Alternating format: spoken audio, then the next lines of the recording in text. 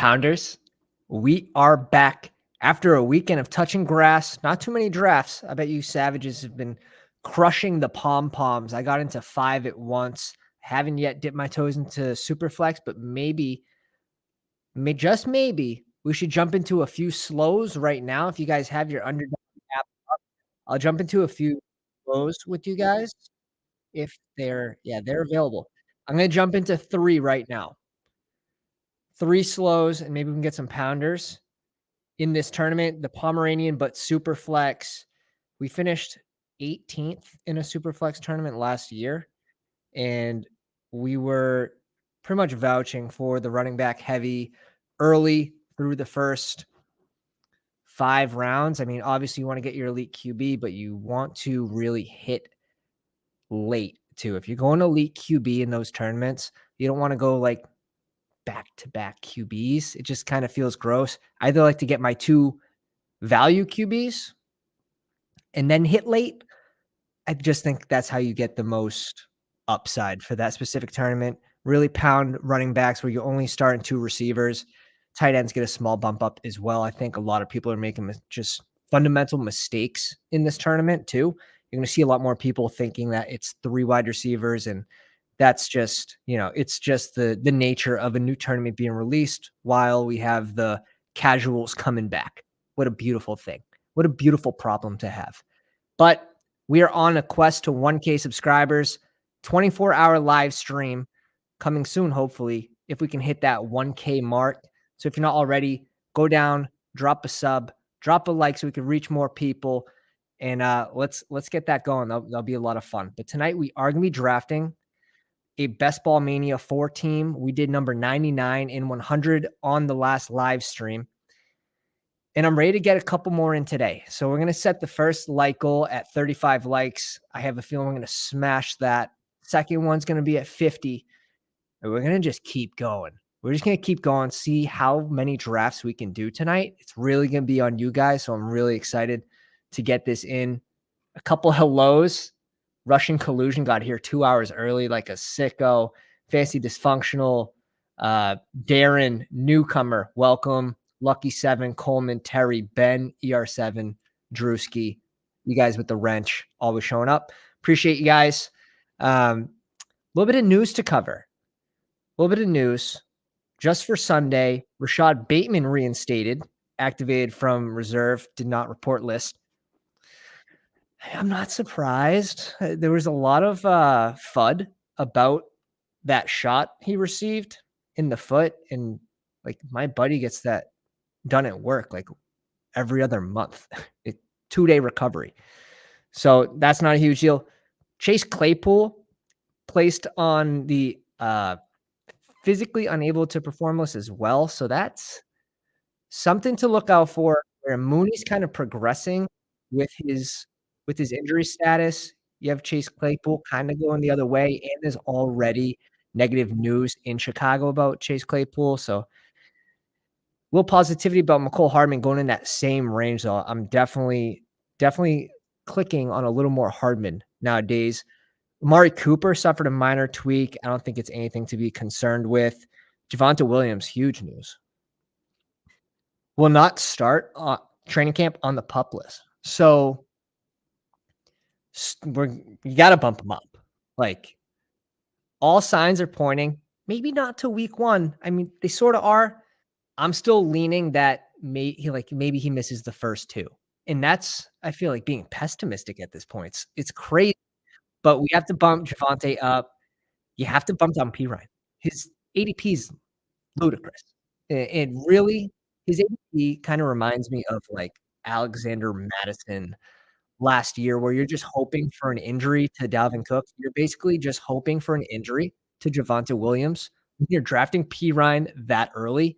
And before I kind of get it. Like, I'm going to get 6 usable weeks out of a RB1 that I'm getting in the 9th round. But now it's looking worse and worse by the day. So P. Ryan, I was on him big time in the big board when he's going 170 all the way down to like 125, 130.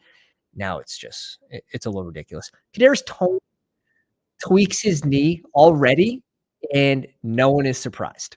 So, I think we can move on quickly from that one. It's a little more interesting for Sky, Rashee Rice, all the other guys that we've kind of been hammering. I still don't like MVS. It's just my thing. But, yeah, that's basically all we have for Sunday's news. J.K. Dobbins, I wanna know how far have you guys seen J.K. Dobbins fall? Because I'm going to be a buyer. I'm I'm just gonna be a buyer. I'm sorry. I really don't think that these early reports, especially when we got the negative reports about Bateman and now he's already back, I'm gonna buy the dip. That's just me, a little more risk, but, the Melvin Gordon news coming in for 3.1. I just there's a lot going on in Baltimore. They still they need J.K. Dobbins. J.K. Dobbins also needs to prove this year to get an extension. Like, he is on a prove it basis right now. So he's gonna wanna be healthy. He's gonna wanna be on the field. From what I understand, it just seems like lingering knee problems, which isn't great.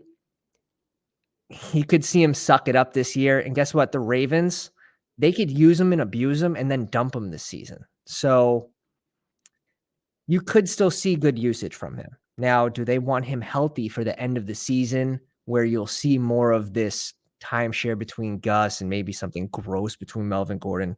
I'm not buying the Melvin FUD right now. Gus Edwards definitely has to rise like probably a full round. He could probably go in that 170 range. And we have like 18% Gus. So we're sitting pretty on Gus, but I also like Dobbins too. Um, so yeah, I'd be curious, how far have you guys seen Dobbins fall? Because I want that. I want that fall. I'm gonna be I'm gonna be a buyer. So we'll see where he goes in this tournament. And we're going to jump in right now. And we're waiting on 7 people. 7 people. Let's pull it up. Present. We got a little sneak peek to the exposures. I know we went over these on the last video as well. This is just for Best Ball Mania, 100 teams. Not buying Gallup anymore. Got those shares early. But yeah, I'm happy. I'm really happy with the exposures right now. Active. Where is it? We have a lot of slows going on. We have a ton of slows, which to some extent makes it tougher to find where the active draft is.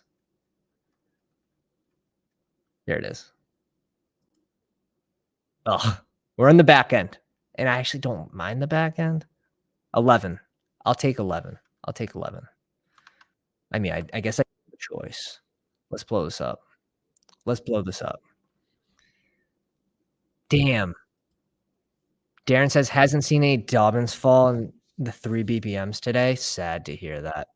Sad to hear that. Yeah. Drew, I understand this. It's not like Javante's gonna come back and get 20 carries, right?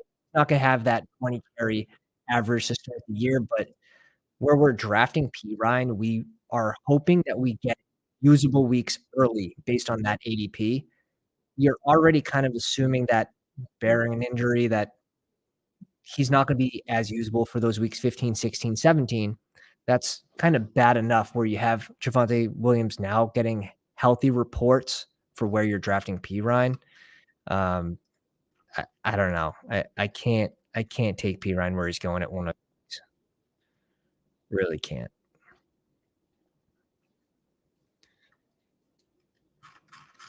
So we'll see what happens with some of these players. Seaball's in here, Farachi, Nate's. Darren gets in. He's for one. Coleman's in here. And MVP. I don't know. King of Kings, Spoon. Absolute Spoon. Perfect. Good. Good. Good crowd. We got the Pounders in this one for the first one of the night. Let's pop out this chat so I could see it a little easier.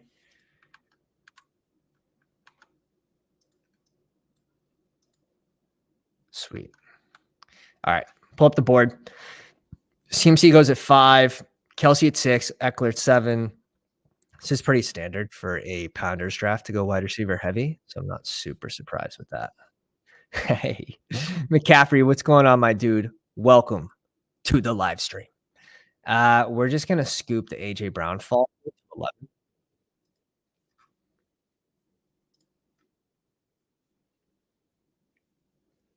And let me pull up. Okay, Garrett Wilson goes at 12. I'm not going to do anything fancy here. We're going to see if we can get... I'm basically just going to receiver here. Give me Devontae Adams.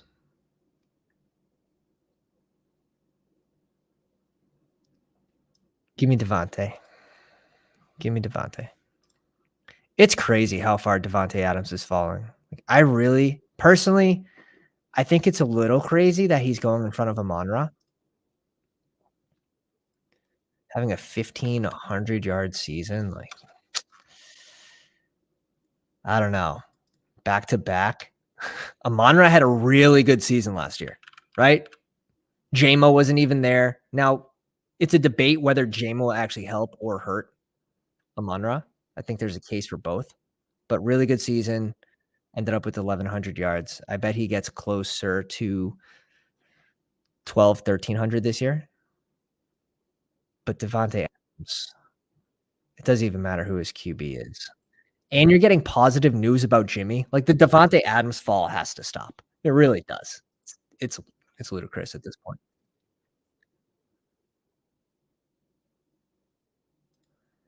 Tony Pollard gets pulled up to the CeeDee Lamb team. I actually don't mind that. We've done that a couple times. Devonta Smith, Tyreek Hill, CMC, Olave. So I like these starts.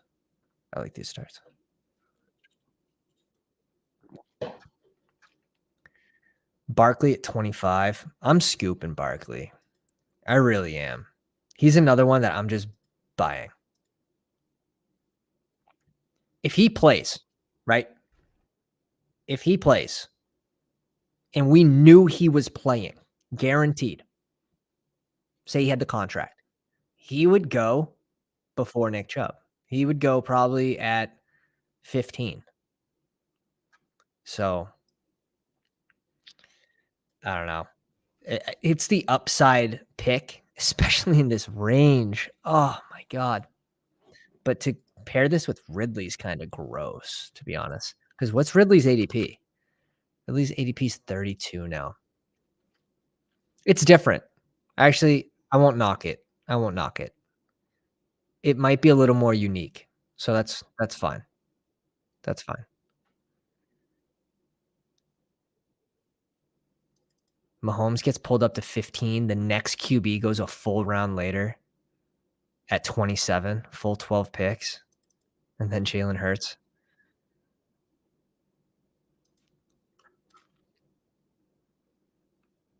This range is fun. Said no one ever.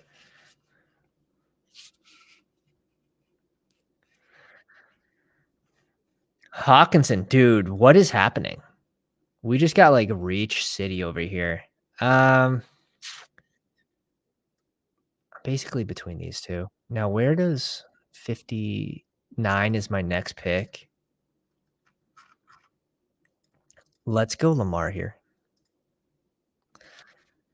Let's go Lamar.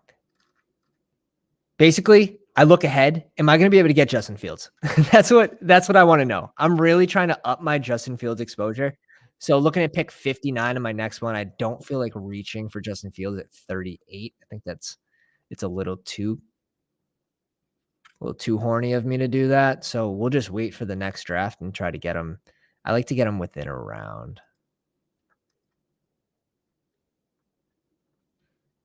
Not at the exact 12. Let's bring in Najee. We have our two receivers. Kind of a balanced start here. Definitely a balanced start. Scoot, what's going on, my man? Yeah, Nate says, "I think Barkley's gonna slip more." I'm seeing a lot of sharp drafters selecting him after he falls a few picks after ADP, and that's what I'm trying to do.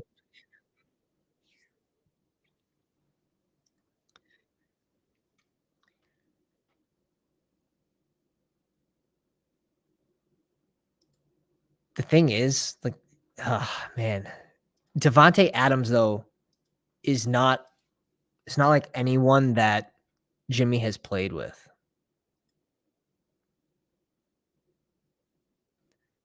I think Devonte Adams is just he's gonna be a safe pick this year, and he has the elite ceiling.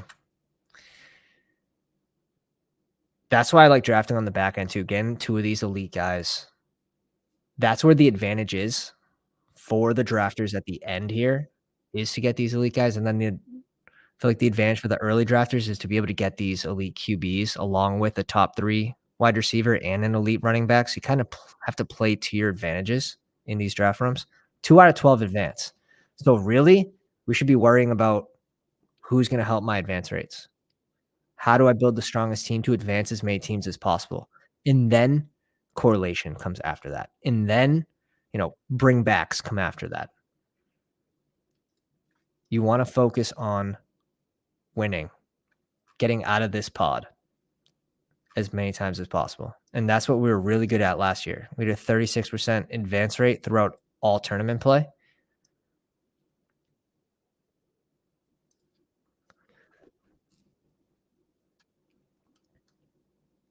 Christian Kirk, Joe Burrow, Stevenson, T. Higgins, and Justin Jefferson.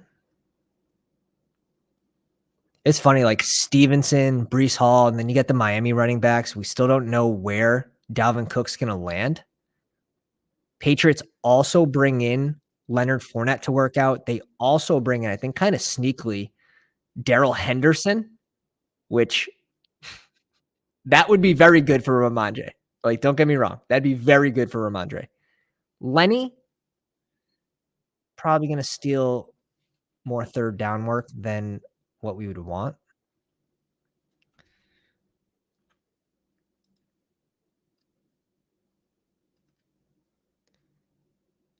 Ches, Jimmy is not a scrub. That boy. That boy.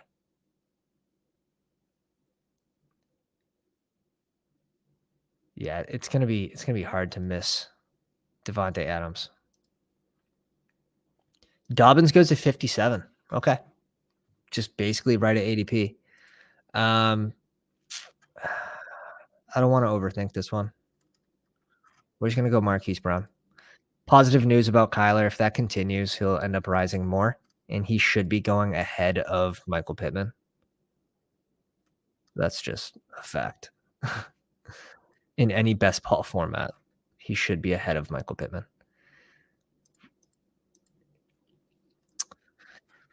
Let's do this. One of these two. He goes Sandys. Let's get an elite tight end, huh? We have this mini too between Browns, the Brown brothers. I like that. Pittsburgh plays Seattle. So you could trick me into that mini. But we already have our QB. I want to go an elite tight end. I want to get my exposure up to Kittle and Hawkinson, where we weren't drafting them early when Best Ball Mania opened. Now we've seen them fall 10 plus picks, Kittle and Hawkinson. So now let's get our exposure up when we're getting them for cheaper.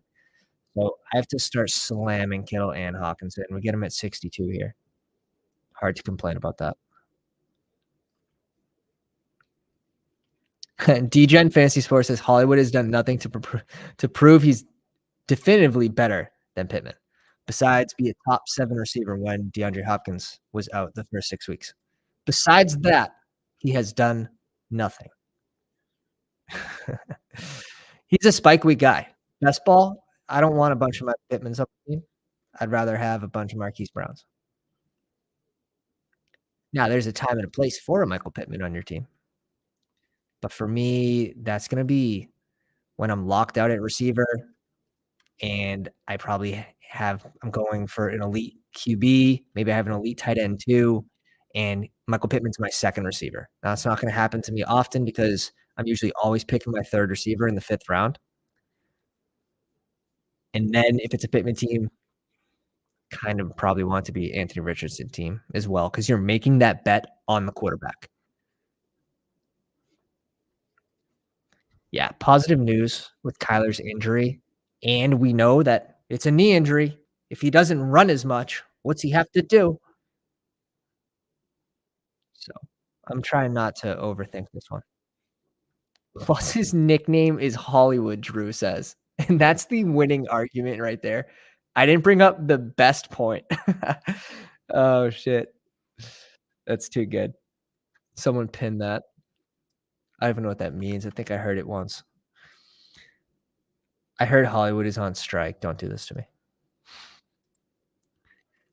Michael Pittman needs Minshew. Oh, I 100% agree.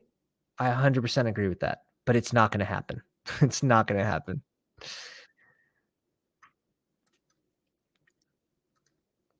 Addison, Gabe Davis, Brandon Ayuk, Travis Etienne, Josh Allen, Derrick Henry, Cooper Kupp. I'm liking Farachi's team so far. King of Kings with CMC, Olave, DK, Williams, Jonathan Johnson, George Pickens. Really pissing. Brings in the double in Pittsburgh. Has the bring back with DK. It's looking like a week 17 stack that he should be probably trying to get Pickett on this team, I would think. That's sick. Nice. Just pissing for a while. Brings in Waller as well, another tight end that looking to up the exposure to.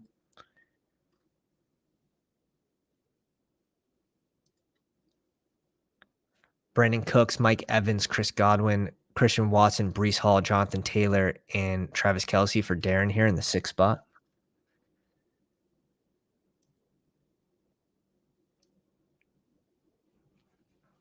Hollywood Brown, cousins to Antonio Brown. Fun fact. All right. This is the range here. Here's the Lamar receivers. I want one of them. I don't feel like I need 2 receivers. There goes Zay. If I had both receivers up, I would probably go James Conner here and then select one of them if they didn't both get sniped. But I don't feel like risking that right now with this guy double clicking here. So we'll see. I also don't mind Treylon Burks here as well, to be honest. I think we're in a really good spot right here, right before this sort of dead zone range. You have Javonte Williams, but I'm still going James Conner over Javonte Williams, even with the positive news.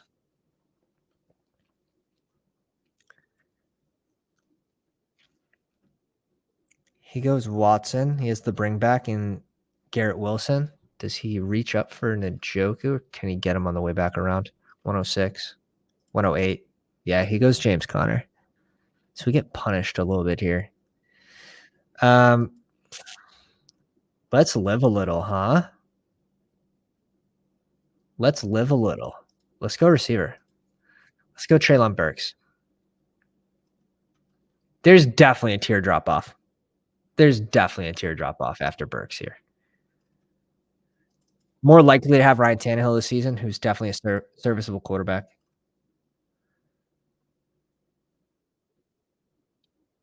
Yeah, I agree with you, Anthony. It is looking rough for the Colts. But if we get to 35 likes, we are going to be doing another draft after this one. So make sure you smash the like, subscribe if you're new to the channel. We have a free Best Ball Mania 4 draft guide coming out on Tuesday night. Completely free for the subscribers in our Discord.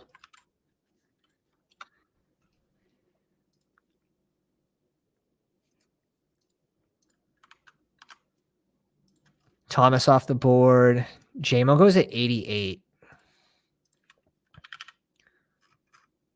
I actually don't mind that pull up, to be honest. Were all those receivers off the board? I would rather JMO over Michael Thomas, but that's just my preference. Yeah, well, whatever the people want to see for the next one, we can do a BBM. I have 49 bullets left. We can do a palm, super flex. We can do whatever. We can do a weekly. We're for the people. Whatever you guys want.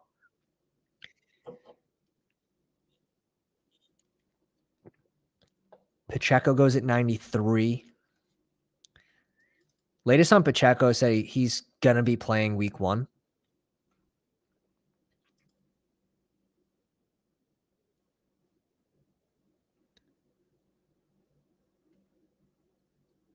Yeah.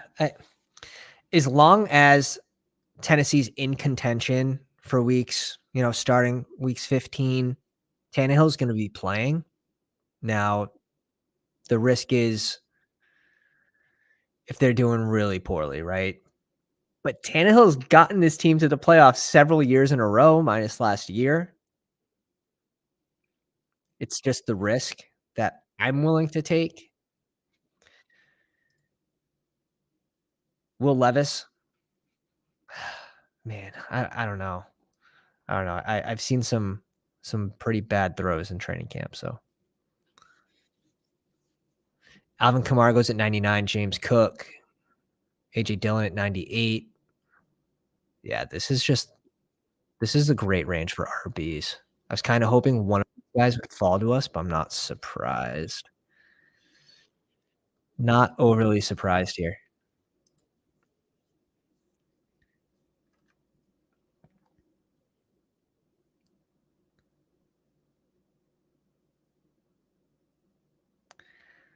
Yeah, it's it's more the routes run.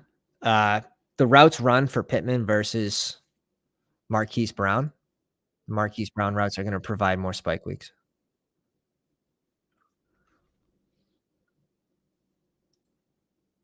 I want players that are going to be able to spike into my lineup over my other starters. And if you start wide receiver heavy, I don't think Pittman really helps you a whole lot. I don't mind slapping tight end here too.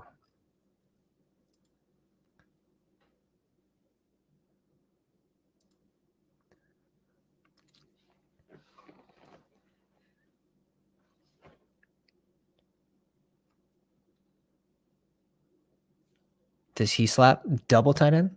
He could.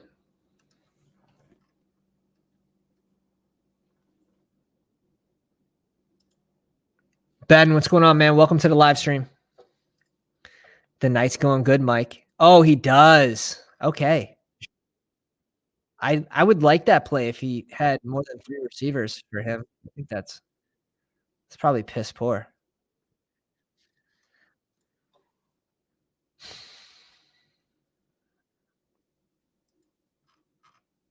I don't mind the Danny Dimes click. It's just the double bye week thing that blows.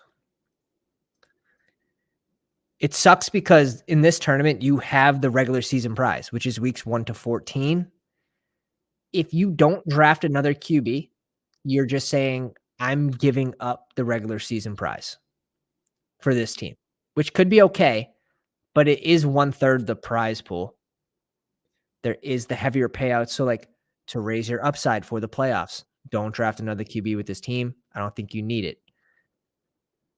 For BBM, where they pay out regular season, I think it's still worth it to go for the big prize in my mind, but that's risk management right there.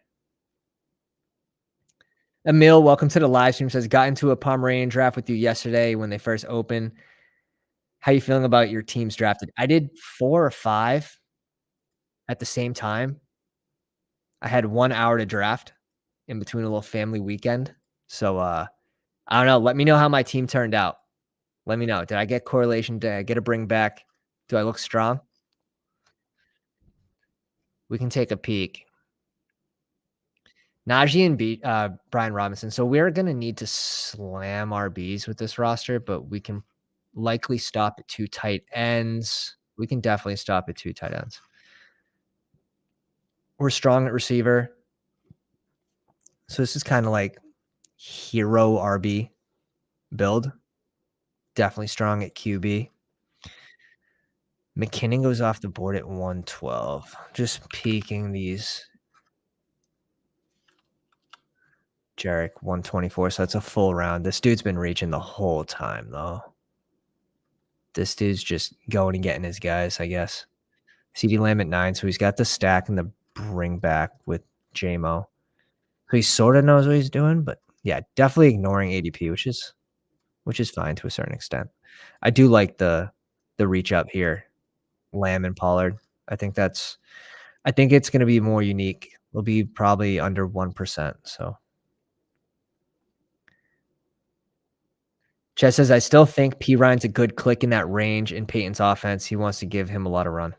Yeah, I could see it. I could see it. I just think towards the end of the season, weeks 15, 16, 17, he's likely gonna be in that RB2 role where he gets, what, 30%? If you're if you're shooting for the best case scenario, 40%? But is that enough in Denver's offense? Alright. I can't go Jaylen Warren here, I don't think. I feel like that's gross, kinda handcuffing. And can they both go off in the same week? I don't know, it's kinda gross. Let's go Jamal here, who should have an at least a good early season role, which this team definitely would appreciate. So we're gonna add a ton of running backs. This would probably be a 6 running back team.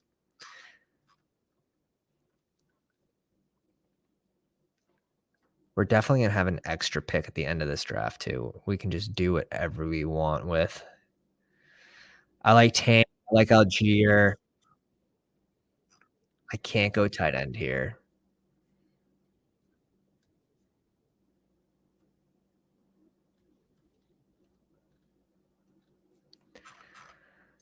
I'm gonna fall behind at RB if I go tight end here. Let's bring in Tank. Definitely still has room to move up, in my opinion. Paris Campbell at 135. Oh my god. Oh, 53 picks. What does this guy know? What does this guy know? Oh, shit.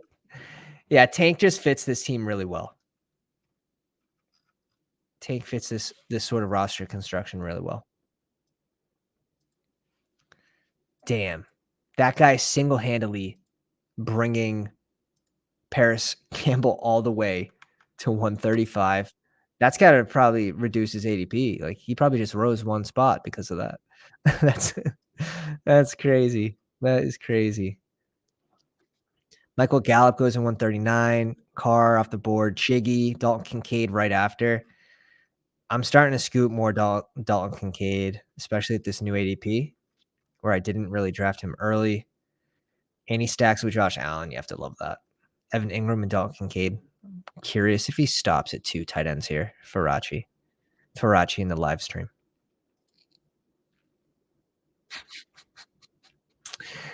Yeah, Ches, that's exactly what you need.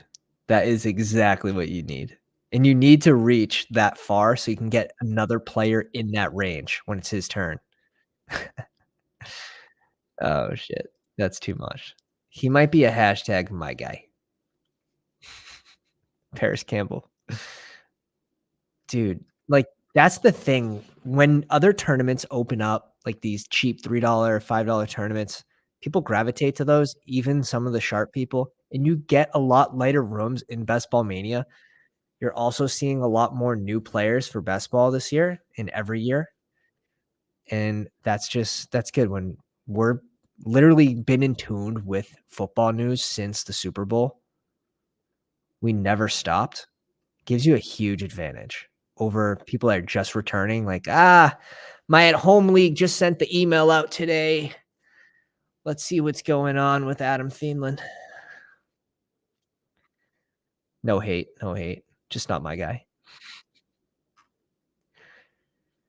The Kendre Miller slide. Understandable. It stops here. I can't go QB here. If I'm going to go a QB, it'd be super late and it would be Jimmy with my last pick. That's definitely in play. Jimmy with the last pick's definitely in play.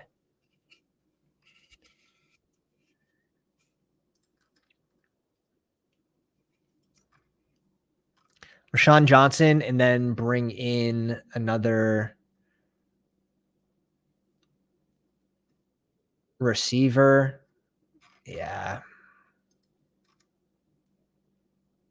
Let's go Rashawn Johnson here. I'm just not feeling it. Damn, that was good. That was better than anything I could have come up with. That was nice. Sam Laporta. Okay. Is every team a Marvin Mims team? I have so much Rashid Shaheed that I feel like I should just click someone different here. Is that bad?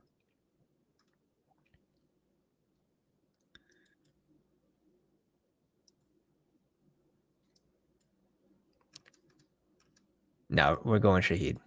We're going Shaheed. Let me pull up. Juwan Johnson off the board. Okay. At 159. Damn. I was hoping he's going to fall to me at 179. I feel like the Rams, when Sean McVay was like, "Oh, I thought I was gonna get that. I thought I was gonna get Cole Strange in the 4th round," and the Pats selected him in the end of the 1st. That's what just happened. I like Juwan Johnson. He's actually one of my higher drafted players. The ADP is just he fits. He fits in a lot of builds, so going that late, maybe this is a Knox team. I wouldn't mind Knox either. We'll see if he falls to us. These 3 teams in front of me all have 2 tight ends. Kobe here in the 7 spot only has 1, so he's gonna need 3. He could definitely go Knox here at 175 pretty easily. You have any undrafted players you're keeping an eye on? Are you talking about players going after, like, 230 was it 230, 216? Or are you talking about, like, undrafted free agents? Joshua Kelly is one of my favorite clicks right now. Certain roles, the RB2, he would actually fit this team very well, where we have 2 rookies. We need early season production. That's why Jamal Williams makes so much sense on this team too. Then we bring in some rookies. We give them a chance to get accommodated, get a role in the offense. So that's what I'm really looking for with my next couple picks. It could be a Gus Edwards. Gus Edwards would fit this team as well.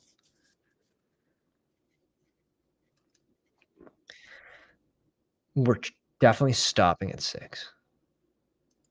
Undrafted players who sign after the draft.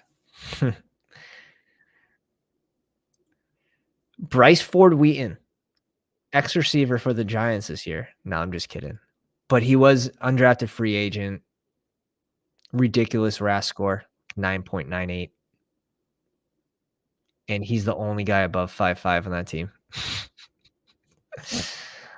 We'll see. I'm keeping my eye on him for sure. For sure. Bryce Ford Wheaton. I don't expect anything. But this team just keeps signing slot receivers. They just brought in Cole Beasley, right? Giant. Crazy. How many more slot guys can you get?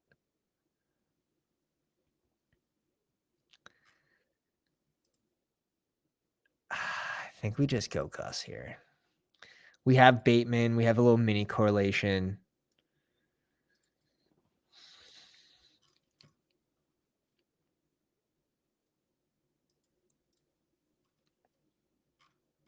This guy needs receivers, though, right? He needs both.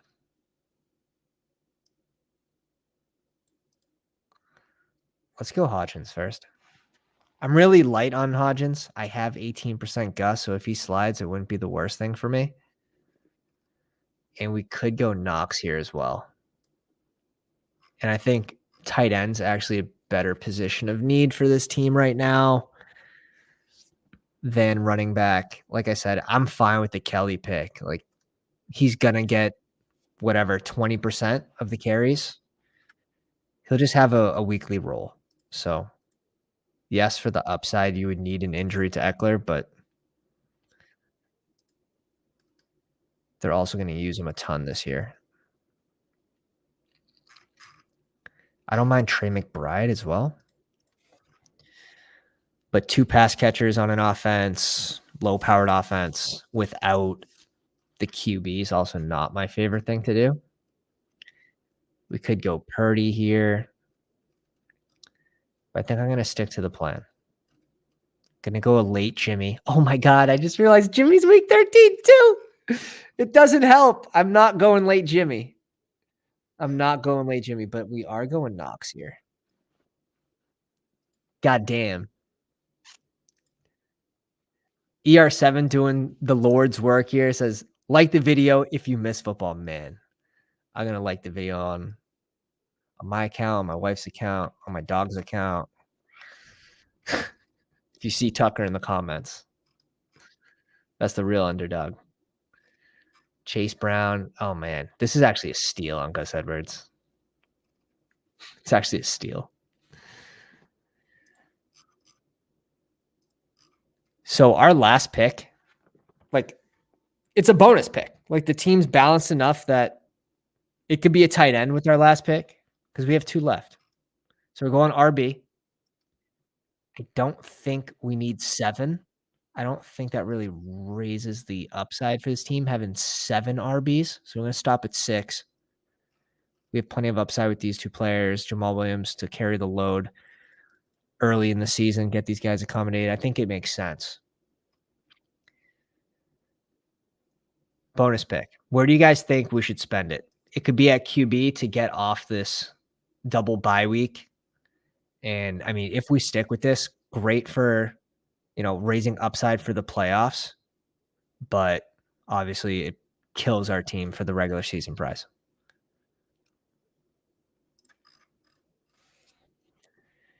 Zeke, Jaceki, Tyler Conklin, Lenny, Khalil Shakir to the Josh Allen team, Hayden Hurst, Michael Mayer, Jake Fergie with Cole Kmet. Is that it? Yep. Just the 3 here.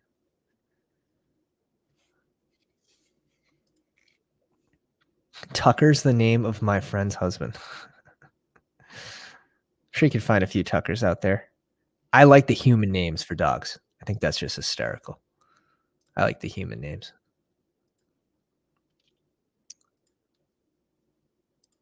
Let's go. 65 on a live stream. I appreciate you guys. We have our free Best Ball Mania draft guide dropping on Tuesday night. It's going to be linked in the Discord, free for all YouTube subscribers. We're also doing a 24-hour live stream if we can hit 1,000 subs before NFL kickoff. That's the goal. And that's worth a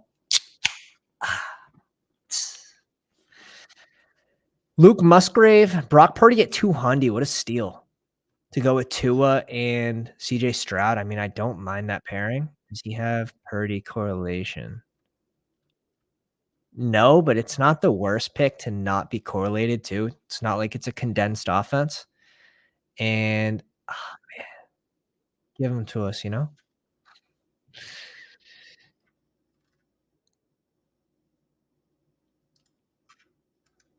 Oh, baby. All right. We fell into Ryan Tannehill with the Treylon Burks at pick 203. Honestly, it's not a bad pick for both regular season prize because he could be a huge effing value. And we have the correlation for playoffs. We don't have a bring back, but it's not the biggest deal. So we're going QB. We're going to rely on these 2 tight ends, which I think's fine. Really do. I'm cool with the Zamir White click. I'm cool with Clyde Edwards-Helaire.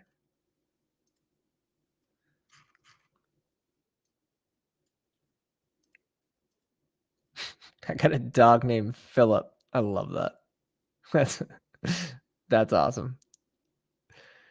Yeah, we're gonna go Josh Kelly here.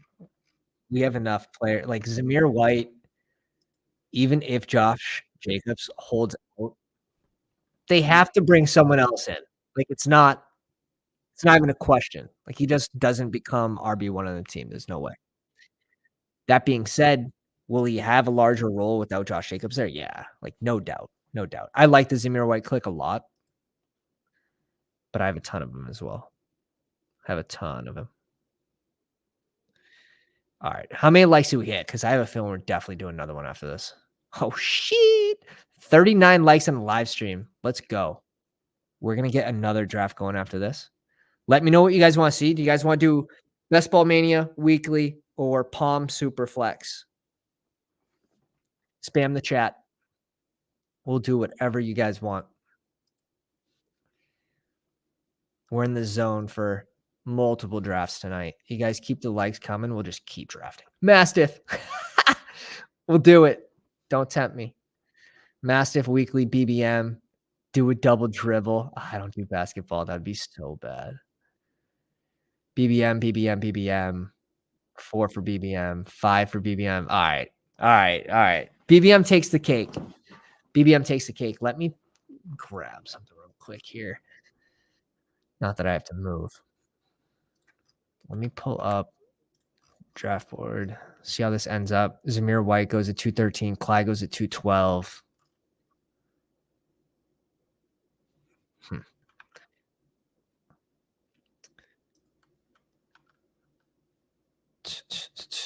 Where is it? Here we go.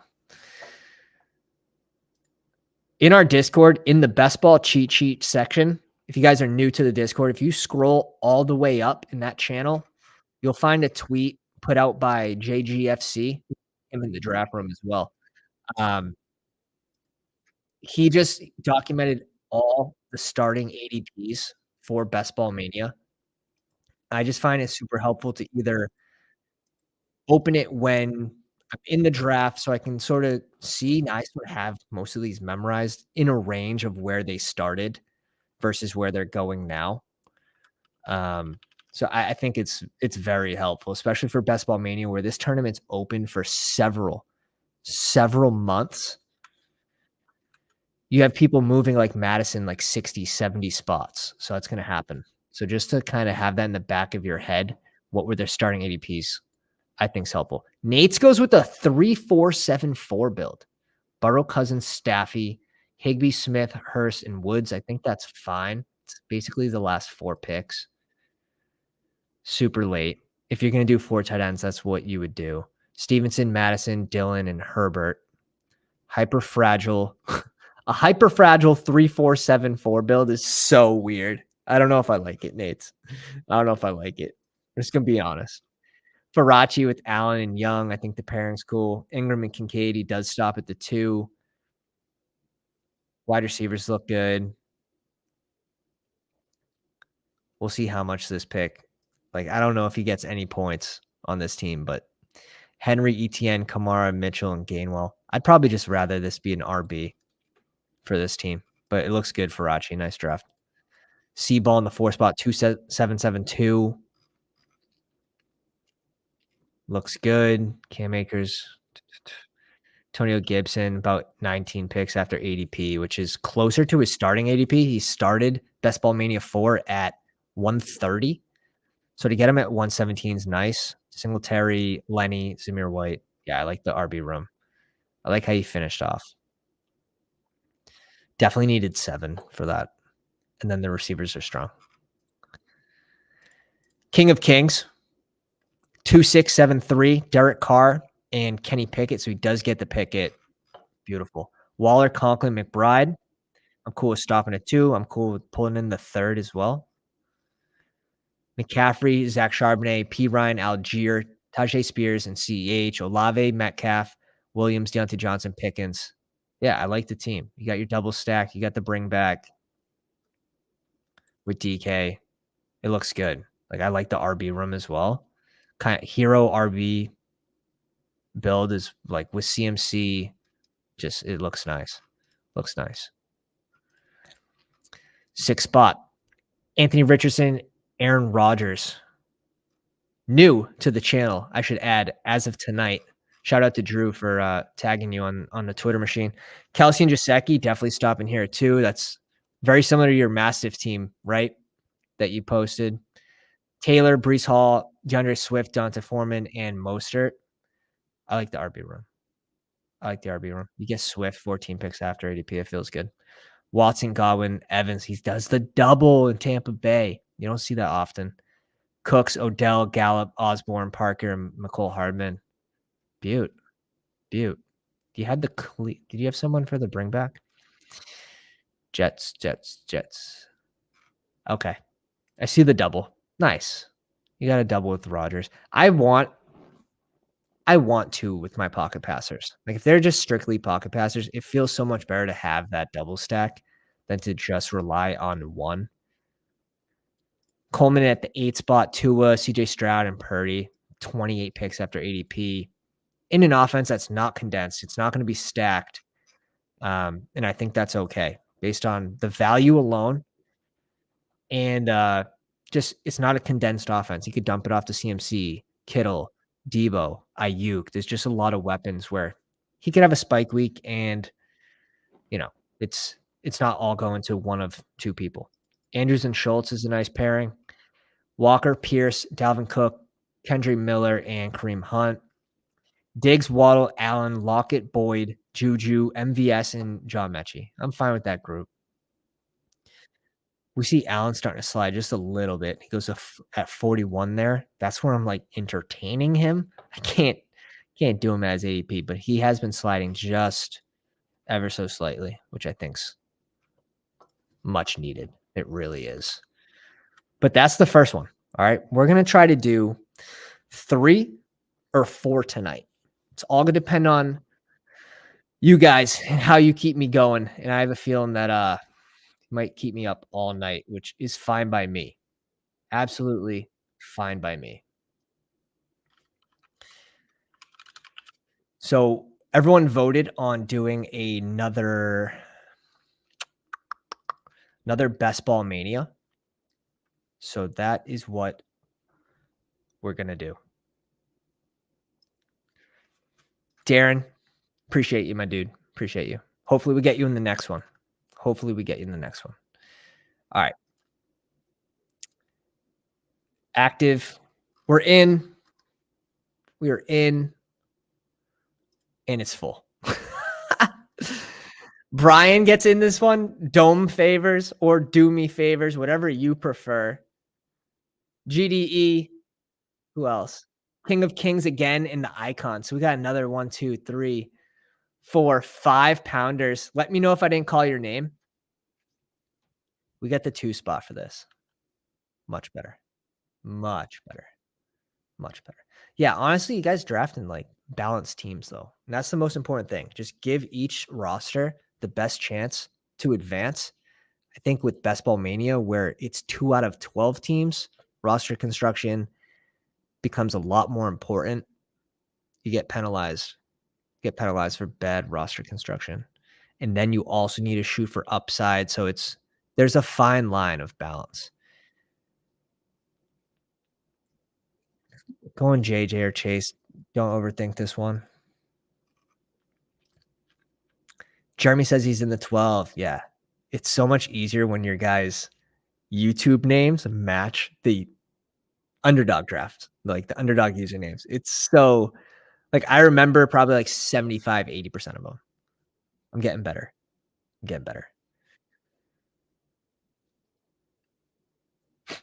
And you can already tell the 1 spot has done some sort of research just going Chase over Jefferson. So we'll see.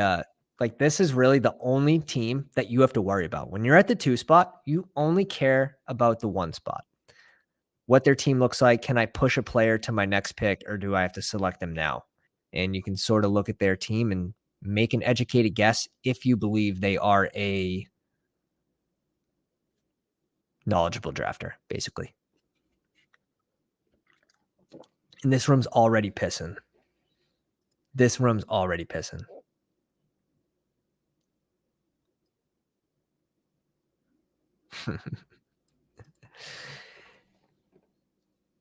Tubby bringing it all the way down with the first pick.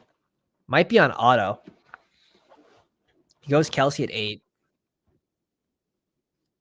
Am I not on the draft board? Everyone's saying show the draft board. 1 sec. Oh, stop. Oh my God. I have so many screens open. There we go. Welcome to the live stream where you guys have to guess what we pick. Eckler at 9, so the back end of the draft already getting a little bit of value here. You guys didn't want my face that whole time? I'm so sad. I'm incredibly offended. AJ Brown goes at the 3 spot for Bry, but I think I know what he's up to.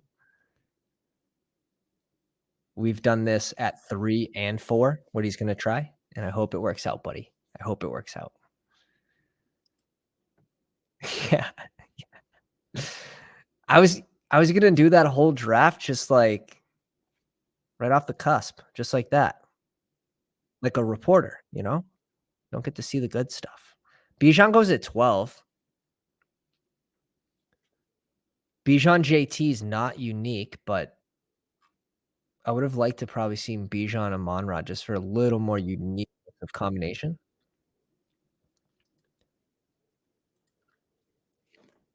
but I don't hate it. He goes double elite RB. Olave gets pulled up to the Eckler team. Again, like a falling value in Eckler, you're not getting really too unique by pulling in Olave, but that's fine. That's fine.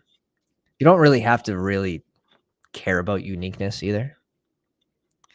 Waddle Kelsey, Devonta Smith. So Brian's already steaming. Brian's already steaming. Fellow pounder steals a receiver from him. The only reason you do this with AJ Brown at the 3 spot is to try to get Devonta Smith and Jalen Hurts. Devonta Smith ADP is 21. So when you pull AJ Brown to the 3 spot, you can get Devonta Smith like 50% of the time. And then Jalen Hurts at 27. Again, you need him to fall 2 picks.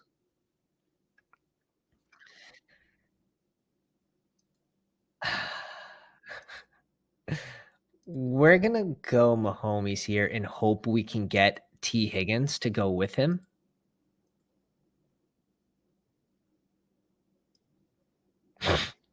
And that dream was crushed so quickly.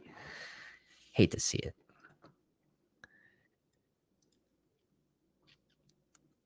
Damn.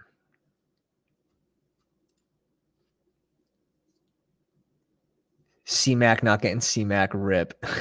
Nate, very true. Let's pull DK here. Or Brees.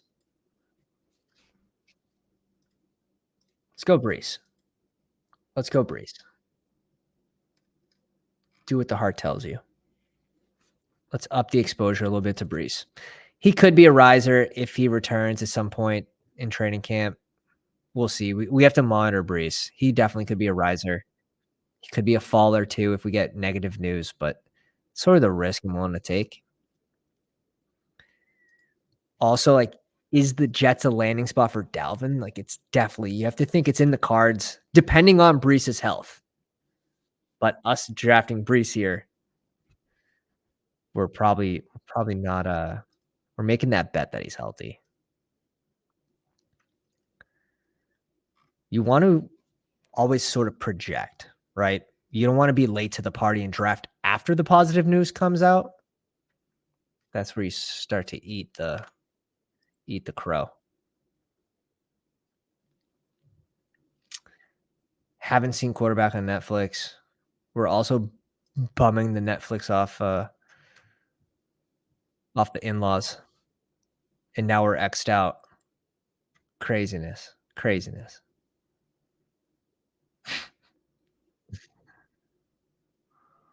Yeah. There's a potential for really Dalvin to go to the Jets, New England, Miami. 3 main spots. It'd be crazy if he ends up in Minnesota, though. Heads will spin. Oh, another. All right, we're going to see a hyper fragile build here. Does he go 4? No, he stops at 3. He brings in Amari as his wide receiver 1. I'm okay with that. Let's see. Let's see how this team turns out. I mean, you can start 3 running backs, right? 2 RBs and a flex. We'll see. Definitely gonna be a unique start. Just so tough with the price of wide receivers just constantly getting more expensive.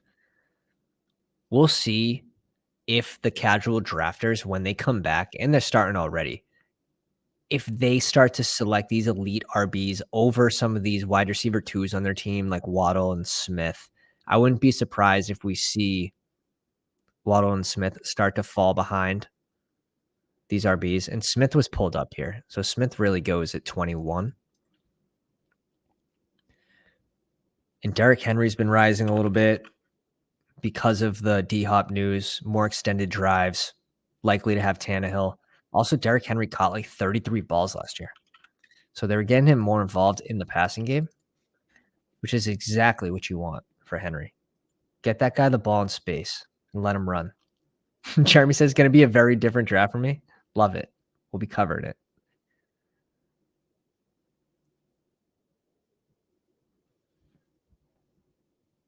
Drew likes Team 10. CeeDee Lamb, Amon-Ra, Gibbs, Lamar. Oh, yeah, 100%.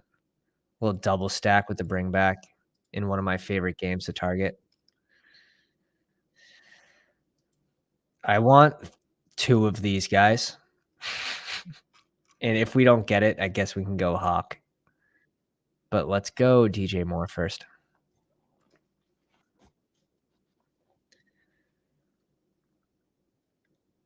It's just so chalky. Yes. It's so chalky to go Hawk here with Justin Jefferson, in my opinion.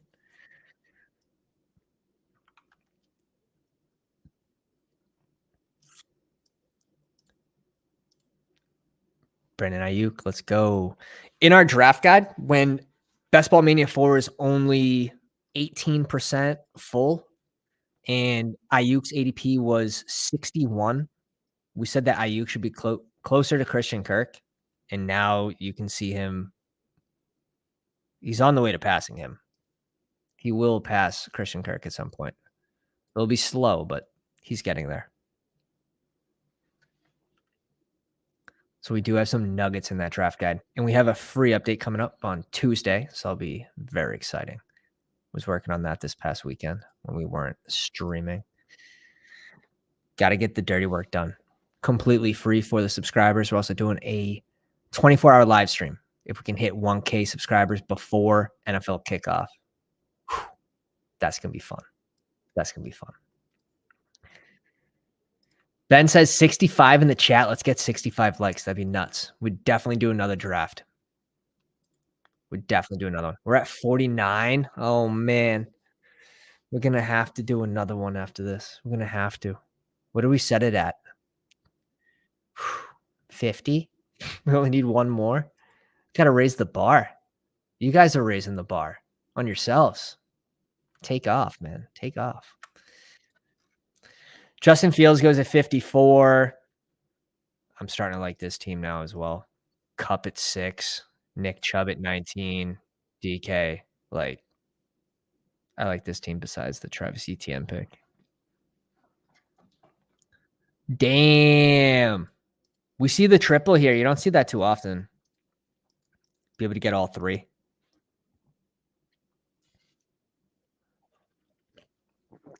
I think it's unlikely that you get all 3 to spike week 17. But if he's targeting this offense so heavily, like I would definitely want to bring back in that week 17 game because you're going to need fireworks, right? You're going to need some sort of back and forth.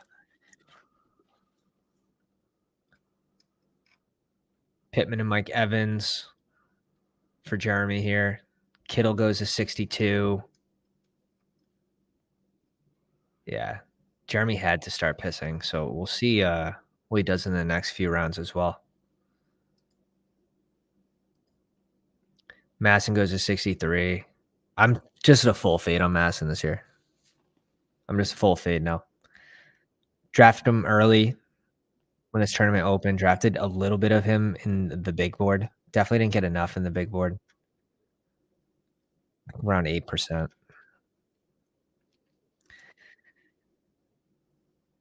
But where's ADP started? Let me pull it up because it was nutty. And now you're paying such a higher price. It's really a tough sell for me. It's a tough sell. I'd rather just bet on him busting. He started at pick 106. So it's a tough ask. 43 picks ahead of the early drafters. We have more information, but not a lot has changed since then. Really hasn't.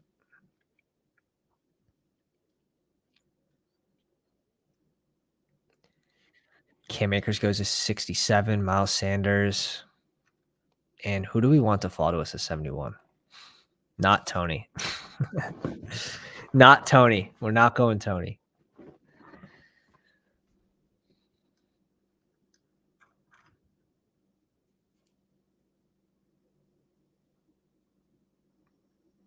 Between Gabe Davis and Pickens, to be honest,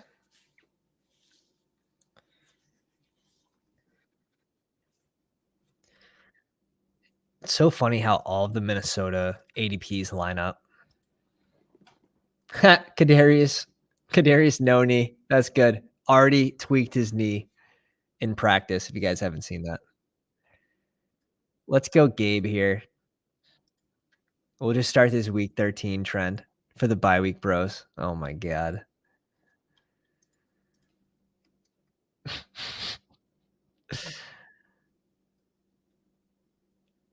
If Pickens goes, we can go Addison or Pierce. Is anyone worried about Pierce? Maybe not even for. I'm not as worried for season long as I am for his 2 playoff weeks versus the Titans, who gave up the least rushing yards in the NFL last season on a game-to-game basis.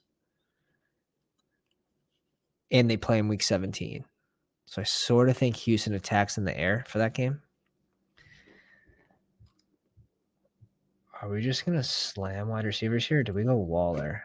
Who I also want to up the exposure to. He's going to be more unique with this combo as well. Like most people are going to go Addison for correlation, or they're just going to go Goddard, who's the next available tight end. If we just make a small bet that Waller finishes better than Goddard, I think it's interesting. Let's go Waller here. I also think there's a chance that Waller finishes as the top 3 tight end. It's in the realm. It's in the realm of possibilities. Where there's a bunch of Oompa Loompas in New York.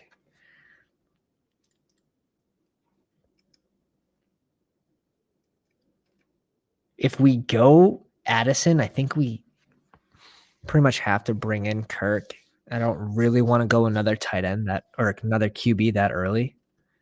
So it just gives us more options. We're super balanced this way. We are super balanced. Waller Faller? Oh no. Oh no. Chop. Not on Waller? What's the deal? Treylon Burks goes at 79. So this is sort of, you can kind of see his ADP taking shape now at pick 80. And that's kind of where, I think that's exactly where I said he would go is around pick 80. He might be slipping just a little more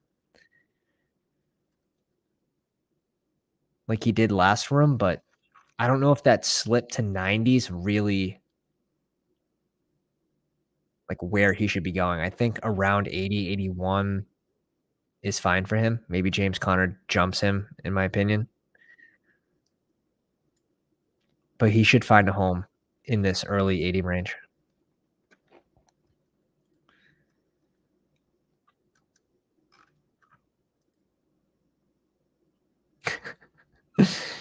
Oh no. Waller is the tight end version of Tony. So interesting. He's in New York. Yeah, he's out there though. He's out there running routes with Danny Dimes. You can see him in the flesh. We'll see. We'll see. If he's out there, he is the go-to guy for Danny Dimes. He's gonna be the go-to guy. So can he get injured week 2? Yeah, for sure. I'm willing to take that risk though. Clearly, we drafted Breece Hall. That's what it's all about. Alvin Kamara goes at 88. Dave Montgomery, Javonte Williams. Let's see how King of Kings was doing. He started with Garrett Wilson, Devontae Adams. I like that pairing with Najee, Drake London, Deontay Johnson, Kittle, Deshaun Watson, Elijah Moore. Sick. Really strong draft so far. C-Mac brings in Michael Thomas as his third receiver. Honestly, kind of makes sense for his roster construction, right? Like, you basically need Michael Thomas to come back and not be his old self or be able to put up probably wide receiver 2 numbers. Oh, man. All right. There's plenty of running backs we can go in this range. This is gonna kill me to go Sky Moore over JMO. This is gonna pain me.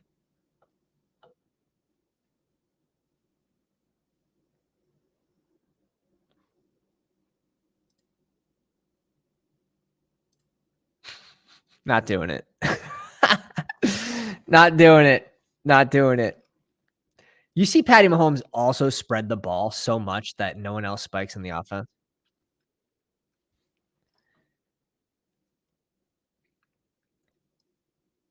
And we have late bye weeks, right? So, like, if these were all bye week 5s, if you bring in JMO, it's basically a bye week 5 because he's not playing the first 6 weeks. So he will be available week 13. So I think that's just a little interesting way to think about it.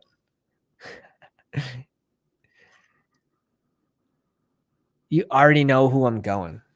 You already know who I'm going. I saw Green. I thought he took him. We got a little mini with Jefferson and Dylan here.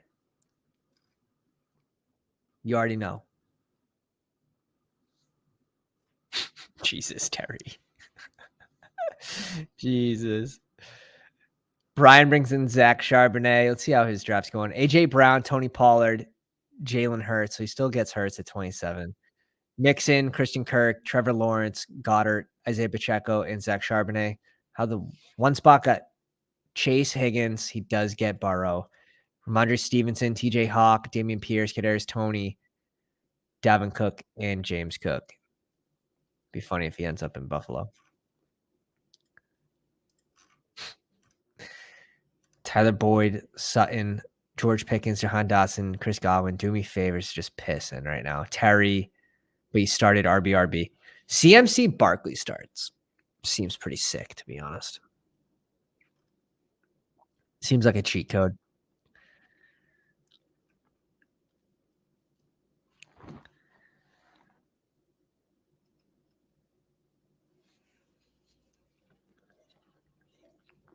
I did see Barkley start to threaten the idea of sitting out. We had previously only seen it from Josh Jacobs on the Twitter machine, kind of making that threat that, hey, like, if I don't get paid, like, I'm not going to play. You did just see something from Barkley.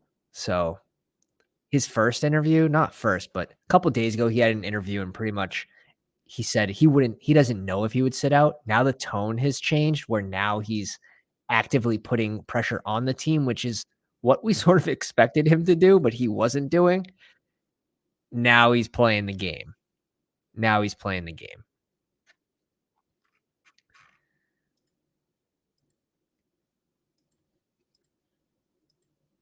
Darren, drop the knowledge on us. What's the meeting?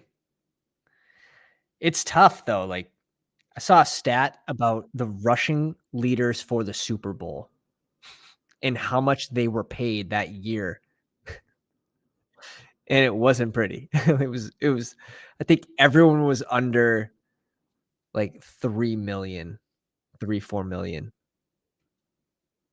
Besides, was it Todd Gurley? Did Todd Gurley win the Super Bowl and then get paid? I think that was the sequence there.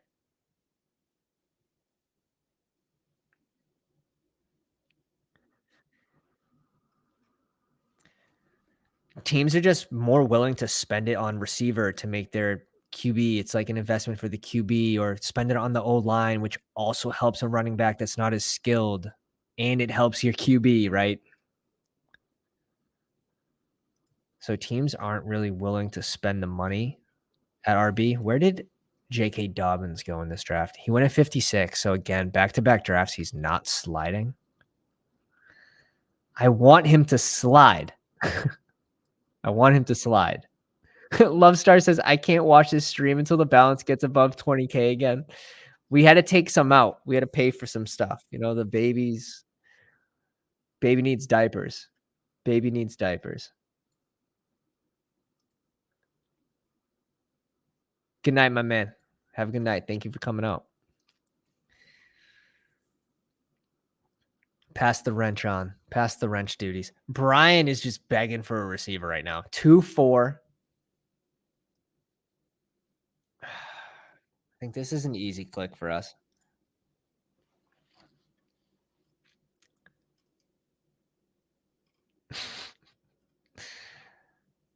Like, we can't go Myers. We can't go Mooney.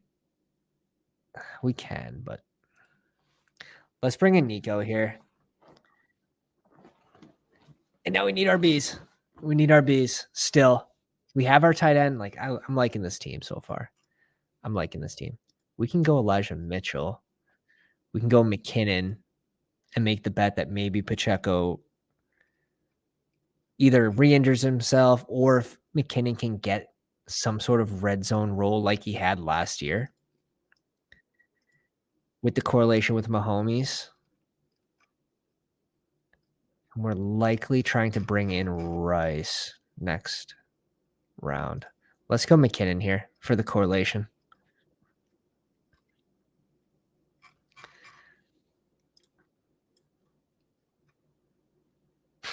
I know. I know. We got to get the baby sponsored by Underdog or something. Underdog diapers. Yes. Yes. This might be the comment of the night. This might be the comment of the night. GA007 says, wait, you can withdraw on Underdog? That's the best. That's the best. That's the best.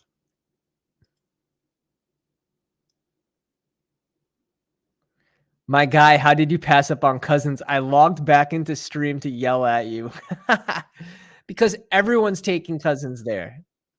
That's what they want you to do. That's what they want you to do. We already have Mahomes. I don't want to go a tight end this early. I want to still slam receivers and running backs in this range. Where we have Breece Hall, if Breece Hall misses 2 games, if he starts the season slow, I can't miss that range of running backs just by how many receivers I've drafted. And I also want to support JMO. This team's 10 spots after ADP. Yeah, but how many times does Cousins spike into the lineup over Mahomes? It's not going to be a lot. I can tell you right now, like Cousins is more of that floor type QB. He had 9 QB1 finishes out of 17 starts last year, but only 1 was in the top 3 scoring. So he's more of a floor guy. He gets another weapon in Addison, which is interesting. He gets Hawkinson for a full season, so I definitely think that he could spike into the top 3, potentially more this season than last, but I don't see him getting a whole lot of points behind Mahomes. It's just data that I've pulled together myself. Yeah, like I'd much rather go a naked Daniel Jones, who he had 7 QB1 finishes out of 16 starts, but 3 of them were in the top 3 scoring. That's going to be, I have a feeling that just Daniel Jones would be able to spike into the lineup more than Kirk Cousins. And we have an elite QB where we spent so much draft capital on Mahomes at pick 23. I'd rather just get a late round value QB and maybe someone that can outperform their ADP, where I don't think Cousins really will. I like Daniel Jones in that range too. Like I like Goff, Geno even, based on where all his receivers are going. Tua was QB7 on a points per game basis before the head injury. If you get rid of those games that he played in.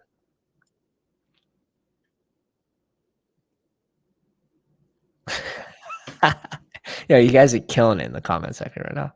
Adam says Addison, a weapon on and off the field. Oh my god. Too much. It's too much. 54 likes. Let's go, guys. If you're new to the stream, drop a sub. We're gonna be doing a 24-hour live stream if we can hit 1,000 subs before NFL kickoff. And we're on pace. We're on pace. We just hit 700. Thank you guys. 700 milestone. I always miss the milestones. Not a big milestone guy. All right. Rice falls into our pocket, so we have to. And I'm not drafting MVS.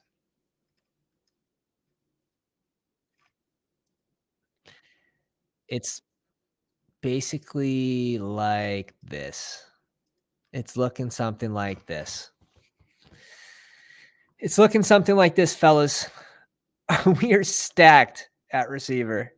We are stacked. Now, Nico, Gabe, Ayuk, DJ Moore. Like, Gabe can disappear for zeros. I think we just go Chiggy here. I think we go Chiggy. This opens us up for a late Tannehill if we want it. And we would have a bring back in that game with Collins as well. Worst case, we get a mini out of it, and we can go maybe Houston QB as well. Oh, man. Singletary will get the crowd popping, but we'll take the slide on Chiggy here. We'll take the slide on Chiggy. 13 picks. Don't get me wrong. Like, I like Singletary, but yeah. So we're done. We have to be done at receiver. I think we have to be done at receiver. 2 tight ends. We're done at tight end. 2 QBs. If we're done at receiver, it's going to be 7 RBs, and that might be too many. So if we do 6 RBs, we can go either a third tight end, which I really don't want to, or we can just add another receiver. So 2, 6, 8, 2, or 2, 7, 7, 2. Have I stopped at receiver before? No, I usually just keep drafting them. But that is a huge rookie move, in my opinion, to overdraft receivers. It's so easy to. It's so easy to. We don't have JMO for the first 6 weeks. Rookies start slow. I expect Rice to start slow. So we'd have Nico, Gabe, Ayuk, DJ Moore, and Jefferson. That's more than enough, in my opinion. That's more than enough. Damn, Terry's on Jaceki. Christ. I'm a Pats fan. I'm still not on Jaceki. Turn me into a believer. I want to believe. I want to believe. How do I get there? To Believer Town in Jaceki. I get the argument that he's more of a wide receiver type.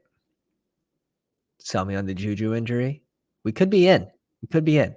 But I think I'd just rather late round Hunter Henry was going to be the guy in the red zone. He was the number 1 target in the red zone last year for the Pats. He's also, I think, the second highest paid tight end in the league right now. So it's a tough sell. I like Hunter Henry where he's going.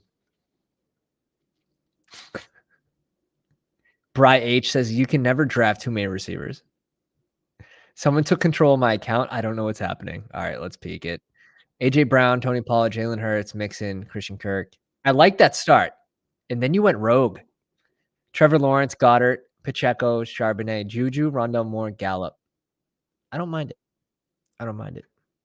You definitely went off the beaten path a little bit. Maybe more of a regular season type build. Bringing in a second elite QB. This team brings in Tua, Daniel Jones, and Russ. Gets the Marvin Mims correlation. Has a Jalen Waddle correlation. Has Jerry Jeudy as well.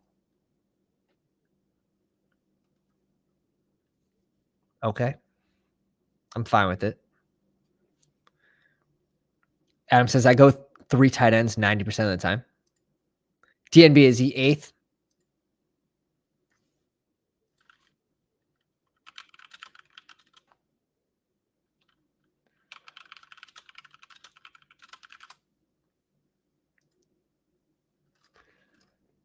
Waller got paid, Kittle, Kelsey, who else?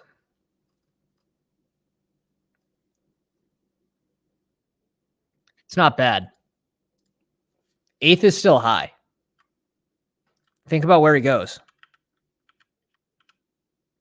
He's tight end 33. He's not drafted in every draft. It's pretty interesting to me.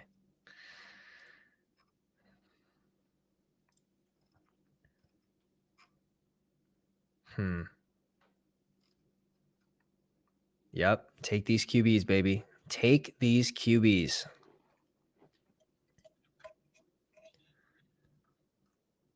Take the QBs. Kyler Murray, healthy. Pick it off the board. Kyler Murray healthy. Just keep saying it. It's not true. I'll go Gainwell here. I'm not a big fan of the Gainwell pick. Hopefully get a couple spike weeks out of him. Jeff Wilson. It's so funny. You have the threat of Dalvin Cook going to Miami, and you saw Jeff Wilson take a huge dive. And then Mostert didn't dive as hard. And now again, their ADPs are coming closer and closer together.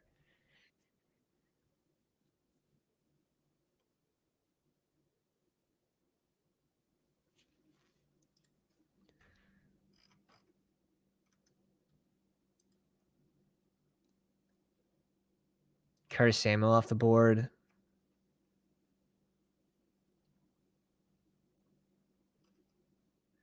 He goes Jahan Dotson.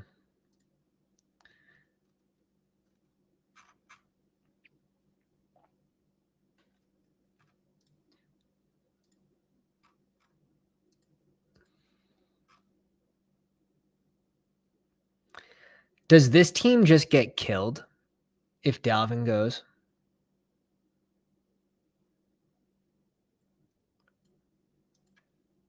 Let's go. Jeff Wilson. Let's bring him in. I'm Jeff Wilson over Mostert. Drew, welcome to the live stream. Says how the draft's going? We're pretty good. Pretty good. You get some new faces. We have 5-pounders in here. Pretty good. Yes, a third is happening. We're going to do a third draft. We're doing it. We're doing it for the people. Grinding today. Absolutely grinding. So get the spoons out. Get them ready. Yep, we'll take another vote. We'll do whatever the people want to see, whatever the people want to do. Smythe, yeah. It's interesting. I'll go him if I have correlation or if I need correlation. Yeah. Cook would hurt. Cook would hurt the Miami backfield for sure. Definitely. But if Cook doesn't go there and you have A-Chain, who's 5'9", fast as fuck, but not going to be the best pass blocker, so I don't really see him out there 3rd and 8, 3rd and 9, or really goal line work. So give me Jeff Wilson at pick 170, especially in these 0 RB type builds.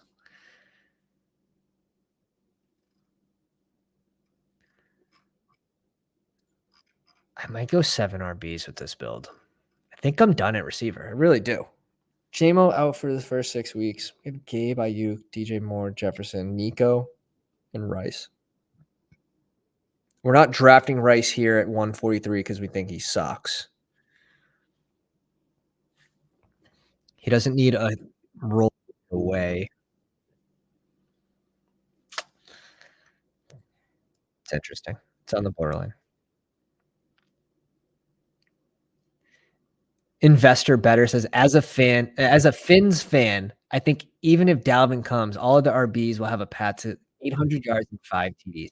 Yeah, I mean, they do use running back by committee as well.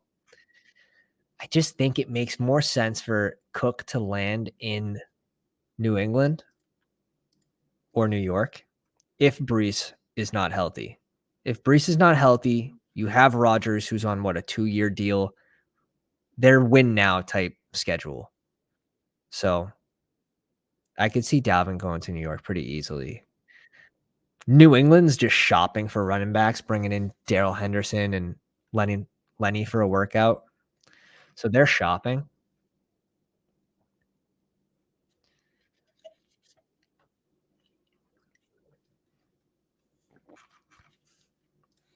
See what this team has after us.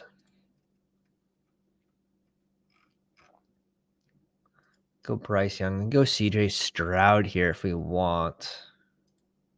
I don't have a ton of CJ Stroud.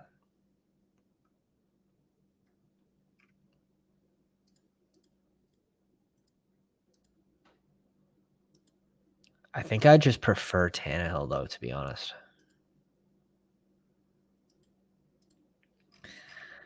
We have a little correlation with Chiggy. We have the bring back with Nico. We've seen the rushing. We've seen QB1 finishes from Ryan Tannehill.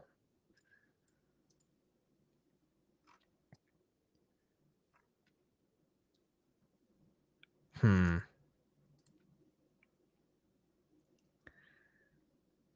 not clicking Clyde here. I don't mind the Lenny click for this team. I don't love it, though. Really don't love it.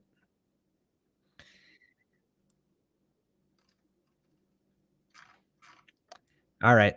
Let's bring him in and hope he ends up on a team where he has a nice third down role. Hero running back build. We got A.J. Dillon, Jerick McKinnon, Kenneth Gainwell, Jeff Wilson, Leonard Fournette. We have one more pick to make. Patrick Mahomes and Tannehill at QB. Darren Waller and Chiggy at tight end. Wide receivers Jefferson, DJ Moore, Ayuk.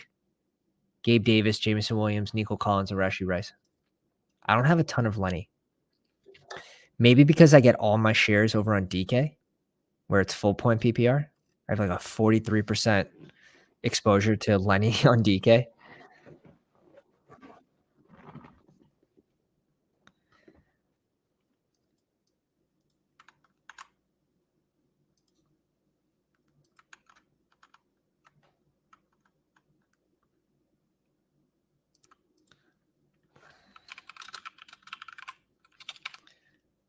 All right.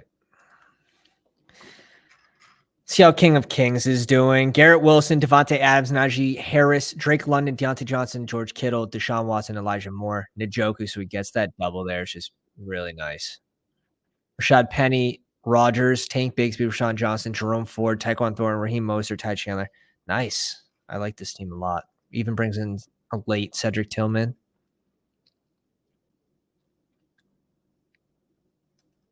Like this team a lot.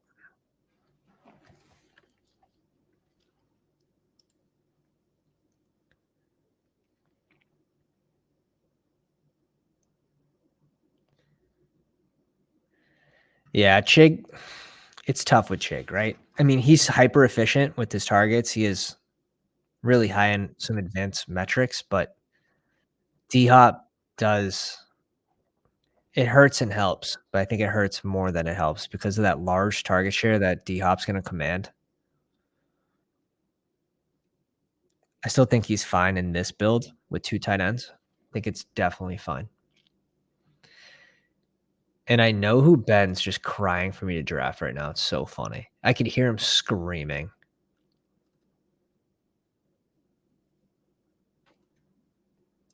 Yeah. Tanner says Ferguson equals Schultz 2.0. I could see it. I mean, Dak likes to use his tight ends.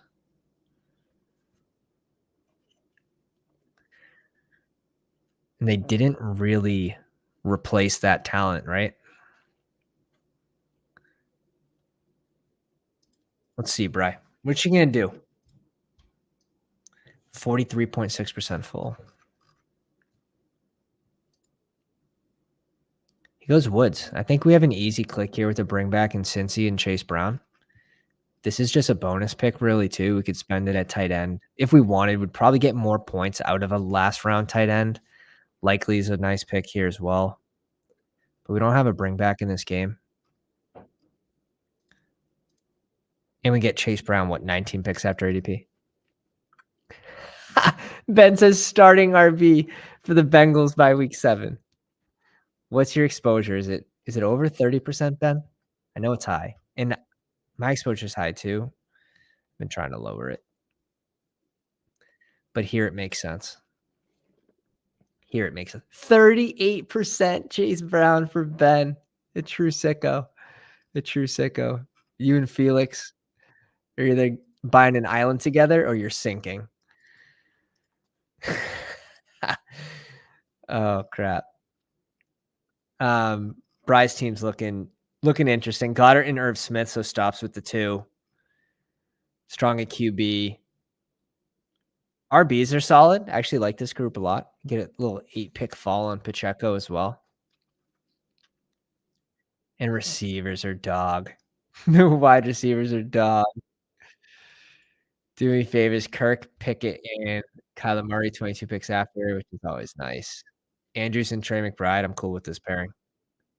CMC, Barkley, Herbert, Devin Singletary, and Zeke. I think it's all right.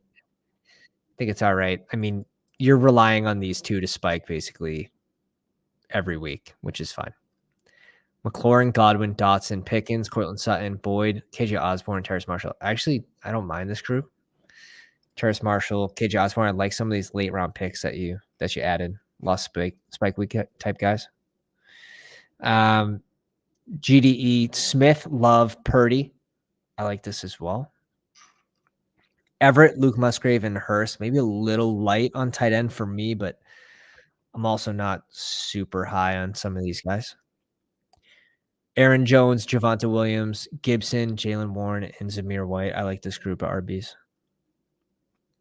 Diggs, Smith, Debo, Christian Watson, JSN, Burks, and Mooney. Strong at receiver. This is a nice team. Well-rounded. Little weak at tight end, but we know how the tight end position can be from year to year, so I'm fine with that.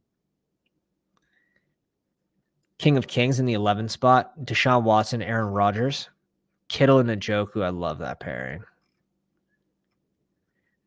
Najee Harris, Penny, Tank Bigsby, Rashawn Johnson, Jerome Ford, Raheem Mostert, and Ty Chandler. Wide receivers, Garrett Wilson, Devontae Adams, Drake London, Deontay Johnson, Elijah Moore, Tyquan, Cedric Tillman.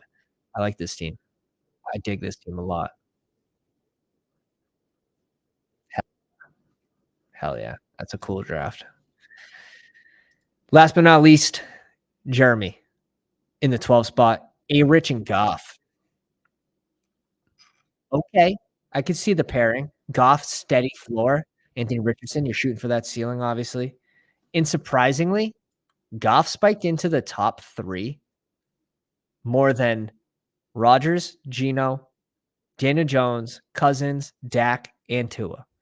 Goff had 4 top 3 scoring finishes at the QB position. Blew my mind when I found that out. Blew my mind. Brings in Laporta, Conklin, and Jelani Woods, Bijan, Jonathan Taylor, Josh Jacobs, Connor as a 4th RB. I'd probably stop here, but adds Tyler Algier, and I don't mind it. But you need something funky. Like I don't love that. I don't like the handcuff on it. Like Algier would have to have, not even Algier doesn't have to have a big week. Bijan has to have a terrible week 16, right? And then any of these 4 have to help you advance. You have to advance somehow, right? Without Bijan.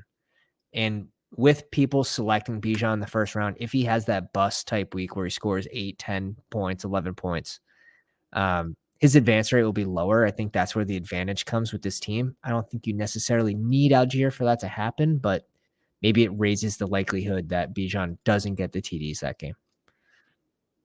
I just don't think you need him on your roster. Amari Cooper, Michael Pittman, Mike Evans, Rashad Bateman, Odell Beckham, Alec Pierce, Khalil Shakur, and Marvin Jones.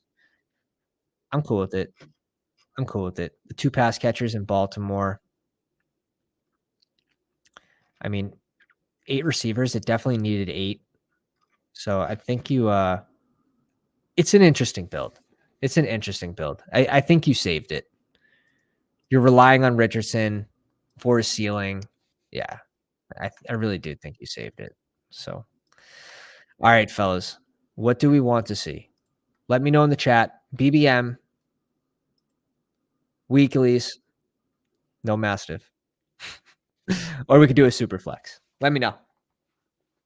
Ben says pom pom.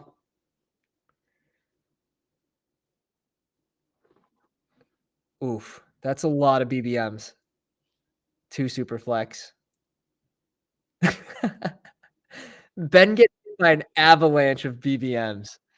Ben gets hit by an absolute avalanche of BBMs. I'm sorry, my man. I'm sorry. I'm sorry, you lost. You lost. Bry H says he has 10 left. Damn, I have 47 left. It's not bad. It's not bad. I didn't blow the load too early. I did draft a ton that first 2 weeks, and we since slowed down. We were crushing other drafts. We're nearing 700 drafts this offseason, which is so, so gross. So, so gross. If you guys wanna raise your chances of getting in these drafts with me, we have 2 spots open. Um, you can either join on the YouTube, you get these weird emojis that I made, and you get put into a Discord channel where I tip everyone off when we're joining a draft on the live stream, or you can join the Patreon, which has other benefits, which are pretty cool, or you could just risk it for the biscuit. Oh my god, we got another Pounders draft. C-Ball. I missed C-Ball's draft, didn't I? Let me see.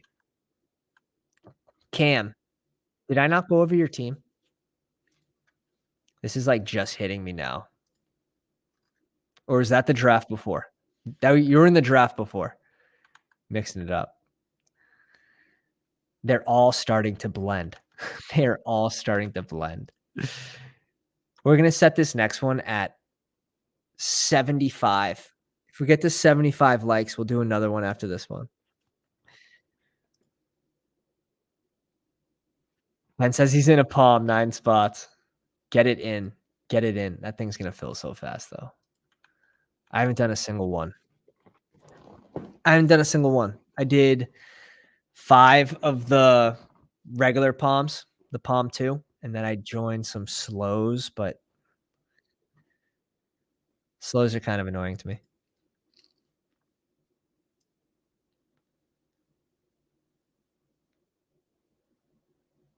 No, definitely not 2 of the same. Definitely not 2 of the same. First, it would have to be, like, relatively soon after your first draft, right? Because of changing ADPs? And then just the variance of a draft room. Oh, shit. We get a absolute gift of CMC at the 6th spot.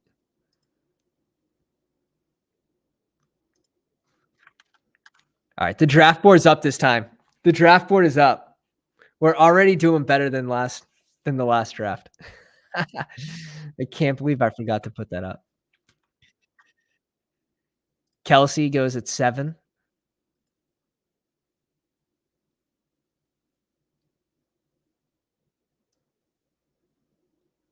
Fancy Dog, welcome to the live stream. I've seen you in a lot of my drafts. And I get sent messages too. Like, "Oh, I'm in a draft with you," and they send me a screenshot of Fancy Dog. I'm like, "I know him." Not me, but I know him. Ghost asks, "If Saquon doesn't play, who is the starter?" They would just add a vet. They would have to bring in a vet. You're not running with Matt Breida. Gray is not gonna be the starter. It's not that cut and dry. There's so many free agents available at running back right now, and that's what's hurting Barkley, J Jacobs, Dalvin Cook even.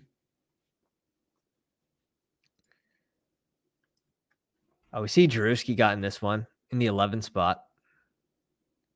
Do me favors again. C-Ball Het. I believe Het might be a pounder. Let me know if you're here in the live stream. Jeff again here at 5. Brian at 3. Ches at 2. King of Kings at 1. This is a pounders draft.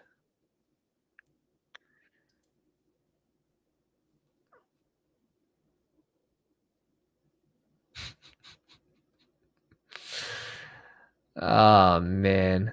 Do I really wanna get boxed? Like, not really. Not what I'm feeling right now, but we could.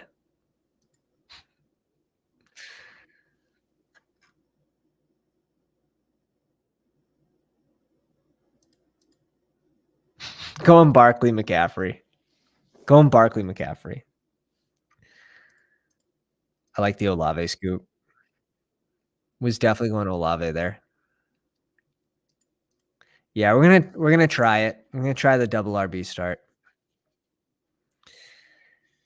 We'll see. You have another team starting double RB? No bias, I'd rather my combination. 0 bias.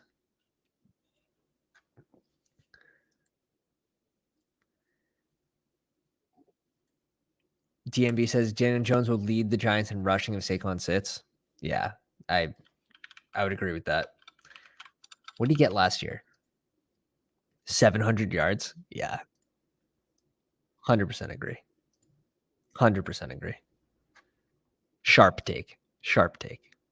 Ches brings in Derrick Henry to go with Chase, Cooper Kupp and T. Higgs, Mahomes and Jefferson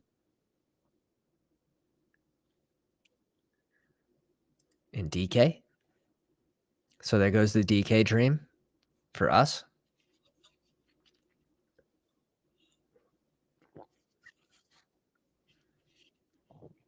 This is where we bring in our third running back here. No, I can't do it. I can't do it. I bet you guys be able to guess where I'm going. Hopefully. Saint flippin'. Get after it, my man. Get after it. Let's go. Hurry it up. Goes Josh Jacobs at 28. Don't stab me in the heart now. It would be a crazy, crazy pick if you went. We're going to go Debo. We'll pair it with CMC. We're already making a bet in this offense. Let's do it. Let's do it. Bring in our first receiver, Debo, CMC, and Barkley. Let's have some fun. Let's have some fun. Brees goes at 31. This starts looking fun as well. No bias. I like my start better. No bias from the 8 seed. Amari Cooper, Lamb, and Chubb. Cool. Andrews falls to 34. That's 5 spots. Can he also get Lamar? Oof. Is he going to get Lamar, Andrews, Waddle? That'd be a 6 start. And even with the following Eckler. Now, Eckler started his ADP later in the first round and is now climbed up, but Eckler started at 13.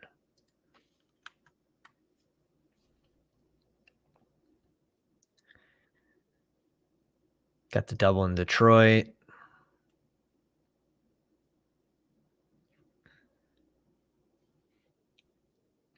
Let's see what Drew does. ETN. Lamar Jackson falls to him. Falling Lamar, falling Mark Andrews. What a beautiful thing. The Pounders being kind. The Pounders being kind. We need receivers. We need receivers fast. Christian Watson was our click.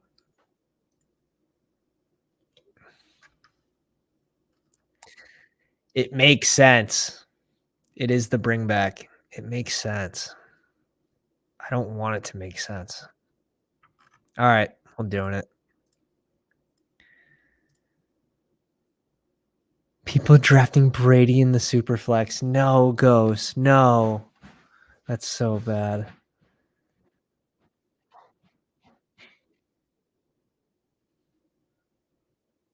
I don't mind that take, Terry.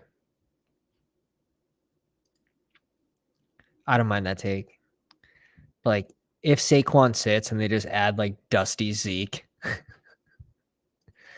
who's serviceable? Like, he's serviceable. Not really as much as, like, an elite runner, but pass blocking, he's a good well-rounded RB, just not for, fantasy purposes anymore.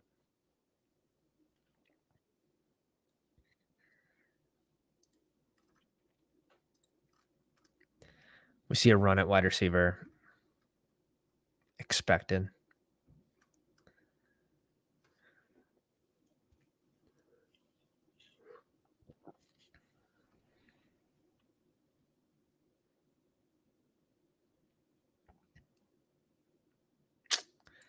I like the Justin Fields pick. I kind of figured you were setting that up. Deontay Johnson's good for this team. Steady floor. Just an absolute target hog too. Where we have Debo, who he's hit or miss. Terry McLaurin gives a pretty good floor as well, weekly floor and ceiling. But Deontay Johnson makes a lot of sense here for our team. I would love to go Kittle there. Just kind of go all in on San Fran, but it's tough with with the Barkley CMC start. I think we start to thin ourselves out at the wide receiver position. Oh yeah. If Godwin falls to Drew at the 11th spot, it's guaranteed. It's guaranteed. Oh! Shot through the heart after he did him a favor. Do me favors, which Drew did do him favors. Does no favors in return. So his other account username would be don't do favors for you. Doesn't do favors. That's what it should be.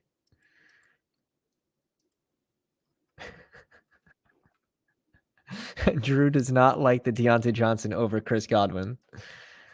Come on. Come on. Pittsburgh's going to have a decent offense this year. They're going to move the chains a lot more. Tyler Lockett, J.K. Dobbins, Jahmyr Gibbs, Keenan Allen, Amon-Ra, Garrett Wilson. Drew brings in Kittle, 3 drafts in a row. He goes at 62.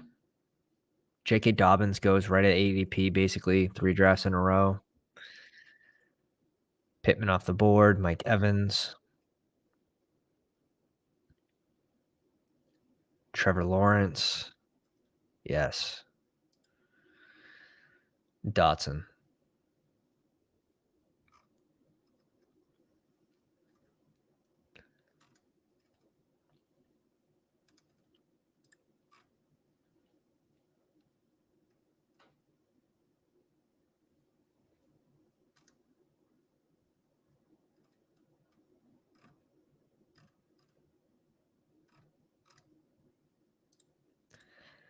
Let's bring in Addison here. This type of team comp, I need Addison to be able to provide basically wide receiver 2 numbers for the playoffs.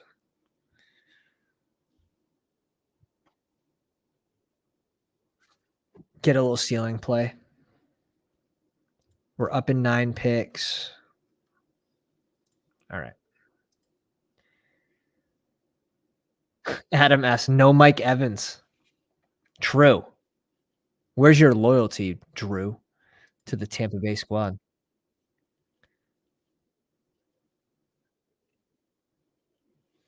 I know, Scoot. I agreed. No one has reacted to the J.K. Dobbins news. And I think that's right. Like, I don't think people should overreact to it, but I want them to, and they're not. It's annoying. Maybe the herd is getting smarter. The herd is getting smarter. We're at 64 likes. If we get to 75 likes before the end of this draft, we are going to pop off another one. We see another run at wide receiver. Not what we wanted to see. Not what we wanted to see. Oh my God.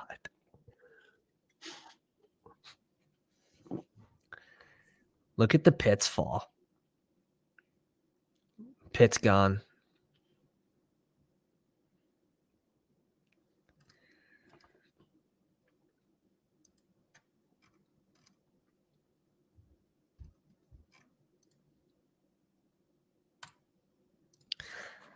Let's bring in Waller again, making this bet on the Giants. And again, we're balanced. We can go any which way. We can zig, we can zag, then hit him with the dag.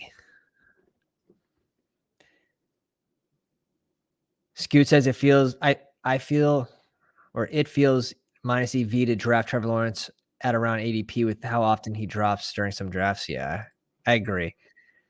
But I'm always that team that gets sniped on a following Trevor Lawrence stack to someone that has no one related to Lawrence. But I'm also on that like giving end where I do snipe a fair amount of following Lawrence in the late 70s when he does fall. And just find correlation late, or just say, hey, this is going to be an advancement play. My other QB will be correlated for the potential upside. But I think it's fine going either way. And you can always get late stacks with Trevor Lawrence. But when I agree. You do see him fall quite a bit. Oh, no. Drew's defending Godwin again in the chat.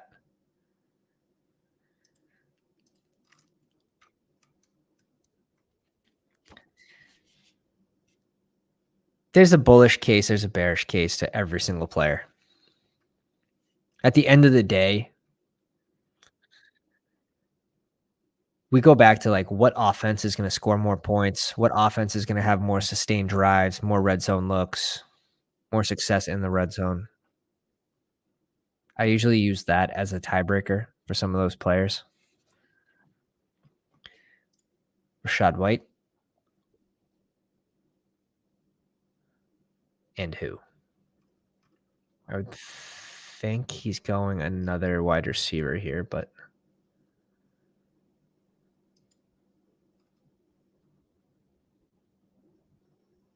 he goes James Conner.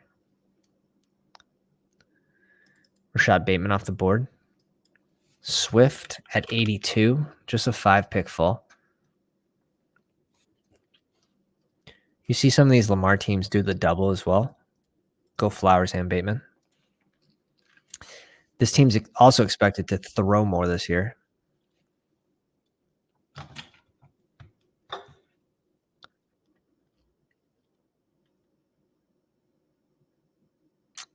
What? I'm fine with either one, to be honest.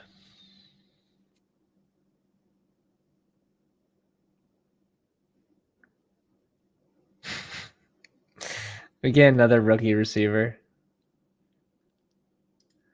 All right. The team of rookies, the late season upside team.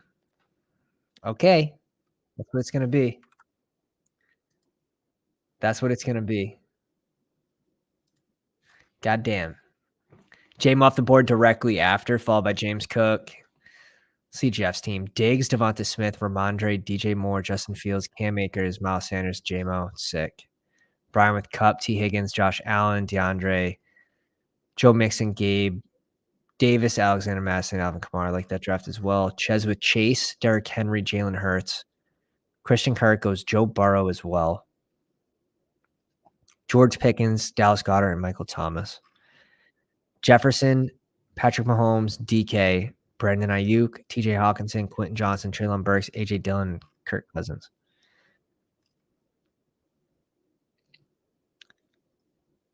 Where's the guy who called me out for not grabbing Kirk Cousins? I told you it's chalky.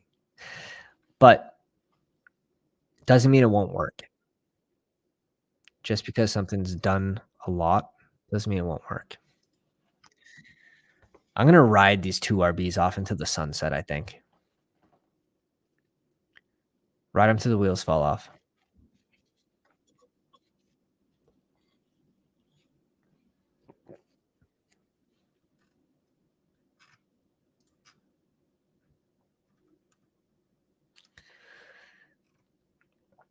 So looking at teams after me, only 3 have a QB.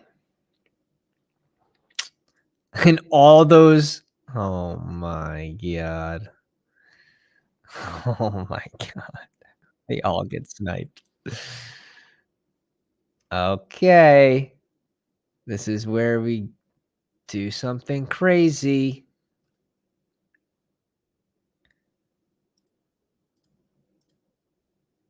Spring and Frymuth. Reach up just a tad. We'll get our double in Pittsburgh. And we're done at tight end as well. Bry H says Anthony Richardson time. No. False. What's behind door number 3? It's Pat Frymuth. Welcome to the team. David Njoku and Evan Ingram. Tua off the board. Just naked Tua, which could just be an advanced rate play, or it could just be a regular season play with that type of value. 14 picks after ADP.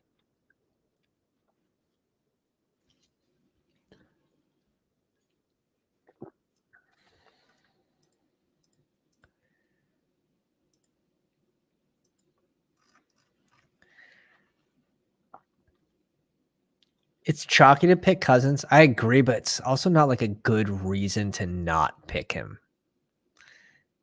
I think the better reason to not pick him with Mahomes is his low ceiling. He's more of just that high floor guy.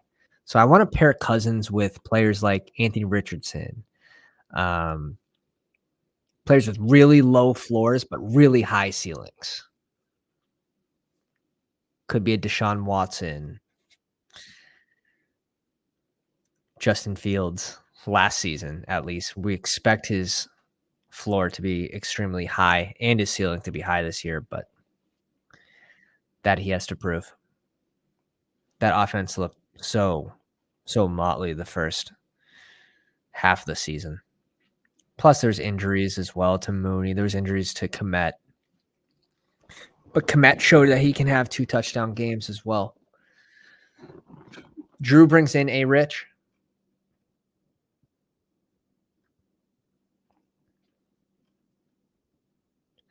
This guy's a wild card here. Big Cheese Dad. Day.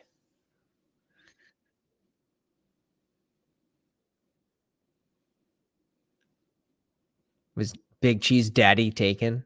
That he had to add an A? That angers me.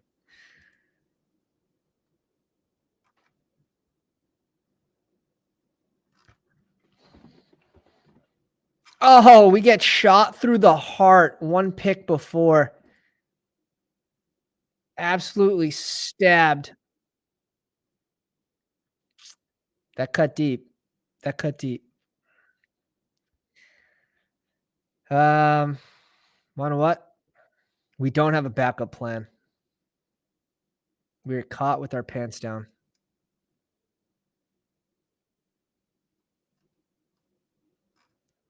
We're going to go Brian Robinson.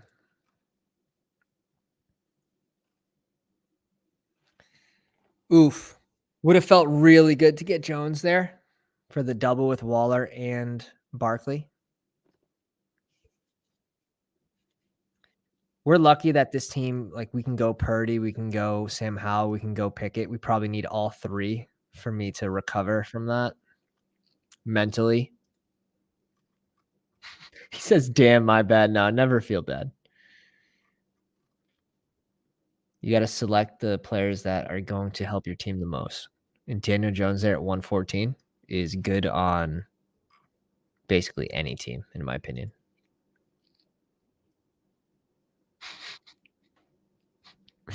Drew says Minshew ain't starting. Hope not. You spend that kind of draft capital at QB, you want to see the guy play.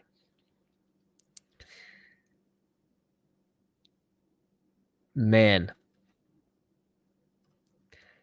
I might just have to go Geno here.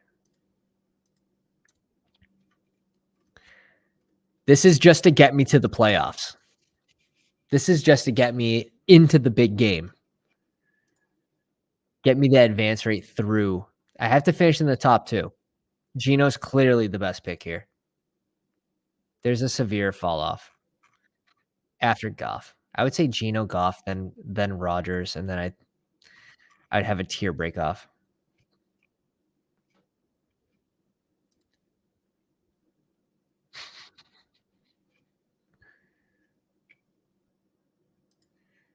Rondell Moore.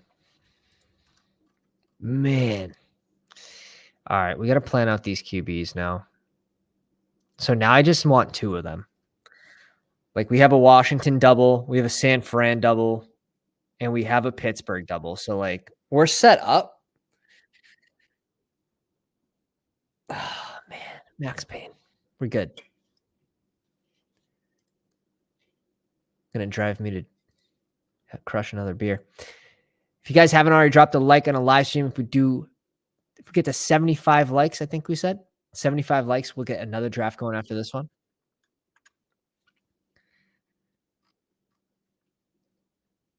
Jamal Williams, Jalen Warren.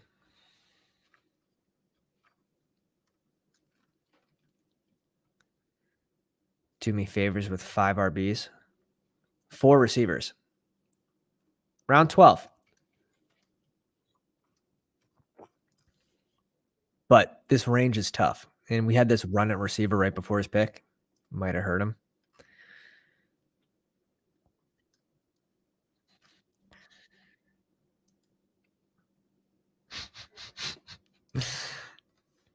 Ben says, yeah, Pat, I agree with you. You spend that sort of draft capital on QB, you want to see the guy play. Yeah. And develop him.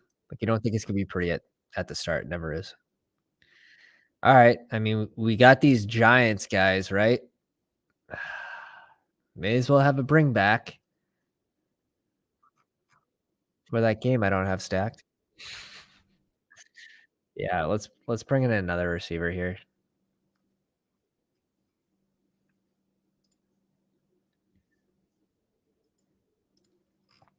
Van Jeffy. Ben says I might have to make an account for my Lizards baby mama to get us to 75 likes. I hope not. I hope not. We're on our way there. We're inching forward. We are inching forward. I'll do it. I know. I know. You crazy, man. Ben does crazy things. That's why he's got a wrench.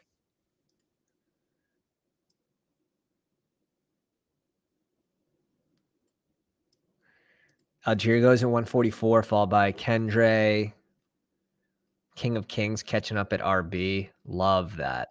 Love that. Oh, man. I actually really like what he did here. AJ Dillon, Jerick McKinnon, Elijah Mitchell, Tyler Algier, Kendre. TP, welcome to the live stream. We are on draft number 3. No one is giving us any values. I mean, I guess we got Geno here a little late. I guess we got CMC at 6. We can't complain too much. Besides the Daniel Jones snipe struck me hard. Really. Do I just keep pushing players? Keep pushing my luck? I think I have to. Let's go Singletary here. Let's go Singletary. It is Wild Wild West. But C-Ball did what was best for his team. So I don't blame him at all. His team's actually looking very good. He's got the double in Dallas. No bring back, but still looks good.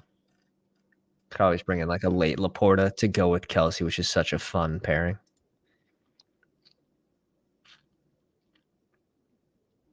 Pry H says so much for thinking Stafford would come back. Where did Stafford go? He goes at 148 to the 4 spot, who's not a pounder, to pair with Justin Herbert and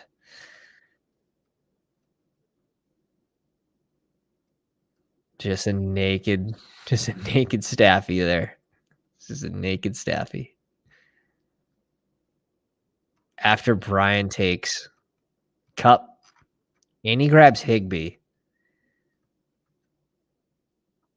So I understand the frustration. You can usually get QBs, especially pocket passers, to come back to you. Brian obviously knows I'm not going Staffy, but maybe I could have after the Van Jeffy pick if he fell to us, because we do have the other side of that game with the 2 Giants players.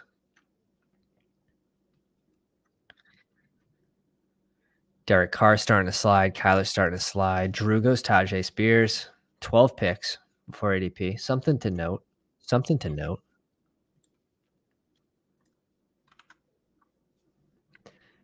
Do me favors with the 1-5-6-1. So he grabbed 2 receivers last round. He grabs Mims, which I think is a good call. I like these 2 receivers too, in Osborne and DPJ.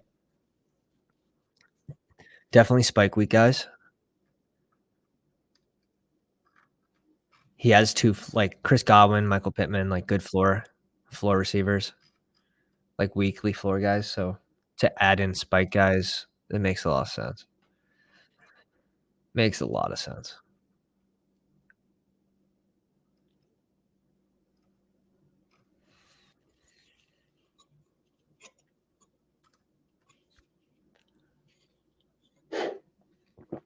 I saw purple, and for a second, I was like, if that's Kenny Pickett, I just go home. I just go home after this draft.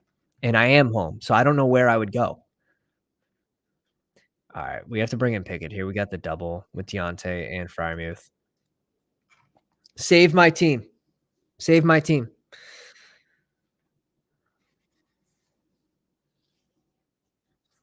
Oh, okay. We're back.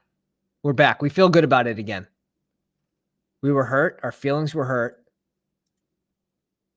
But now we're back.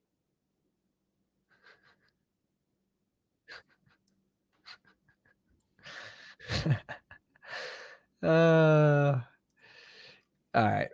Tim Patrick goes right after Irv Smith. And it's so interesting. Like Tim Patrick's getting steamed up, right? But there's not enough room for Tim Patrick, for Cortland Sutton, for Jerry Jeudy, for Marvin Mims, for P. Ryan.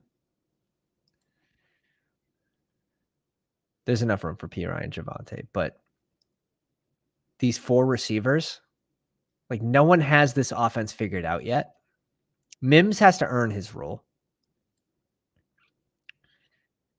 And Tim Patrick isn't anything to like bat the eyes at, but he's a red zone target coming off the knee injury. So had a full year to recover. All right. We're praying Purdy falls to us to tie this one in a bow. Tyquan Thornton off the board. Probably what we would have done.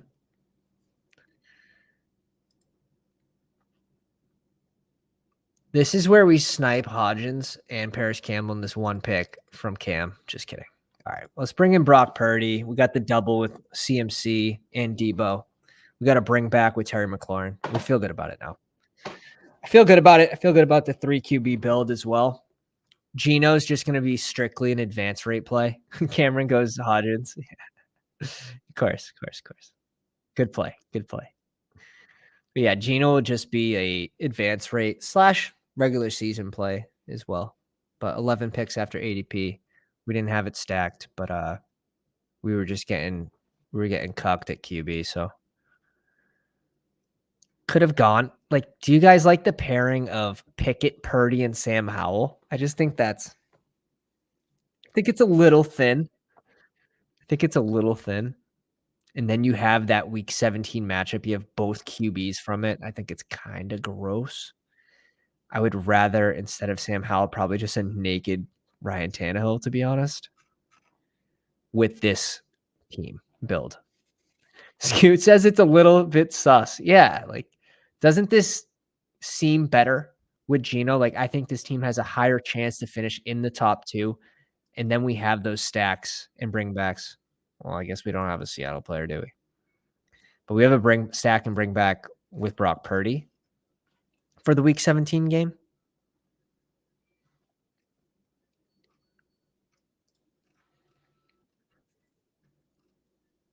Oh yeah, Pete. No, I agree. Like, it's scary for advance rates, but if you somehow advance, kind of fun. No, definitely. I definitely agree. I can't not agree with that. Sam Howell, Kenny Pickett, and Brock Purdy. Talk about value town if those guys can hit.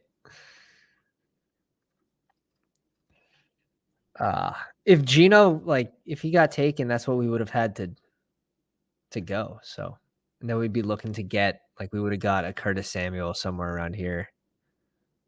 Maybe not, because it's directly in the range of these QBs too. So I wouldn't have been able to get Curtis Samuel. But that's fine. We have the double A's with Robinson and Terry. We need what's this team looking like? We're done at tight end. We're done at QB. We need running backs and receivers. Not bad. Not bad. Oh, bad. I do like that pick.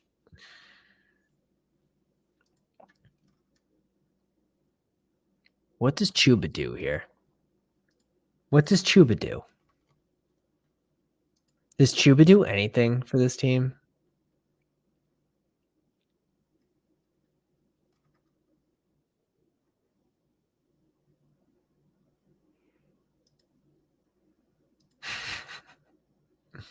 I hate the Paris Campbell click. I really do.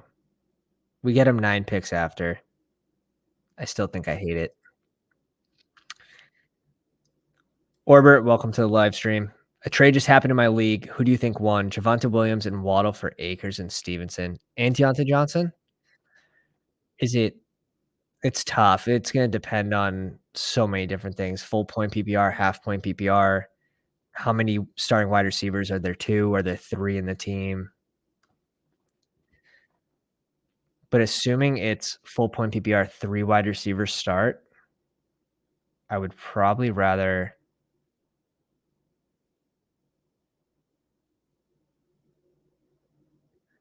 Akers, Stevenson, Deontay Johnson, but obviously it's going to come with a little bit of risk of Dalvin Cook not going to the Patriots.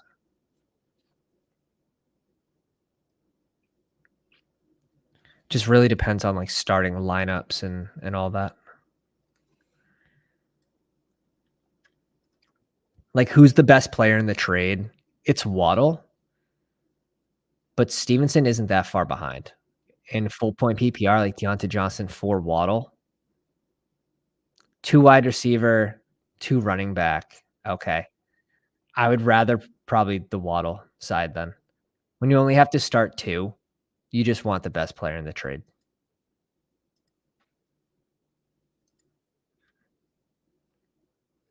You just want the best player. You want to trade 3 to get 2 to get an upgrade. That's what I try doing.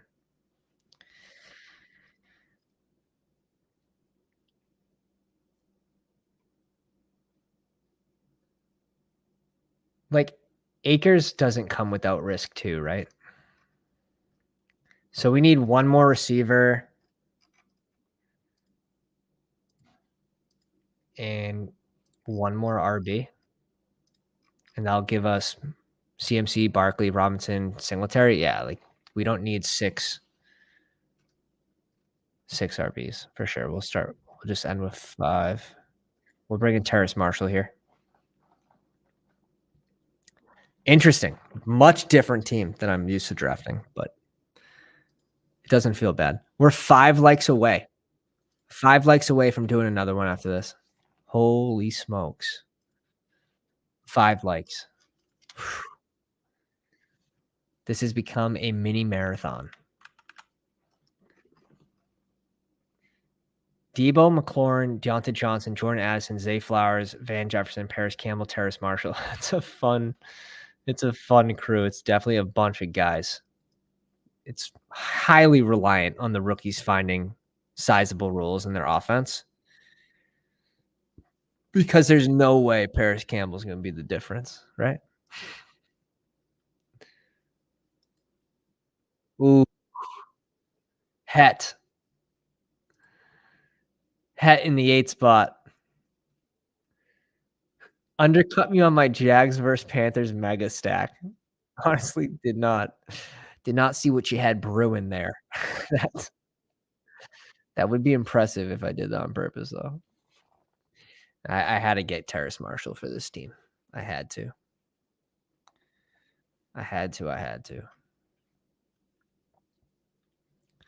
And the Paris Campbell click is, I don't know. In my opinion, the Paris Campbell click's gross. I'd much rather that be Gus Edwards, go Terrace Marshall, and then just anyone else at the end of the draft. Orbit says, so now my squad is Allen, Eckler, Williams, Lamb, Waddle, Ingram, via Myers, Patterson, Thielen, Collins. Nice. That's awesome. Oh, Drew, don't tease us like that. Don't tease us like, oh shit, we hit 78. God damn. Oh god damn. Who just made accounts under their grandmother's name? Who just did that?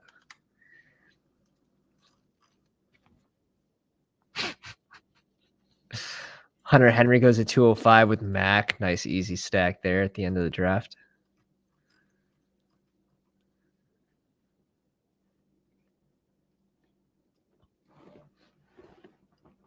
We got different in this one. We got different. We danced a different type of way. Baker Mayfield has made an appearance to the draft room. Is this the CEH click here? This might be the CEH click.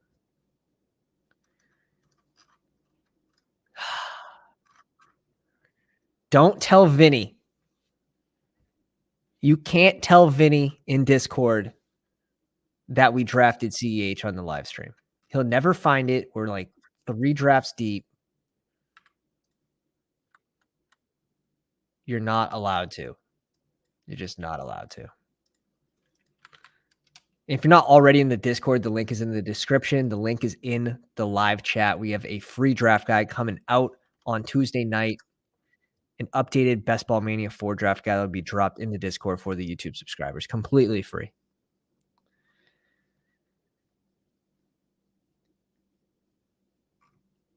Cade Otton. Oh, we're getting some names in this draft.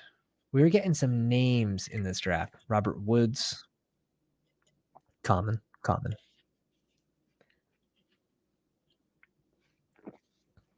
People a lot smarter than me like Isaiah Likely.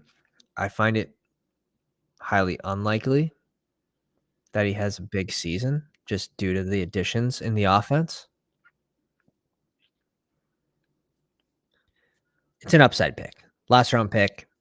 If Mark Andrews gets hurt, that's kind of where the upside lies. But when you add Zay Flowers, when you add Odell, when you have a healthy Rashad Bateman, supposedly, I think it's tough for him to get there.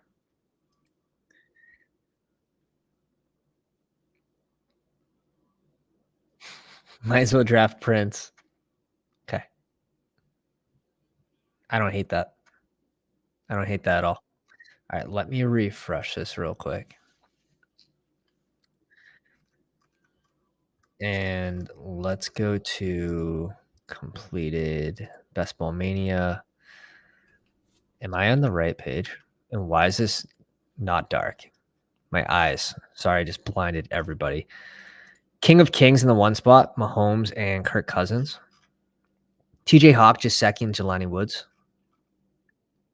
AJ Dillon, Jerick McKinnon, Elijah Mitchell, Tyler Algier, Kendrick Miller, and Chase Brown. I like that group. JJ, DK Metcalf, Ayuk, Quentin Johnson, Treylon Burks, Jaden Reed, and Curtis Samuel. Yeah, no, it's a strong draft. Didn't get a ton of values, but didn't need them. Just sort of made it work. And I like the RB room as well. Same thing that we did last draft with the Chase Brown bring back for the KC stack week 17. Didn't bring in a KC receiver, but Jerick McKinnon can sort of be that gadget guy in the red zone. We saw that a lot last season. Chez, Jalen Hurts, and Burrow went sort of double elite QB here. Goddard and Hurst. Henry, Charbonnet, Herbert, Kenneth Gainwell, Jerome Ford, and Chuba Hubbard. Hero RB build. Chase, Kirk, Pickens, Michael Thomas, Dobbs, Rice, Pierce, and Dortch.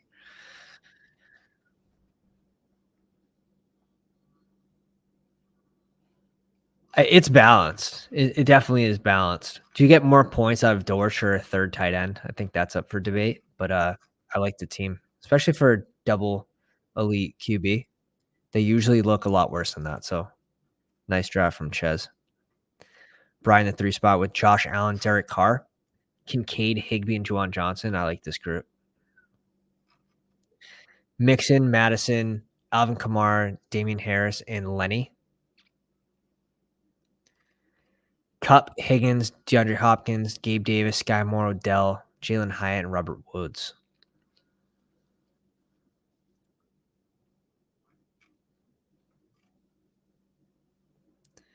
It's a balanced team. Like, tight ends are balanced.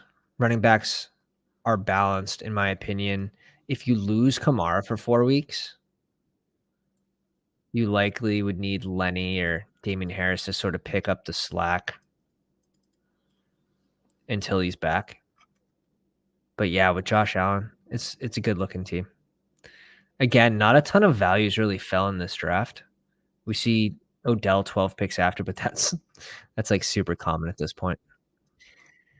Jeff in the 5 spot, 2583, Fields and Russell Wilson, like the pairing, Komet, Knox, and Cade Otton. Interesting. I think it works. The Cade Otton picks it always throws me off, but it's there. And if he's not being drafted and he has a good week 17, like Logan Thomas, where'd he finish week 17? Did he have a top 4 finish? I have to peek it now. Let me pull it up. Logan Thomas.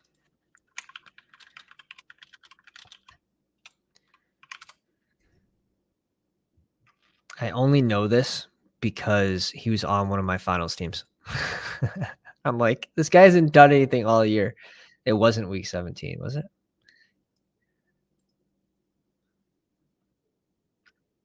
Was it Logan Thomas? Or I'm thinking Tyler Higbee. Who's a bust all year and then had a big week with Baker. But Logan Thomas actually finished week 17 as tight end 19. I mean, it's not bad for some of those at the end of the draft. That's funny. 9 points. All right. RBs, solid. Wide receivers, very strong. You definitely have enough to supplement the JMO pick for the first 6-week suspension. I like this team. I like the Fields Komet stack too. Like, I'm a sucker for that. Now, having 3 pass catchers on Chicago, like, do we think all 3 are going to get there week 17? Like, hell no. Hell no. So do we start to lose points at some point if we keep drafting like too many Chicago receivers? Like, you could have an argument there. I like to try to keep it to 2 pass catchers in Chicago. Cam in the 7 spot, Prescott and Jones with Kelsey and Laporta as QBs or tight ends. Hall, Walker, Javonte Williams, Tank Bigsby, and Gus. I like the RB room. Olave, Judy, Dotson, Cooks, Gallup, DJ Chark, Isaiah Hodgins, Wando Robinson, Tutu Atwell. He gets his bring back player in the matchup. I do like this tight end pairing here. I think that's so fun. This is a nice balanced team. Besides the fact that you stole Jones from us, you made it work. You grabbed 2 of his late receivers so easy. You get a bring back, which is nice as well. Yeah, I think that works. Really nice draft. Still mad. I'm a little salty about the Jones pick. We had it set up. Nice draft. Trevor Lawrence and Kyler Murray. Ingram, Njoku, McBride, Ferguson. Way too many tight ends. Way too many tight ends. You could argue that you could stop with Ingram and Njoku, but I'm definitely stopping with Trey McBride. Definitely. Robinson, Taylor, Damian Pierce, and Dante Foreman. I would just rather this McBride pick be a running back already. And I like the RB room. Just one more RB. One more dart. Calvin Ridley, C. Watt, JSN, Zay Jones, Rondell Moore, Jonathan Mingo, Rashid Shaheed, Darius Slayton. Like, I'm fine with the wide receivers as well. That's the only negative thing I can say about it. It's just that one more RB instead of 4 tight ends. Do me favors with Jackson and Love. Andrews, who fell to him as well for that stack with Musgrave, has the bring back to with Waddle. So sick. Eckler, Swift, Gibson, P. Ryan, and Jamal Williams. So scooping a little bit of value. every single RB that he drafted. Love that. Jalen Waddle, Chris Godwin, Michael Pittman, Rashad Bateman, KJ Osborne, DPJ, Marvin Mims, McCole Hardman, Richie James. I like the wide receiver room. I don't think Richie James does anything for this team, though.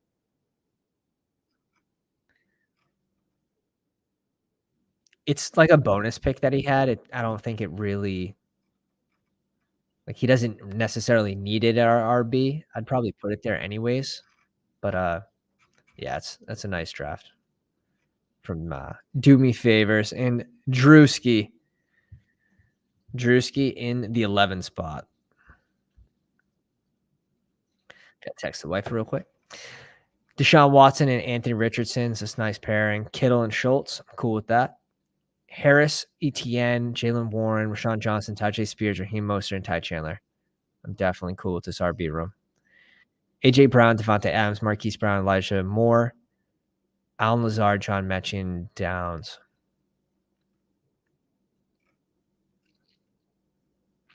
I feel like I'd want one more somewhere, but I don't know where. Like tight ends are good. RBs are good. Maybe one less RB added to the wide receiver room. But I like it. Like I mainly like this group. If John Mechie can be 80% of what he was supposed to be his rookie season, this could be good. It makes sense for this team too. Like that's what he's sort of relying. He's relying on the last round pick, John Mechie. No, I'm just kidding. Oh my God. We're doing another one. You guys are going to kill me tonight. We're doing another Best Ball Mania. Holy smokes. This is just ludicrous. What are we at? 79 likes. An absolute mini marathon going on. Sorry, babe. These assholes got 75 likes. This is exactly what's going to happen. This is exactly what's going to happen. That's crazy. All right. Did I sneak in here without you guys? That's the main thing. We tipped off the Discord. We tipped off the YouTube spoons. And Brian's in here. Brian sneaks in at the 12 spot right next to Papa. And I think we get lucky. I don't see anyone else. Now, if you're in here with us and I don't recognize your name, let me know where you're drafting from. But I think I got lucky. I think we got lucky, I should say. I don't see any pounders. We get the 11 spot again. Happy times to sad times. Happy times to sad times. Drafting from the end, drafting from the front, drafting from the back. Okay. We're back in. God damn. How long have we been live for? Not even that long, right? Like 2.5 hours. It's just hot in here. It's like a free sauna. Jeremy says, boo, I want it in. Save your EV. Save your EV. All right. We have 1, 2, 3, 4, 5, 6, 7 badgeless people. We'll see if they are just. And there's a difference, right? I don't want to bash badgeless people. Before I do, to the badgeless people out there watching, first off, good on you. To the people that watch other channels, like you can definitely tell a casual from someone that is new to best ball, but also is invested and wants to be better and is watching content and is consuming content, whether it's on Twitter, YouTube, whatever your choice may be. You can tell. Garrett Wilson gets pulled here to the 8 spot, maybe going for a unique start. We'll see.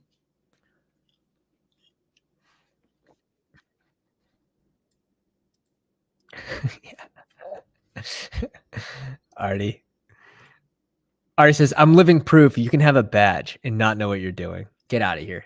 Your drafts have come a long way. A long way, my friend.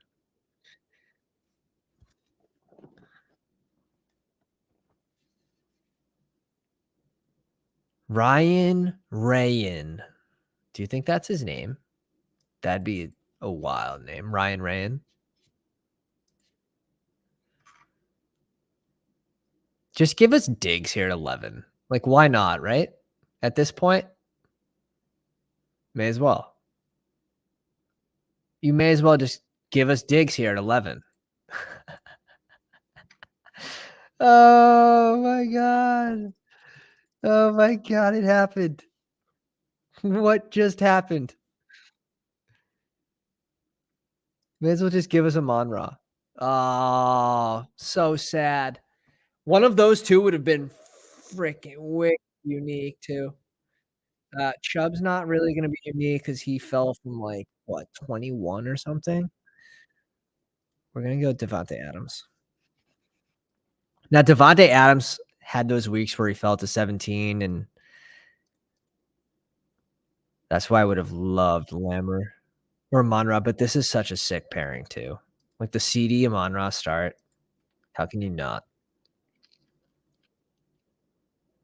Yeah, I feel really good about Devontae Adams in the second round, I'm not gonna lie. I'm not gonna lie.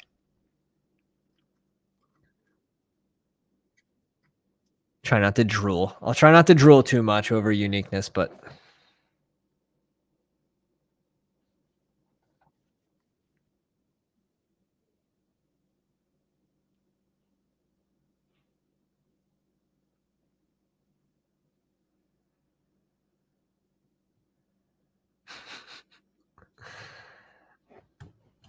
Jalen Hurts and Garrett Wilson. Okay. Interesting. Because is Jalen Hurts ever falling to, 34 even? Probably not. Like, I've seen Josh Allen fall to 33. Jalen Hurts usually doesn't make it past 31, 32, and that's usually because AJ Brown's drafted there, right? So definitely a unique start with this pairing. Just interesting. Jonathan W. dropping in nugs as Raiders fantasy playoff schedules. Nice.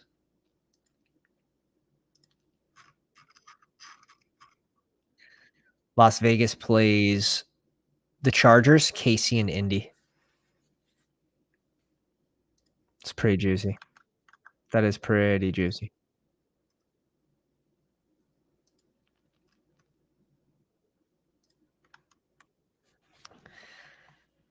Mahomes, Hill.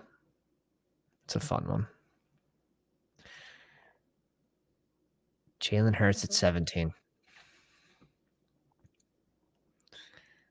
Gonna keep an eye on this team on the 8th spot. See if they're doing big brain things or if they're just winging it. Because it could be either or.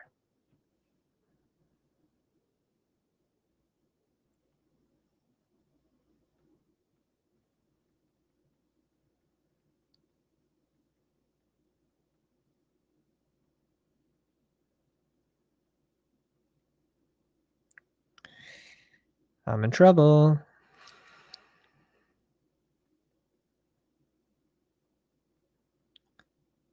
You guys weren't supposed to hit the like goal? Just kidding. DK Metcalf off at 27 with Pollard and Cup. Jacobs, Henry, JJ start. Devonta Smith, Saquon, and Chase. That's fun. That screams fun. That screams fun. Now, give us Josh Allen at 35. That's my last wish for the year. Oh shit, that'd be insane, but it's not gonna happen. Honestly,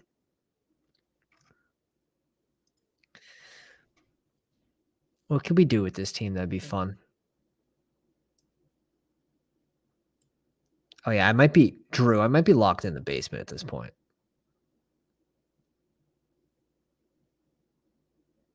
I might be locked in the basement.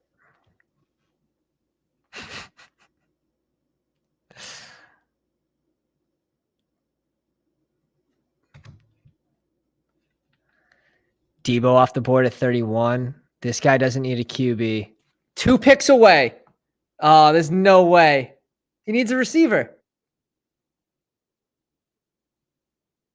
Oh, no. Don't do it. You already Oh my god. Oh my god. What just happened? What just happened?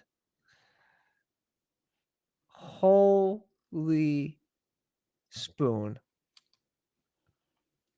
I am a spoon. I am a spoon. I admit it. I admit it. Oh my god. That's so lucky. Now it's like, all right, now I'm sweating. Like, don't blow it, sort of thing, right? So we go see what, right, Drew? Drew's gonna Drew. I can hear Drew screaming no all the way from Florida.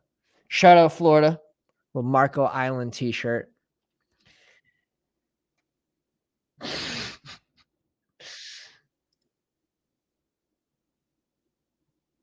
Yeah. Yeah. Yeah. Yeah.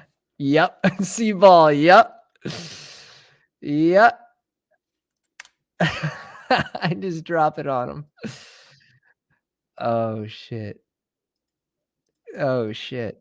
See, you guys need to get the emojis. You guys need to get the emojis. We're bringing Siwat. Could have got Najee here too. Would have been nice.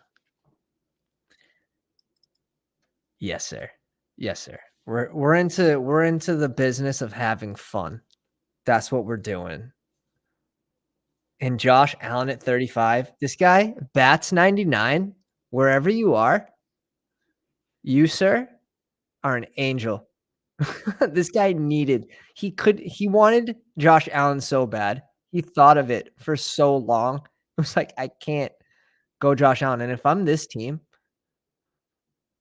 am I going Josh Allen? Probably not. Because Kelsey usually goes at 6. Nick Chubb in the past, 19, 18, 17, very common. Kelsey's 6, 7, 8, common. And Josh Allen's ADP is here. So it would even be that unique. But goddamn.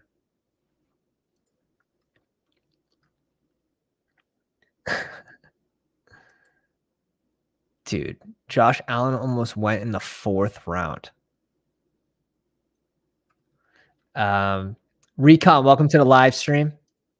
Let's pull this up. Says, hey, I'm a big fan of your content. You're killing it. I appreciate you, dude. I have a question. I don't know if I want to go with Jefferson Chase as pick 101 in a 12-minute. Oh, you don't know which one. PPR. I like Jefferson there. I like Jefferson. Like Chase probably has a little higher ceiling, but both have awesome playoff schedules. Jefferson's going to be a little more consistent, in my opinion. You also had Chase go down with an injury last season. I don't know. In best ball, I can see the argument for Chase, and I am probably drafting Chase a little bit more over the Jefferson pick with the first pick, but in season long, like I'm going Jefferson there all day. I don't really have to think about it that hard. And who do you got at round 2 or 3? We're going to be getting into redraft content really soon. Really soon. I haven't dipped into it too much myself. Is this going to be full point, half point PPR? I always like when I have an elite cube or wide receiver to start to get RBs, especially if you're in the 101. I want to get my RBs. If it's a 3 wide receiver team, especially, I like that first pick being a receiver over a running back. And if it's only 2 receivers, then I'm probably slamming RB back to back.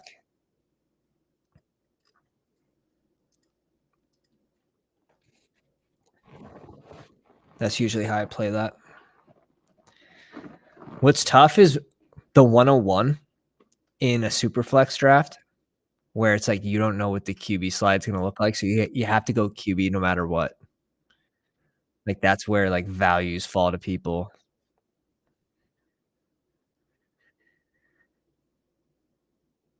Oh my god. We snuck into this draft without any pounders besides Brian, who was behind us, luckily. He was just praying. Oh, man, it was so close. You could have been the 11. You could have been the 11.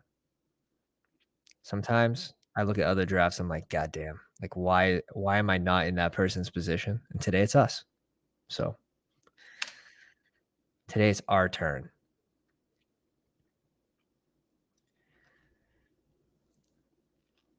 Tony at 53. Alright, we're done.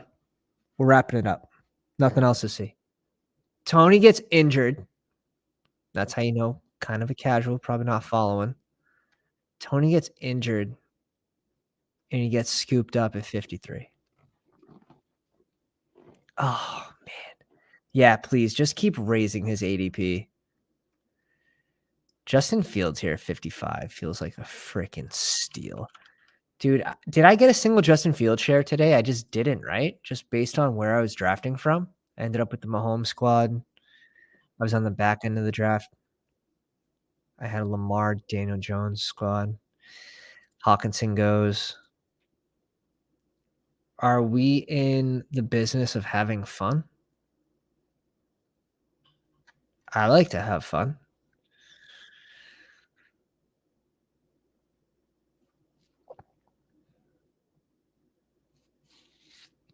Yes.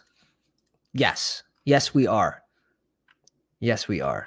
Yeah, Pitts went before Hawkinson. This room's just absolutely it's gone ludicrous. It's gone ludicrous. This room's already nutty.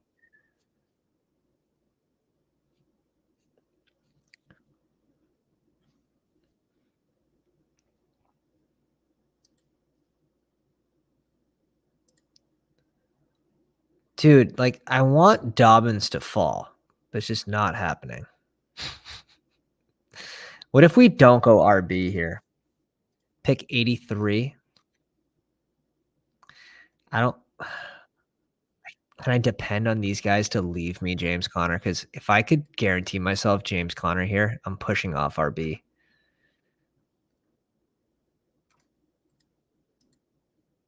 But I can't. I'll still try to get James Conner on the way back, though, for sure. If James Conner's there, it's like the perfect pick for this build. T. Peter says JSN life. I'm trying to ruin the draft, okay? I'm trying to ruin the draft.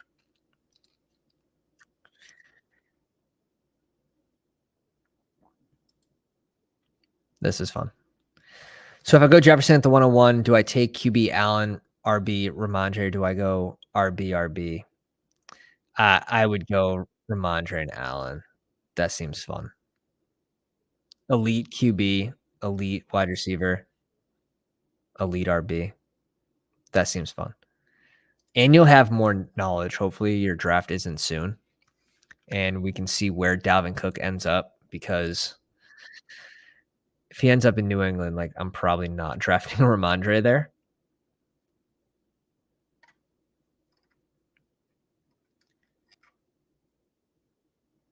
We have nice options for late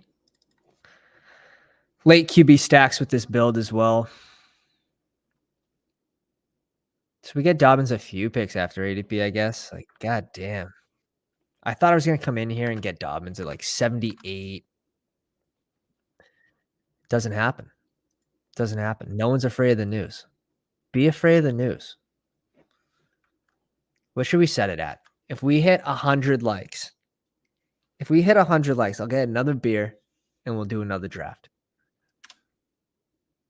That's crazy. That's crazy. Scoot says James Conner's the perfect pick in any build. I stand corrected. Scoot, 100% correct. Scotty boy, smoking a pancake. What's the opposite of a spoon? A fork? Because that guy's forking it then. Let's go. Oh, man. The chat's on fire with the jokes today. Like,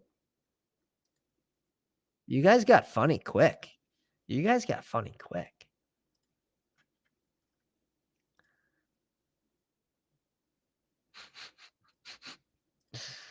Yeah, Dobbins at 70, please, please.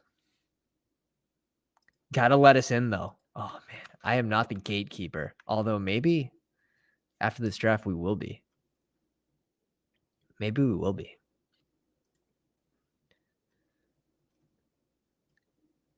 I like this start. We're up in 7 picks. Goddard off the board. Pittman off the board. Treylon Burks off the board. Gabe Davis is 68. Okay. He's on board. Gabe Davis, Tony, Harris, Brees Hall. Like, I'm fine with the start of this draft, too. The fact that Jalen Hurts went at 17 and we get Josh Allen 18 picks after, the absolute advantage that gives us over these two teams that drafted these early QBs just in this single room alone is pretty massive. Quinn Johnson off the board, Elijah Moore off the board. Please stop drafting wide receivers. You were supposed to take the shiny running backs.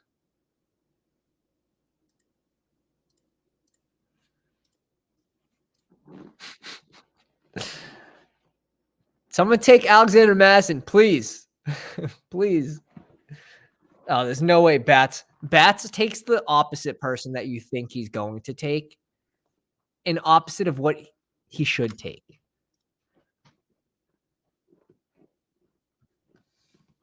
Oh, thank God. Oh, I don't have to draft Madison. Oh, thank you, dear.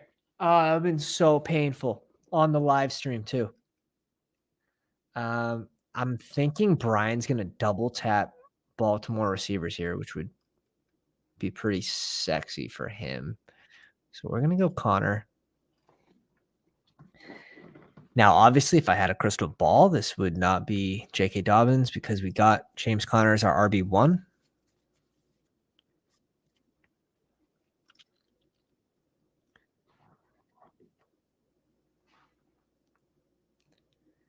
I'm cool with any of these three, so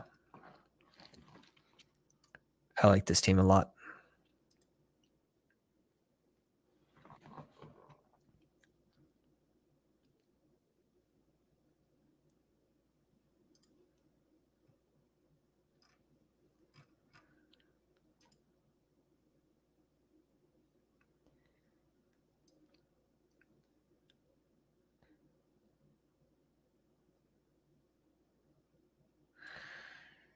Recon says, also, I know I take Mahomes at a 2-3 turn, but if not, who's better between Allen or Hurts? Let me know. I mean, I'm probably taking Hurts, to be honest. Brandon Cooks. Bringing him on board. All aboard. All aboard Brandon Cooks train.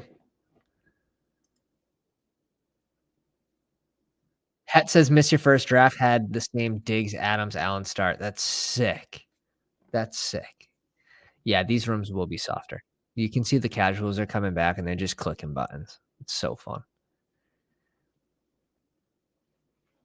Yeah, I'm Recon. Give me Hurts though, especially if Allen does run less. They bring in Damian Harris. If there's any chance of that happening, I think Jalen Hurts over under for rushing TDs is set at what, guys? 11? It's something nutty.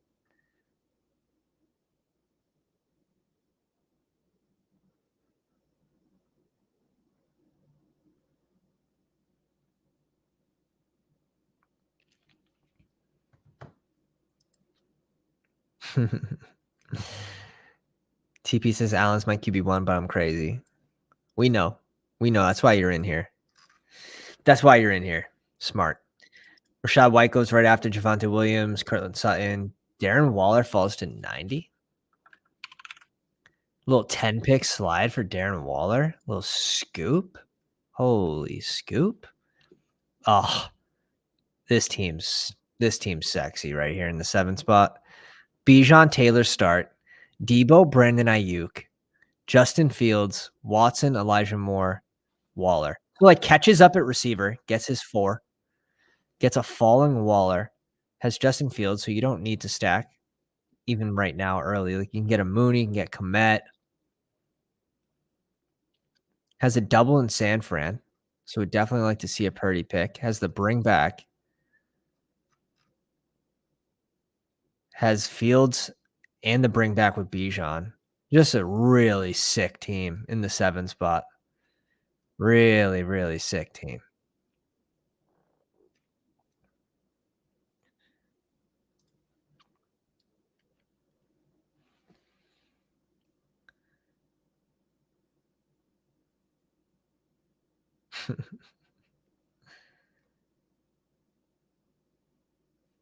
All right. My draft is feeling less unique by the second. Everyone has this start. No, it's cool. It's cool. I love that. That's also a fun start with Debo. Probably like that one better, to be honest.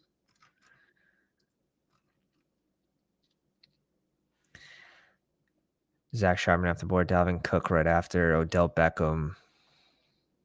Who do we want to come back to us? Like, this is definitely a Kincaid squad, in my opinion. Definitely a Kincaid squad. Recon says my draft takes place on August 11th. If Dalvin goes to New England, who do I pair with Hurts on the turn for the 3rd round? Second seed, Jameer, Najee, ETN in this round, or do I make a bold move and take Mark Andrews? Ooh, I also like elite tight ends.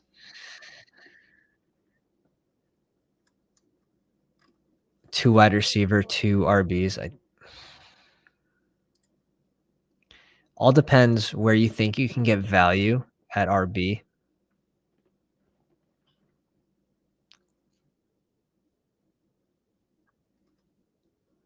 This is a gross range, huh?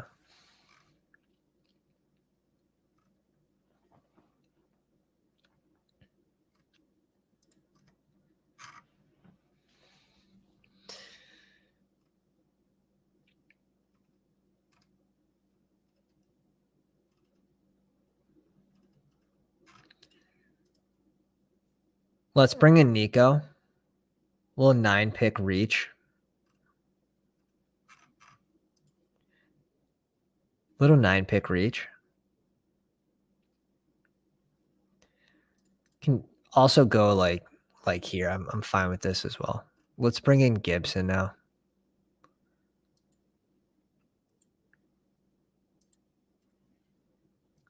Let's bring in Gibson. Recon, honestly, I would stick to Ramondre if Dalvin didn't go to New England, but you said if Dalvin goes to New England, who do I pair with Hurts? I wouldn't go Gibbs. Najee in full point PPR, but definitely not in half. ETN, I wouldn't go in half there. Jameer Gibbs, I probably wouldn't go in half there.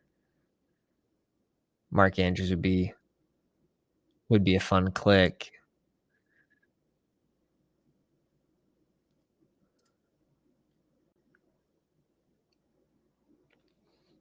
Najee or Andrews for sure. I like Najee this year though.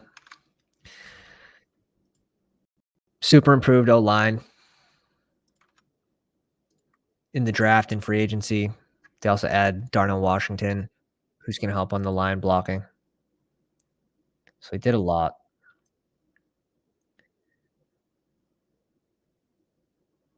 Maxis, I might also have Gibson on mine. You probably have a better price on him too, you savage. He started at 130, so taking him here at 110 is not the worst.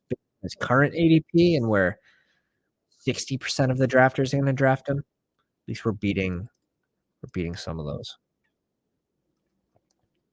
But if Gibson, if he fumbles in preseason again, oh man, it's gonna be annoying. Didn't he fumbled twice in a preseason game after the team already said, don't fumble the ball? Oh my God, Kirk Cousins and Russ before Tua? What is happening? This team adds Deshaun Watson and Devon Achane. He only has 4 receivers still through 10 rounds. We'll see what he does. He needs to double tap receiver here.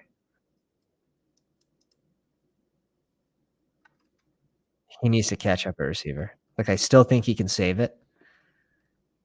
I like the Deshaun Watson click, bringing that in with Fields. Has Elijah Moore. A lot of late options for the Jets too. Hardman can bring in Conklin.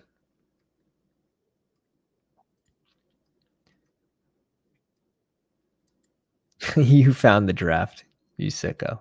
You got him at 104. Same thing. Same thing.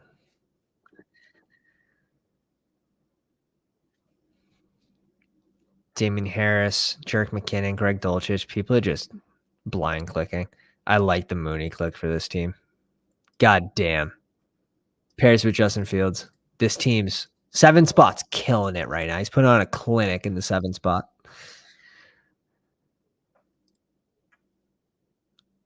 I'm basically hoping Kincaid falls to me here.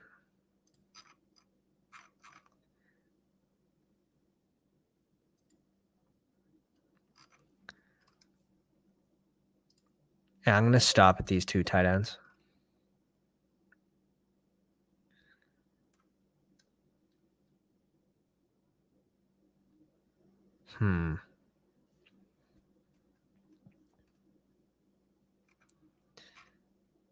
Herbert off the board. Maybe I had that queued because I wanted you to click him. Probably not. Probably not.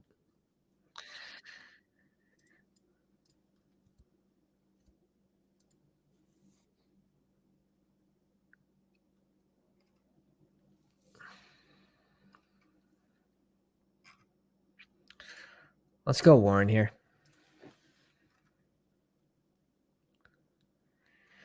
Add another running back. We'll skip this range of receivers. Moore, Mingo, Thielen. I like the KJ Osborne reach up. I actually think that's sharp, to be honest. Over those guys. I actually think that's sharp. All right. Bry H says, I know your tricks. That's the best. Recon says, especially, I don't know what I'm doing, and I pick random guys with the first and second pick for the last 3 years. I'm just looking to take it all this year. Let's go. Let's go. Yeah, once I start diving in to redraft, we'll be doing both. We'll be doing both best ball and redraft. I'm an absolute menace in my home leagues. Have a 32% first place rate, 10 and 12 team leagues. I do half point, full point PPR, no bonuses, like DK scoring bonuses, which is fun. No kickers, like get rid of the kickers.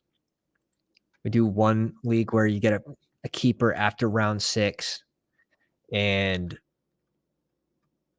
they reduce by 1 round the first year you keep them, and then 2 years or 2 rounds every year after. That's an interesting league. That's the one I won back to back. But last year was weird. It was like I had Mixon going, and he had Gabe Davis, and I was up 3 points. We ended up just splitting because of the game cancellation. I think it was the right thing to do. If we can get Algier to fall to us, or one of these 2 to go along with like Alec Pierce, DPJ, something like this would be nice. We're done at tight end. Goff is sliding too. Like shit. If Goff falls to me, I'll just go naked Goff for advance rates and regular season prize.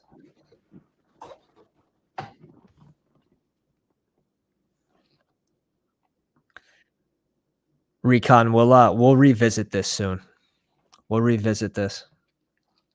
I need to get into some mocks for redraft.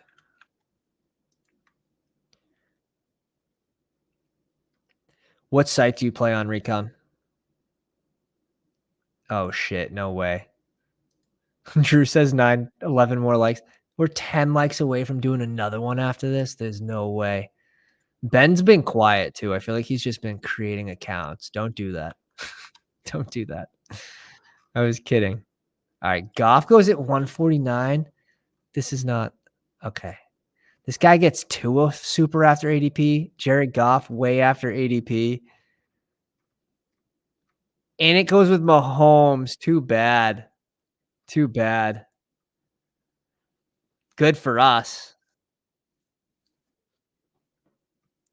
Good for us. Someone would have got crazy value on Goff. He'll get the least points on the Mahomes team, and especially with Tua. Ooh, 14 team league. That's fun.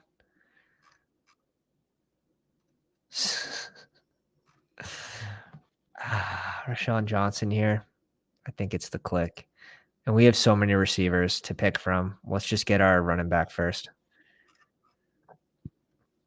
We're done at tight end. We could go Jordan Love here too, but like why? That's just the way I feel about it. Just like why? We're seeing these QBs fall. So sort of playing the room. Maybe he even comes back. And if he doesn't, I don't really miss him. So man, do we make this a my guy draft and we just go Shaheed?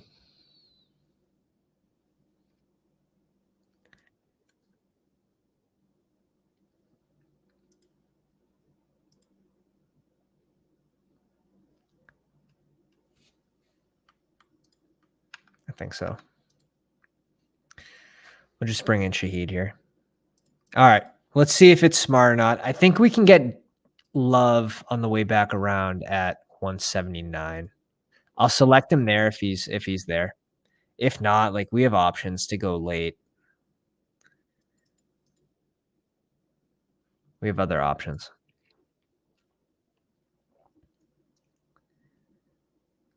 Kurt says I started Chase, Olave, Higgins, Judy, London the other day and decided to go 3 tight ends, even though I had Njoku and Kincaid. That's okay. Because I figured I just need points at other positions. Was it the right move? Yeah, it seems good. Depends on the other position. Like, would you have at QB? Your wide receivers are very strong. Like for that team, I you could probably stop at 6, but 7 definitely the most.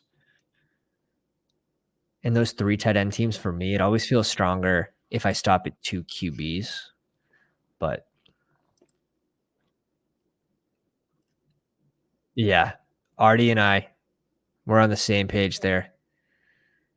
Scooping Gibson. Where was he going at like 144? Man, how much Gibson did I end up with in the big board?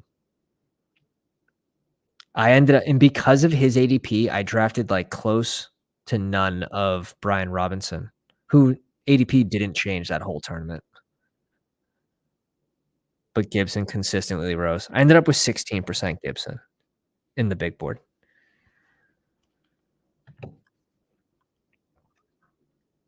Mega smash, Artie. Mega smash. Yeah. Yeah, super early. So for the listeners, we have Josh Allen, Dobbins, Connor, Antonio Gibson, Jalen Warren, Rashawn Johnson at wide receivers, Stephon Diggs, Devontae Adams, Christian Watson, Brandon Cooks, Nico Collins, Rashid Shaheed. Like Spike Week mania. Best ball Spike Week mania. Kittle and Kincaid. Fun. We're in the business of having fun right now. Oh, dear. 8 more likes. We grab another beer and we do another draft.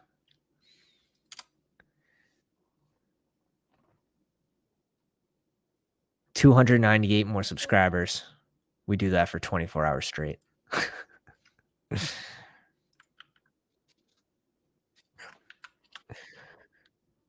QBs was Russ, Love, Ritter. I want 2 QBs, but the brain rot in that lobby. Yeah, you definitely needed 3.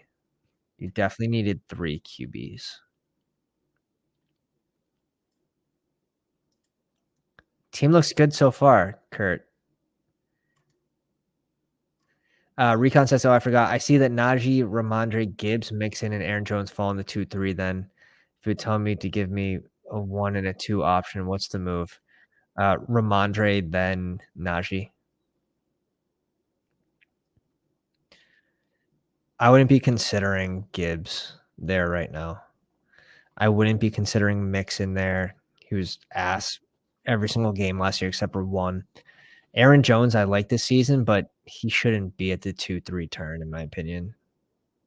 I think that's a little rich for him.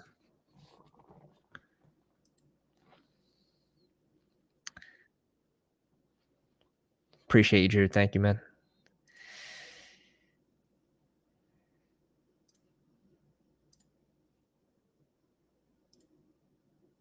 Thank you, thank you, thank you, thank you.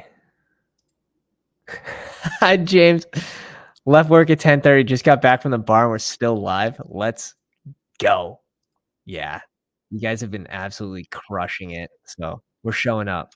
You guys show up, I stay. Jouts.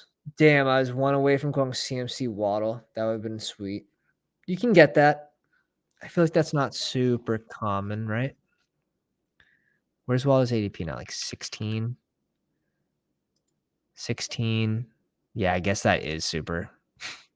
But he falls. Like you see him go 17, 18. CMC Waddle is definitely a little more unique now than it was. Because Waddle kind of slid down the board.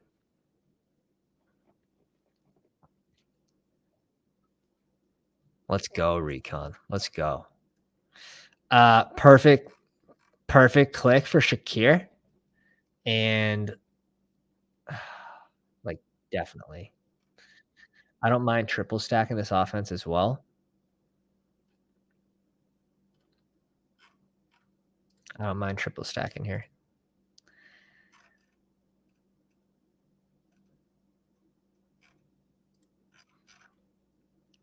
Goes Gus. Oh, I didn't think you're going to go Gus and Gainwell. Not going to lie. I like those two clicks. Shindigs.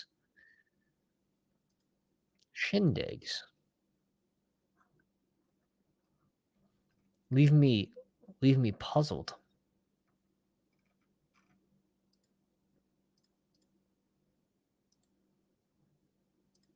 I'm just going to go a super early Tannehill. Over Stroud. Super early Tannehill. Because I think his ADP could be in this range. It could actually be earlier in my opinion, but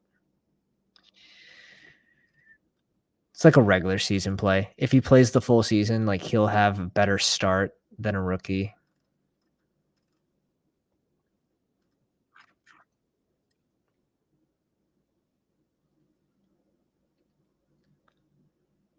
James says I'm going to queue up a few palms, super flexes, if you want to get into the draft with James. Artie's maxing the palms. Ton of slows. Absolute savage. Let's go. Let's go, Artie.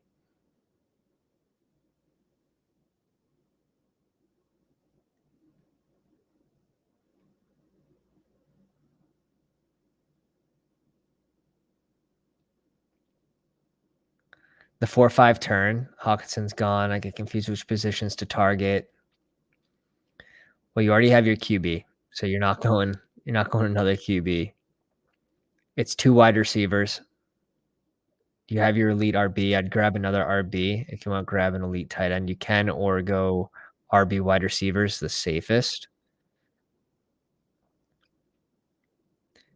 I would definitely be grabbing James Conner there, in my opinion, on that 4-5 turn. Hollywood, probably a little tougher to trust in redraft than he is best ball, because best ball, he just plugs in when he has that good week. Ridley, I mean, you see how early and how high people are on him in these drafts.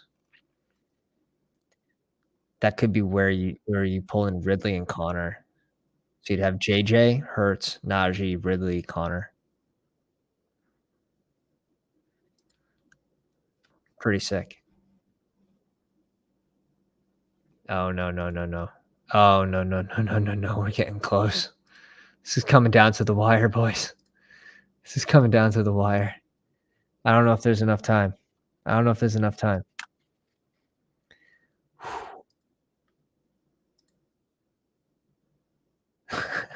The wife probably jumped in the stream and disliked the video. No, I'm just kidding. She's a supporter. She's a supporter. 4 likes away from 100. 4 likes away. Holy sh! I won't say it. I won't say it for the kids. I won't say it for the kids at home. 3 likes. I don't even know if there's enough people. I don't know if there's anyone in here that hasn't liked the video already. You met your wife. That's funny.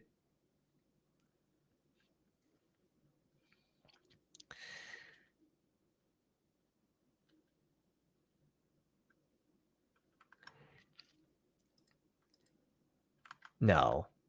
No, it's not. No! Oh! Oh! Oh my god. What is happening? Alright, who hit the Discord? Who hit the Discord? I I feel like someone put in the Discord. No? You guys are just savages?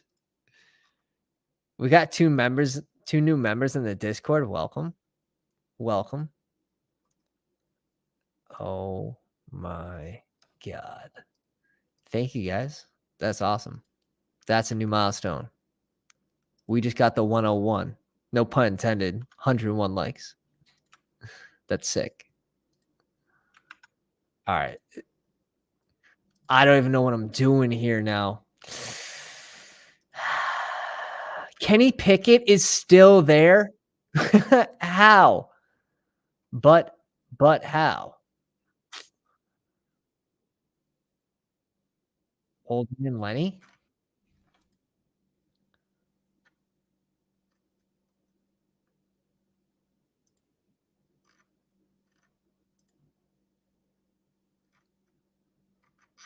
It's a bonus pick.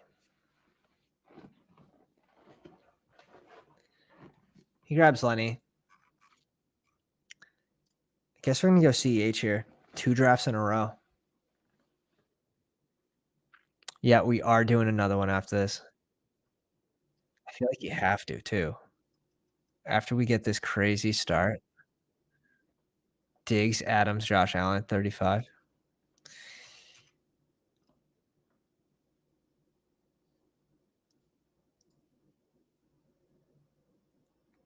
We switched up. We'll go Ty Chandler.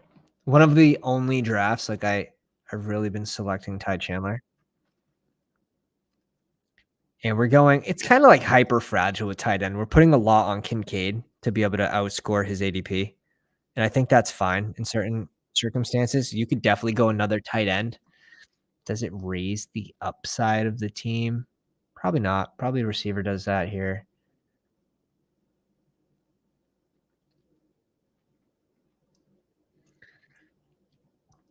Who do you guys have going to the Super Bowl this year?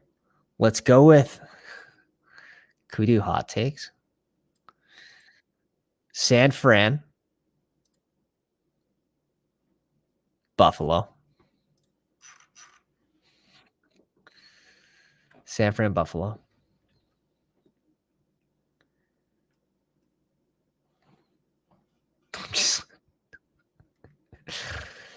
I'm just kidding. Man. I do like Buffalo for the Super Bowl, though. There's a lot of sharp money on Buffalo.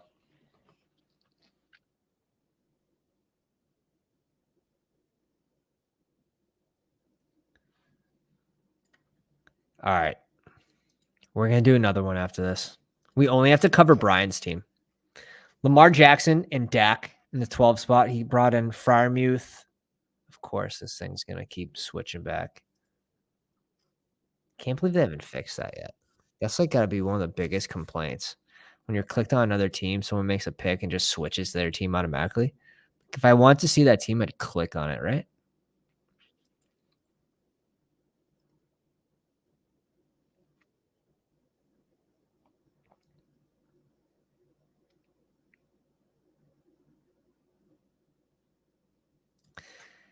Hunter Henry at 215. 4 tight ends.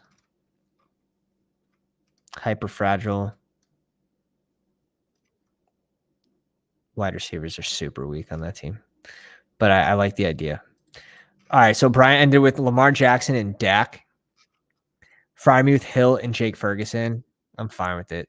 You got the floor guy. You got the guy that spikes, and Fergie's the fun box, the mystery box. Gibbs, Aaron Jones, Khalil Herbert, Gus Edwards, Kenneth Gainwell, Fournette. I liked how you ended it with 3 of the people that I wanted. I guess I should have gone RB here. I was between Gus Edwards or Kenneth Gainwell, but I wanted to secure the Khalil Shakur pick. Maybe I should have gave that one up for an RB in that range. I think that's going to be where I look back on. I'm like, damn. But CeeDee Lamb, Amon-Ra, Deontay Johnson, Zay Flowers, Bateman, Gallup, Thielen. Yeah, I like this draft from Bry. And we ended up at RBs with Dobbins, Connor, Gibson, Warren, Rashawn Johnson, Ty Chandler. I think it's fine. All right. Let me grab a beer. I'm going to have a piss, and I'll be back in 2 minutes, and we'll do another draft. Let me get this thing.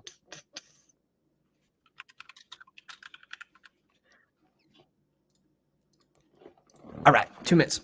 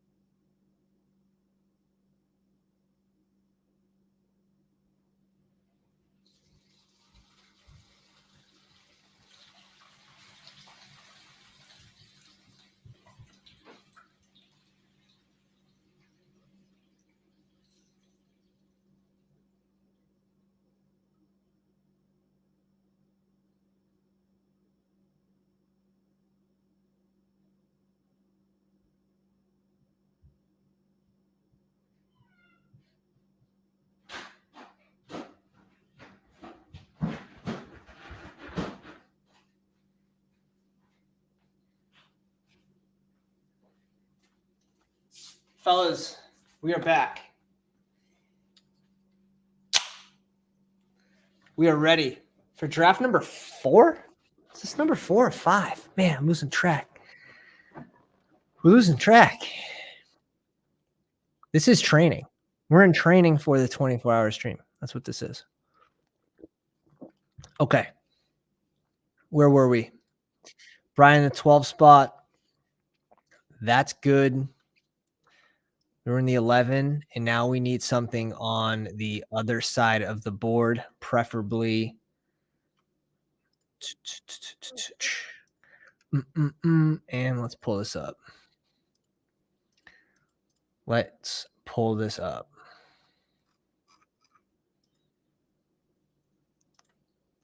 All right. Have at it.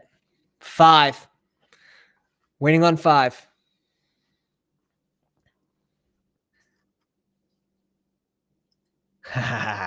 Recon, this is your year, man. You're going to come right out of the woods.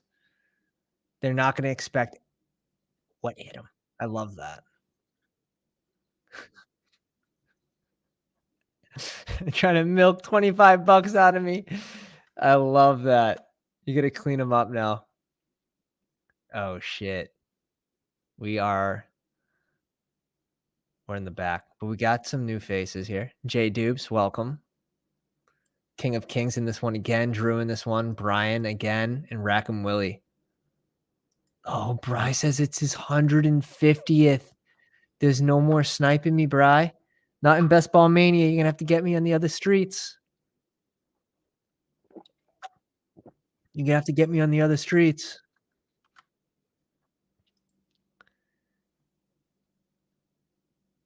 Jonathan W. at pick 10. J Dubs.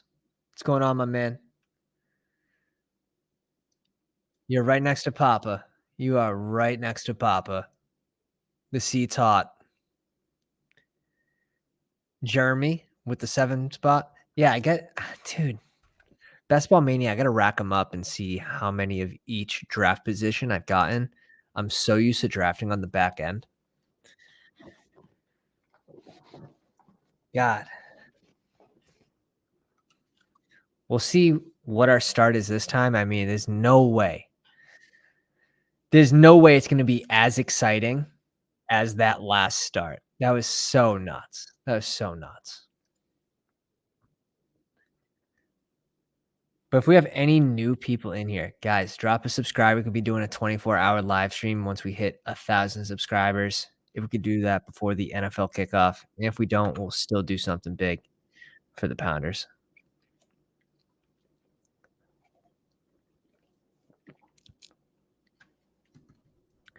What are they going to do? Player 999.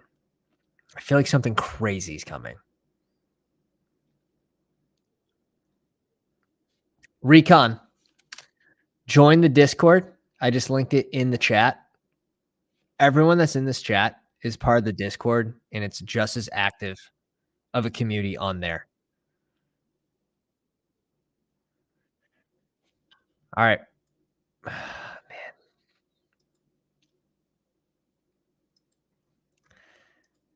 I have to get a little Wilson exposure. I really do. And then I'll just grab one of these 3, and I'll be happy with it. What's my Wilson exposure at?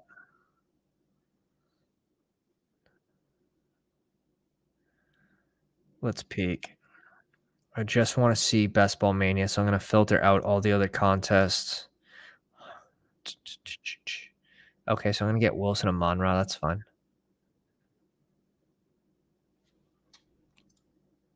What's my Lamb exposure? It's so high. All these guys, Lamb, 16%. Garrett Wilson's actually 13%.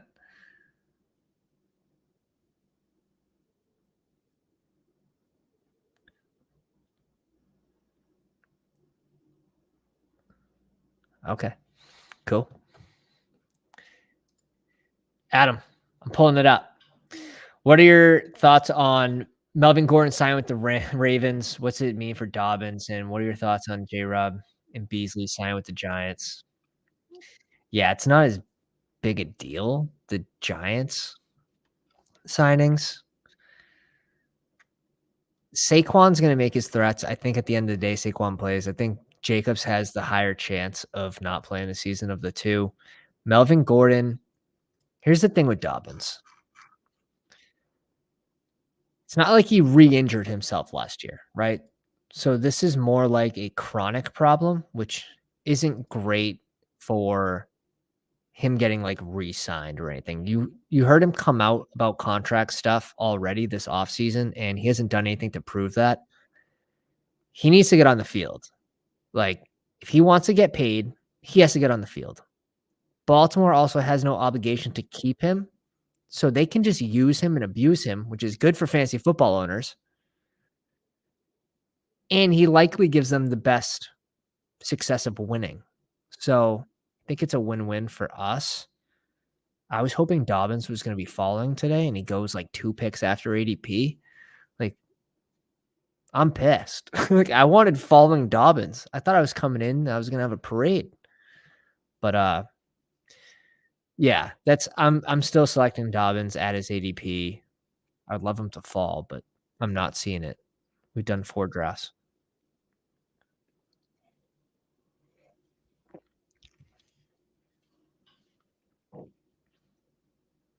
Taylor goes at 21 here. Bijan, Nick Chubb start. CD, Devontae Adams, AJ Brown, Derrick Henry. That's a little unique, pulling him to 16. I'm cool with this. I like this. I actually like this. What's my Olave exposure? Now I'm curious with some of these. And I just typically go through and look at these every so often.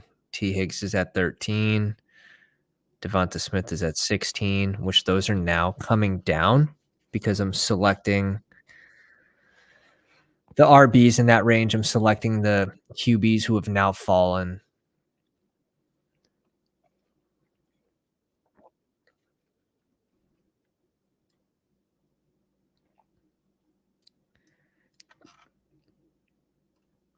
Do the Ravens think Dobbins is not healthy? See, it's tough, right? Like they just came out and said Bateman is not healthy. He just got the injection and then he wasn't practicing, but he practiced earlier before he got the injection, the cortisone shot. He caught a 60-yard bomb from Lamar. So like you're gonna see a lot of blood and you have to sift through the crap that's reported. There's a good chance that Dobbins is healthy right now. That's my assumption. Like, I was hoping that we're gonna get Fallen Dobbins even though he's healthy. There wasn't an injury, so I think it's something that's chronic, which he can play through it, and he's gonna have to. So, if he wants to get paid, I think that's what's gonna end up happening. Thanks for coming out, Adam. Appreciate you, dude.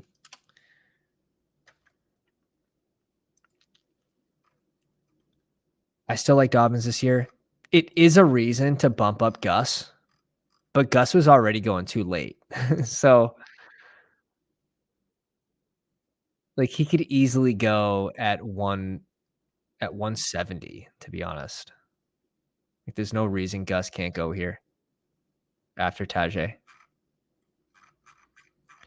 All right, who do we have coming up?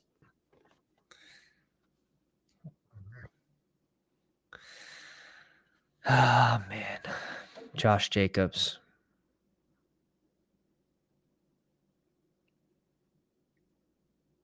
Of course.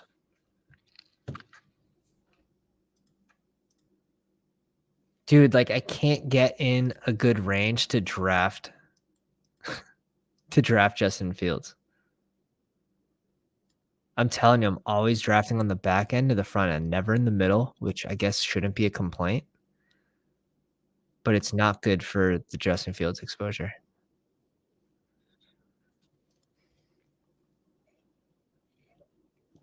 If he gives me Jacobs at 38, Adam says he increases Gus Edwards' exposure. I mean, I have to. I have to. And I am. I have to. The upside's just it's too much. It's too much to give up. Could this be at $25? Absolutely burned? Yeah, sure. Adam, happy birthday. Says it's his 20th birthday. Congratulations, my man. Those are great years. Those are great years. I would like all of you guys to go in the chat and guess how old I am. I want to see some numbers. I want to see some numbers in the chat. Serious numbers only. Adam says 29, 27, 31, 31. Drew says 32, 35, 29, 26, 33. Oh, for a second I thought that was the same name. They're all blending now. James and Jeremy. One person got it right. 69. Yeah. One person got it right. It's above 30.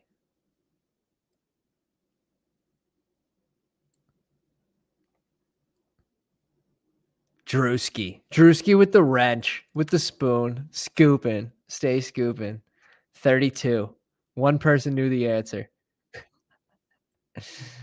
One person knew the answer.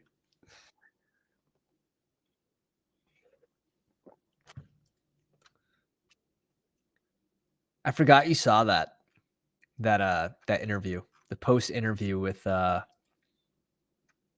Felix after the stream. He brought me on for a little post game interview, which we shared to the Patreon members. Learn a little bit about me. I got so drunk tonight. Let's go. My name's Pat. If you want, you don't have to keep calling me Pound. Pound's cool too, though. I don't mind. I know everything. Get out of here. Get out of here. Oh, let's go. We used to do our bachelor parties in Canada when all the boys were getting married. A little Justin Fields, Jalen Hurts makes our Lamar team a little stronger. We appreciate that. I've been taking Chase and Tyreek Hill at the 12 turn in super flexes. Honestly, feels fantastic. That's cool. What QBs do you target late? Adam, I haven't jumped into the super flex palms. Just it was a busy weekend with the fam, working on the draft guide as well.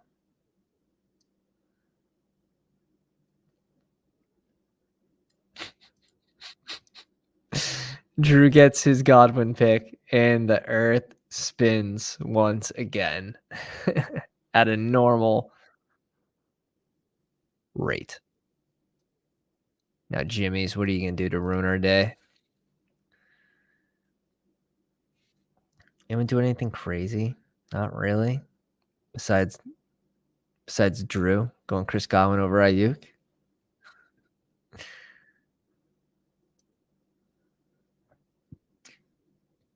Okay. Late QB's Goff, Jordan Love, Pickett for rushing upside. Yeah, that's fine. Can we do a Pomeranian next? How many likes are we at? Oh, man. I'm afraid to offer because you guys just keep hitting. Oh. We'll set this one to subscribers. We're at 703 subscribers. If we can get to 706, 3 subscribers. Because likeable, everyone's probably already liked the video. I think that's unfair. Deontay Johnson here makes a lot of sense, but I'm in the realm of having fun, and like I said, I'm trying to up my Kittle exposure, and that's what we're gonna do. And I'm also down to get one of these 3.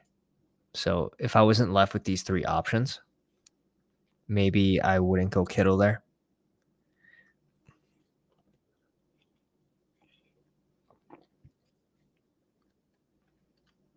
Nice. We're going Lockett. Oh, shit. We're at 705 subscribers. Oh, no. We only need one more. Oh, what did I do? What did I do? If we get this, God damn. Oh, no.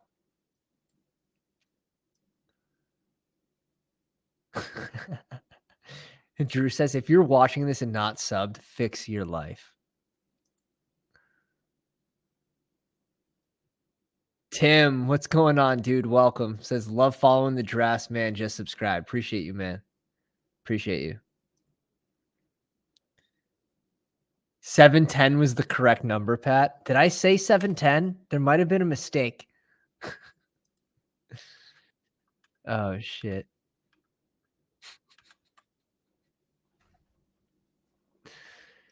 Max Payne. Max Payne.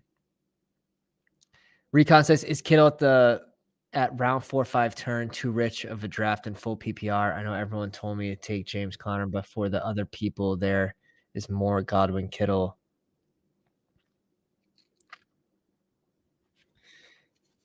I like Godwin there in full point PPR. DJ Moore, probably not as much in full point PPR. I put Godwin ahead of Moore.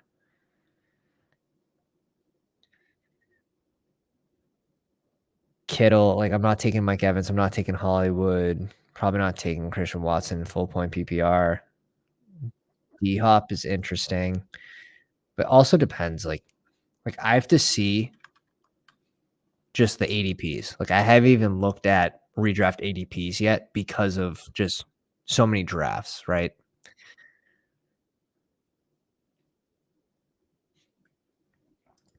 But once I can see the ADPs, I'll be able to give you a better answer. But where you're only starting 2 receivers and your first receiver is Jefferson, uh, maybe it's a 4 or 5 turn instead of selecting Ridley at the 2-3, or you were even selecting Ridley at the 2-3. You're going Hurts, Ramondre, and you're gonna have Jefferson. Supposedly. And everything, like, you can plan for those drafts, and then it always takes a turn. Even at my at-home leagues and my friends, it's the typical hardo group, like, fights happen because of fantasy football, and it's funny. It's all good fun, but, like, everyone is very, very into it, and, like, everyone has alerts on. It's that type of those types of rooms, which is fun.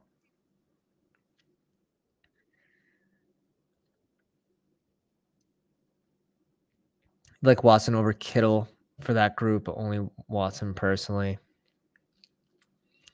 See, like, for tight end, I wouldn't even mind targeting, like, Pat Freiermuth or Waller, to be honest, in full point PPR. Jams, welcome to the live stream. So I saw your name and badge in the last draft. Figured you had to be streaming. Alan Fongtu was crazy. Oh yeah, you should go back for the reaction. I was going nuts. I was going nuts. That was fun. What's your name on Underdog? Is it Jams? Like, I don't even remember the names from last draft, to be honest.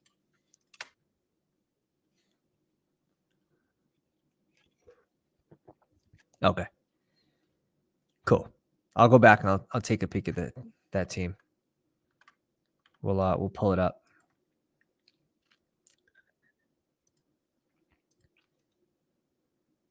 Completed.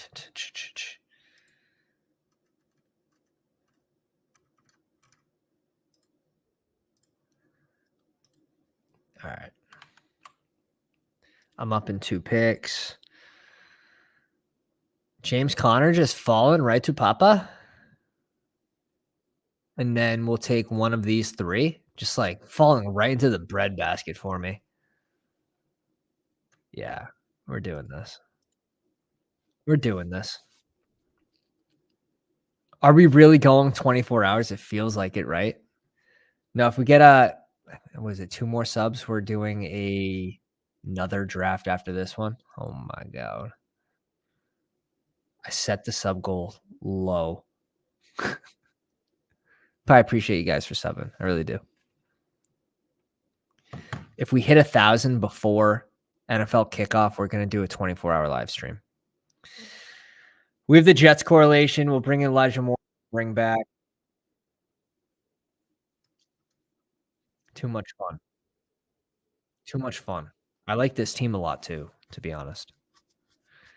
Could have gone Zay Flowers, but I'm really not too worried about having to bring back for Lamar. We could go a late Isaiah Likely.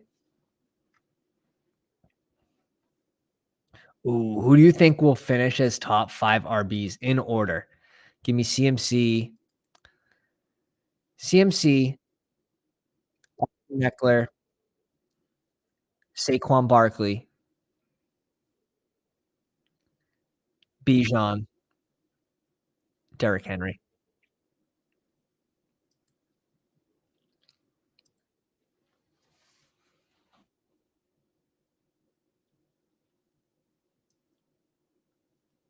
What's the strat for the 24-hour live stream? You're bringing on guests? Oh, 100%. 100%. Mason from Flock Fantasy said he'd come on. Felix will come on. We'll get Nick on. We'll get Drew on. We'll get some of the pounders in here too.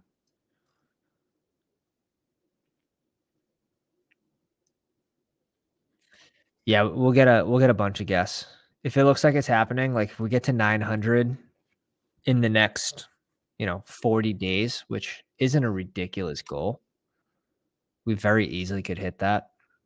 We'll get some pretty cool guests. See if we can get Pete Overzet and shit. I know Nez from uh Badge Bros. He's done a live stream with us. He's a cool dude. He'll pop on. So we just gotta plan it out a little bit.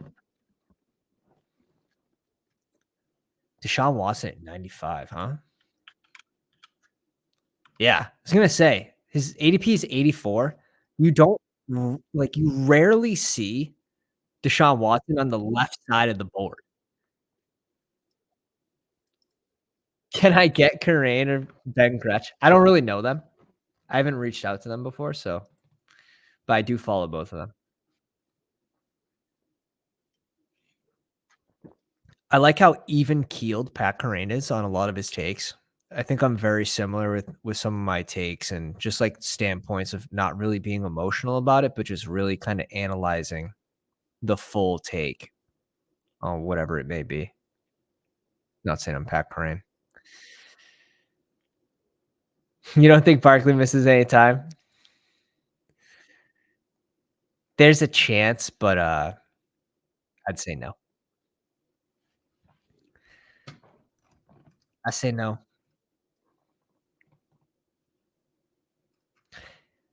But my risk tolerance is also probably a little higher. Now, if he weren't going to miss time, right? He wouldn't be going at pick 26. So if he doesn't miss time, you just got a 15, 16 overall pick with pick 26. So that's where the upside is with some of that unknown. Now, is there risk? Sure. There's definitely risk. But how do you win a tournament with 677,000 people? Somewhere along the way, you got to take a risk. For ours this stream, it's Josh Jacobs at 38. Christ.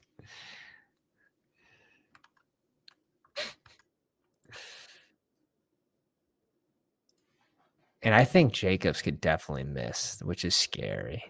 Scary.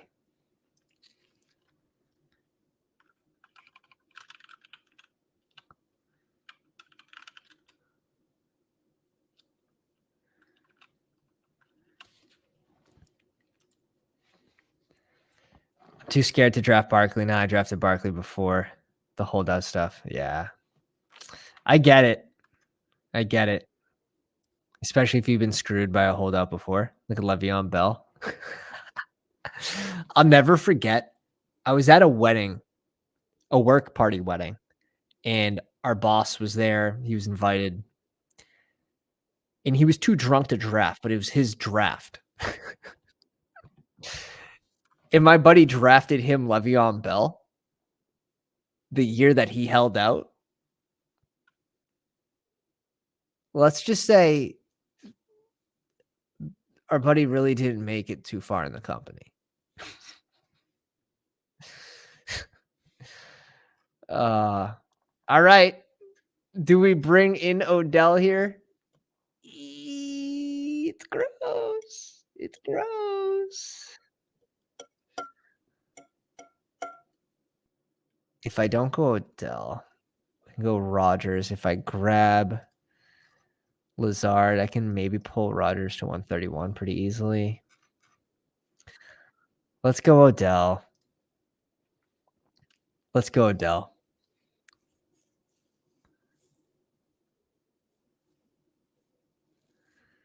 Please no. This is the second time I've drafted Odell. So out of 700 drafts. Think of the children. I love that.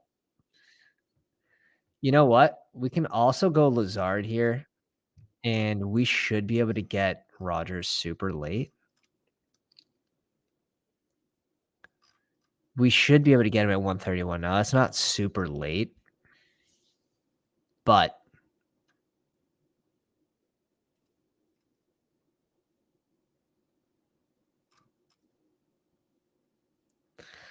Let's try it. Let's try it. We have the bring back with Elijah Moore. I think that'd be another good stack. I don't have a ton of Rodgers too, so trying something different. Drew says, "Imagine asking for subs and drafting OBJ." Hilarious, hilarious. It is correlated. We'll take the correlated Odell. Who's practicing? It's not like he's hurt. He is out there on the field practicing. I'm not going to sell anyone on the Odell pick. Purely an exposure, smooth out pick here. Oh my god. Is that my first? That's my first share for oh my god. Yeah. Can I don't even know how I can.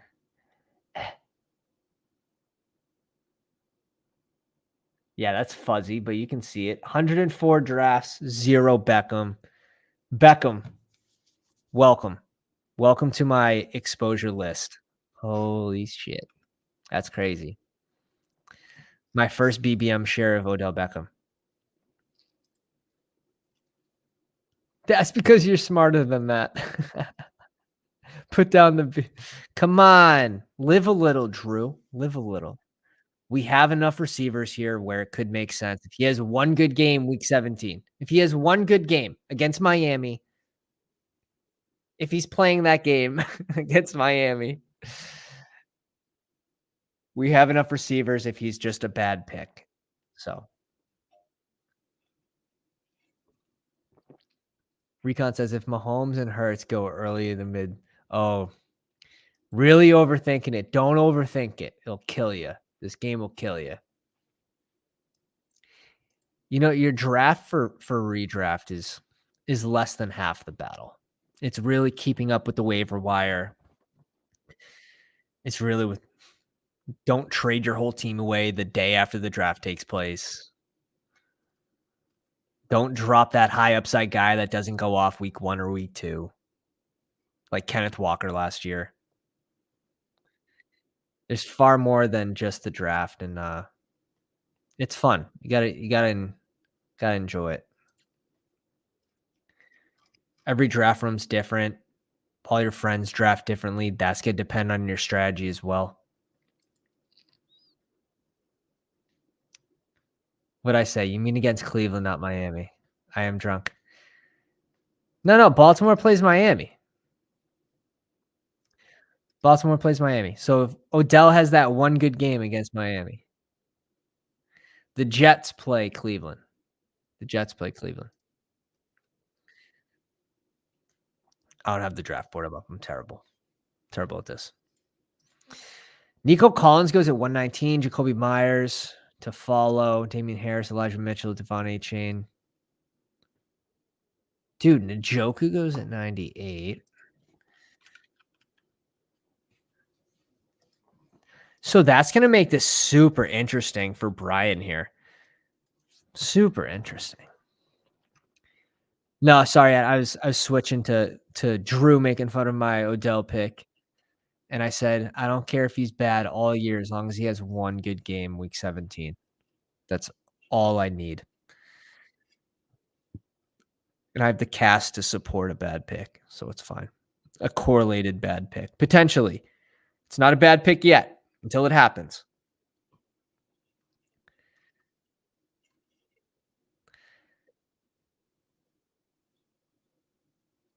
Watch them just go naked Rodgers right in front of my face.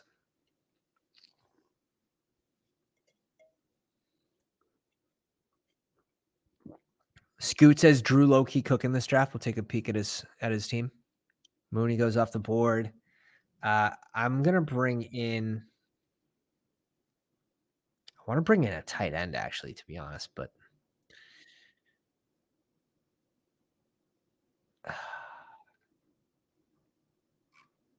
maybe I should go RB.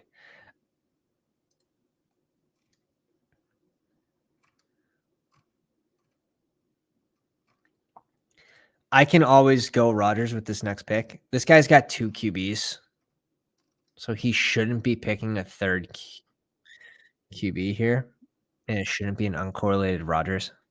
So we'll just take the RB in that range. So we did that correct. Um, could reach up for Algier here too. Could go a tight end. Greg Dulcich and Kittle share the same bye week. We don't have any correlation, which that doesn't really matter. Week 17 against Chargers. I don't really care about that right now. Um, we'll pull in a different stack. I don't have a ton of Rodgers teams. This seems like a good spot for it.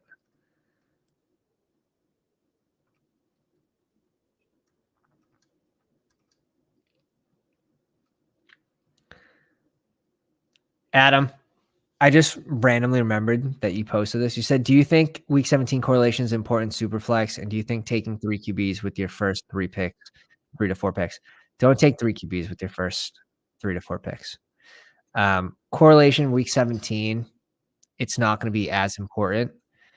Um, it's going to be more single stacks. If you get a bring back, great, but I'm not prioritizing that. You're just really making the best picks. Yeah. The best way to get an advantage, if you get like the 1 spot or 2 spot, is unless you're getting a fallen value at QB to come back to you at 24 or 23, I'm really going elite at QB. I'm pulling in probably 2 RBs back to back if I like what's there, or going RB wide receiver, and then I'm grabbing another RB with my next pick and potentially a QB there when it comes back, depending who's there, and really just smashing like mid to late round value QBs. Like let me peek the exposures. Like where does Ryan Tannehill go? Where does Desmond Ritter go? At the end of the drafts, I'm bringing in Marcus Mariota in case Jalen Hurts gets hurt.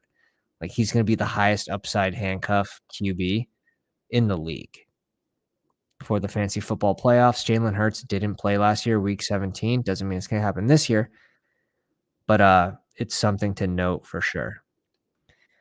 So like Ryan Tannehill goes at pick 105 right now. That's freaking nuts. That's nuts. So Mac Jones goes to 77, Ritter at 80. If you get that elite QB and then you find that next guy that takes a step, that's where you start making out in Superflex.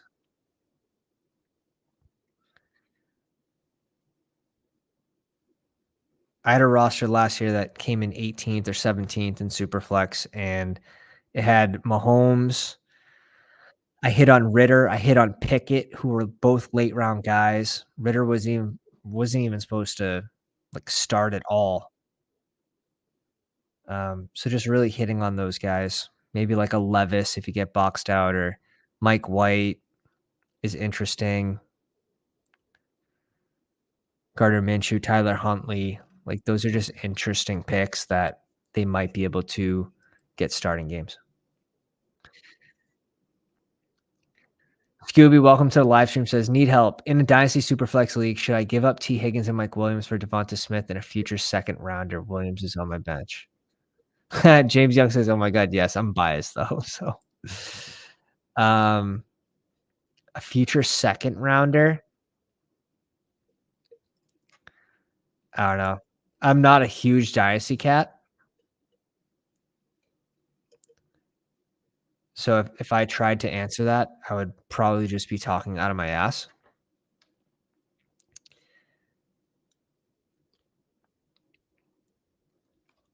Does he have Justin Herbert? Like, does he want to pair Williams with Herbert? Because if that's the case, you can always ask for more. How much is that stack worth to you? You know?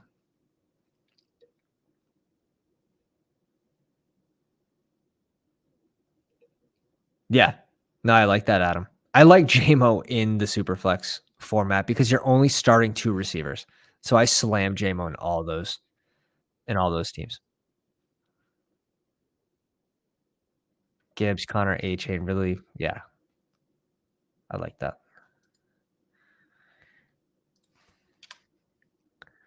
Oh shit. We got the sub. We're doing another one after this. This is nuts. You guys can keep me up all night. in a good way. Um, the Rashawn Johnson click here, for sure, for sure,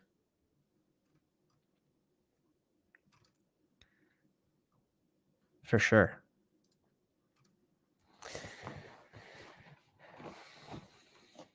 All right, we can go Rashid Shaheed. We can go Sam Laporta. Not going Donta Foreman here after we go Rashawn Johnson. We have Jamal Williams, who should have a nice role early into the season, which should supplement a rookie anyways, but we have James Conner and Josh Jacobs too. Um, I like the Tajay Spears pick for that reason, with having Jamal Williams to cover the early portion of the season, allow these guys to get a bigger role in the offense. And likely, like, I can go Conklin late to pair with Rodgers as well, so I'm fine there.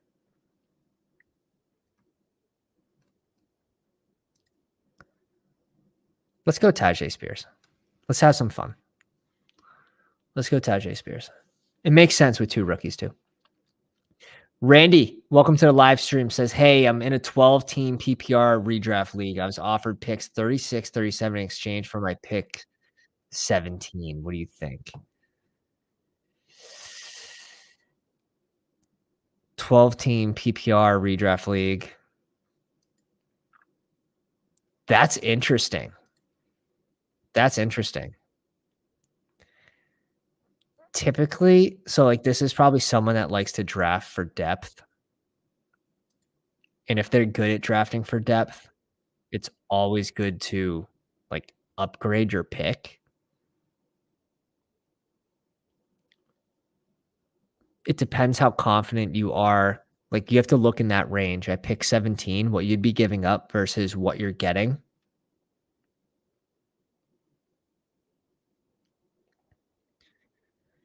Drew said he'd do it. 2 starters for 1.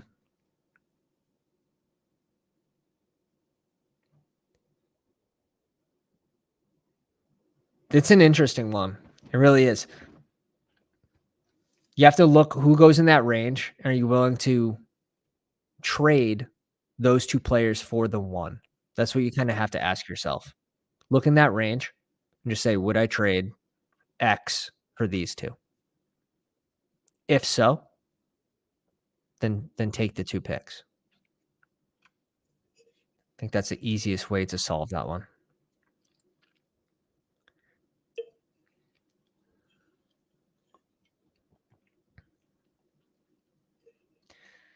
So I'd have pick 8, 32, 36, 37, 41. Yeah, go to that range for redraft, 12-man PPR, and just see who goes at 17, who goes at 36, 37, and see if you you would trade that 1 player for the 2. That's honestly the best way to do it. Yeah, Adam says Tannehill not getting benched with Hopkins signing. I agreed. 100% agree.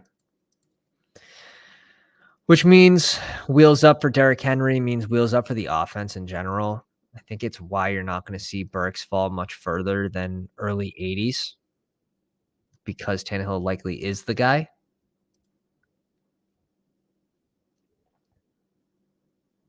Do you think it's bad to draft more than 3 QBs in Superflex? I had Bijan, so I drafted Tyler Heineke. No, that's fine. You can draft 4. You can draft 5 if you get the right price.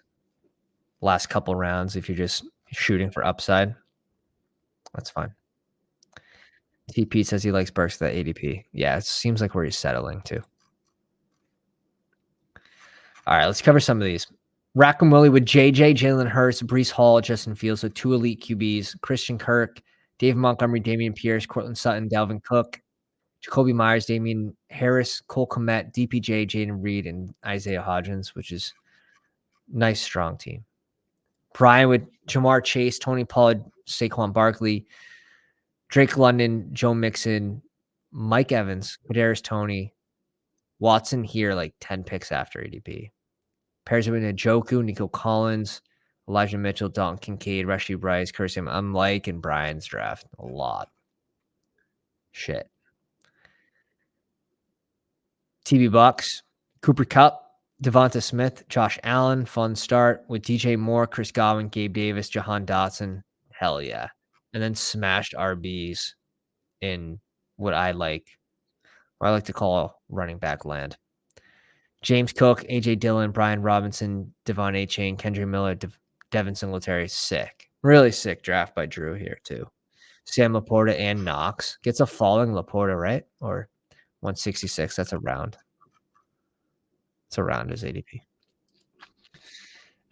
Do we luck out here with Tyquan Thornton? And can this guy afford to go Tyquan Thornton? Like, he really can't.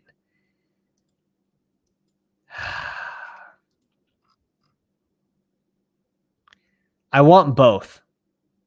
How do I get both? I think this is the best way. And if he gets sniped, I think I just go Gus Edwards.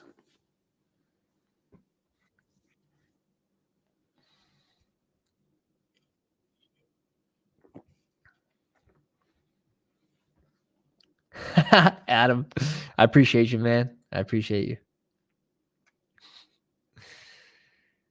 I'm sad. I'm sad it's not in a sexual way, dude. I'm really. All right, Gus, there goes one. It's got to be a tight end, though. I can go Conklin here, too. If Thornton gets sniped, we can go Conklin.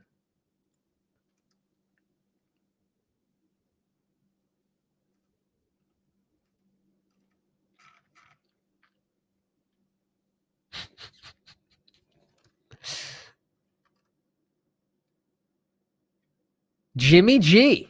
Didn't see the Jimmy G pick coming. 31 picks before ADP. I will tell you that. Yeah. Sorry. We'll grab Tyquan Thornton here at 182. Now that D-Hop's in Tennessee as well. Man, this guy made me sweat, dude, for no reason. You know what took him so long? He had to scroll down so far. Like that. Holy shit. Turn your mouse wheel into freaking autopilot. All right. We give up the correlation with Conklin to grab Tyquan Thornton. I think that's the right move, to be honest. We need another receiver here. And this team needs one more receiver and one more running back. It's either receiver, running back, or Garrett Wilson, Amon-Ra, Tyler Lockett, Elijah Moore, Odell Beckham, Al Lazard, Tyquan Thornton. It's going to depend who's there at receiver. Can you rank these guys? Chubb, Pollard, Saquon, JT. I have Chubb, Saquon, Pollard, JT. But it very easily could be Saquon, Chubb, JT, Pollard.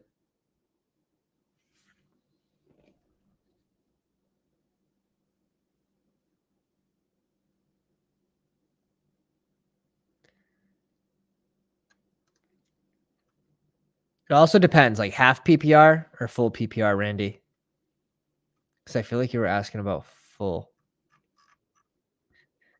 In full PPR, I would have it as Saquon, JT, Pollard, Chubb, to be honest. And then half PPR, Chubb goes at 2.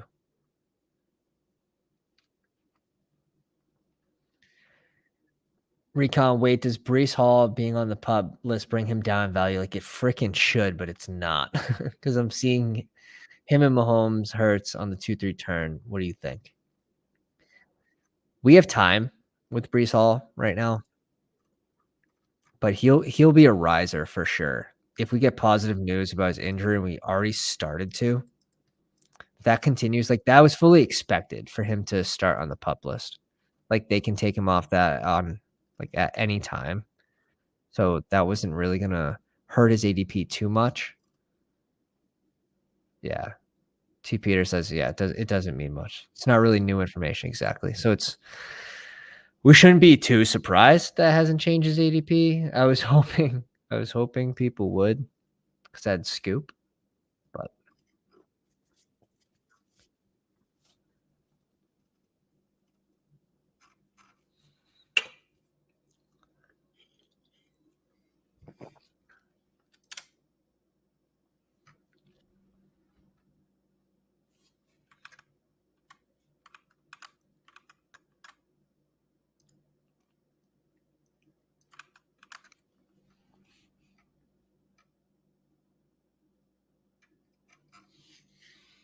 So we can't go Zamir White here, right? We have Josh Jacobs. Pick doesn't make sense.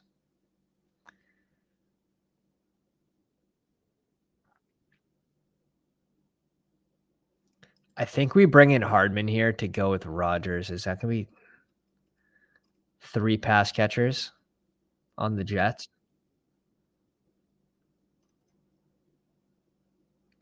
It's between Hardman or Marshall. I think we just lean on the side of correlation.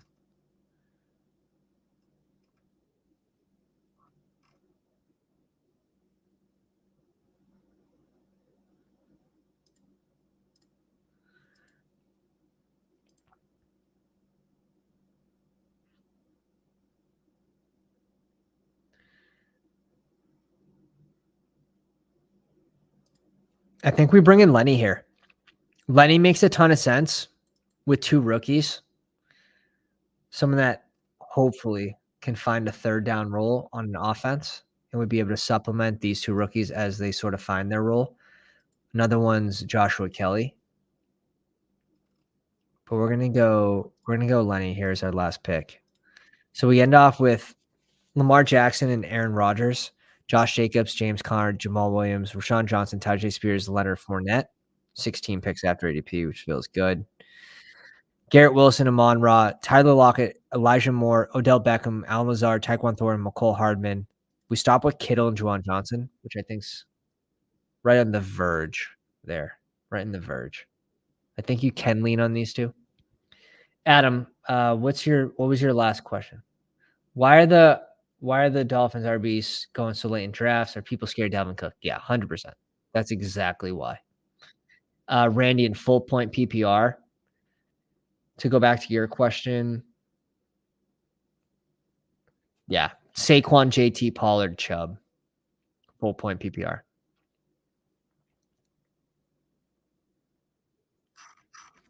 Saquon was pretty nutty last year. Caught 57 balls. I mean, Jonathan Taylor, we can't go by last year's stats, but 40 balls. Pollard went pretty nutty last year, 39 balls. And then Chubb's just not a pass catching RB. And I think you see less with this with Deshaun Watson as well.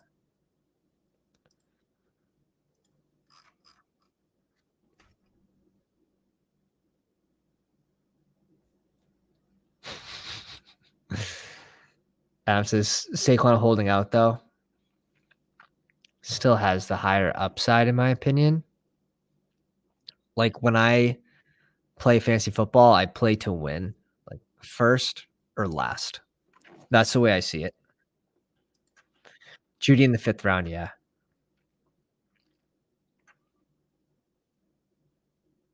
Harmon, like reception perception is not great for his like types of routes run, but he showed promise with Russ at the end of this season.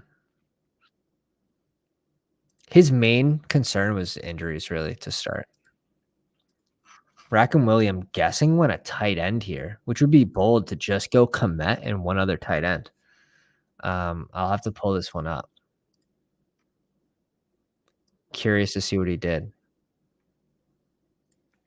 Very curious to see what he did. All right, we covered Rack and Willie's besides his last pick. He goes Luke Musgrave. Interesting. I think that's super thin at tight end.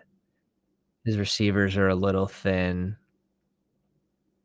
But that's what happens when you go 2 elite QBs. It's tough. It's a tough one. Brian with Deshaun, CJ Stroud, and Howell, Njoku, and Kincaid.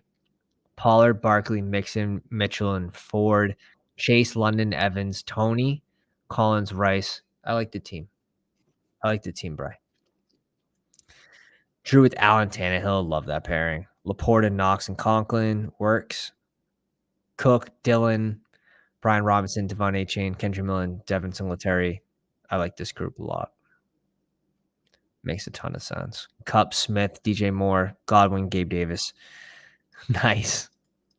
Nice. A little sleepy sleep. Now, DeAndre Hopkins definitely hurts this pick. Before, I was clicking him a little more, just kinda sprinkling him in, but, we'll see. King of Kings in the 5 spot, Joe Burrow and Captain Kirk. Andrews, Irv Smith, and Hurst. Walker, P. Ryan, Jerick McKinnon, Algier, Wilson, and Chase Brown. Tyreek Hill, T. Higgins, Jordan Addison, Quentin Johnson, Sky Moore, KJ Osborne, and John Mechie. I like the double here. A little more unique than the standard like Jefferson, Hawkinson. So I think you did get a little different here with your cousin stack, which is cool. Love to see that.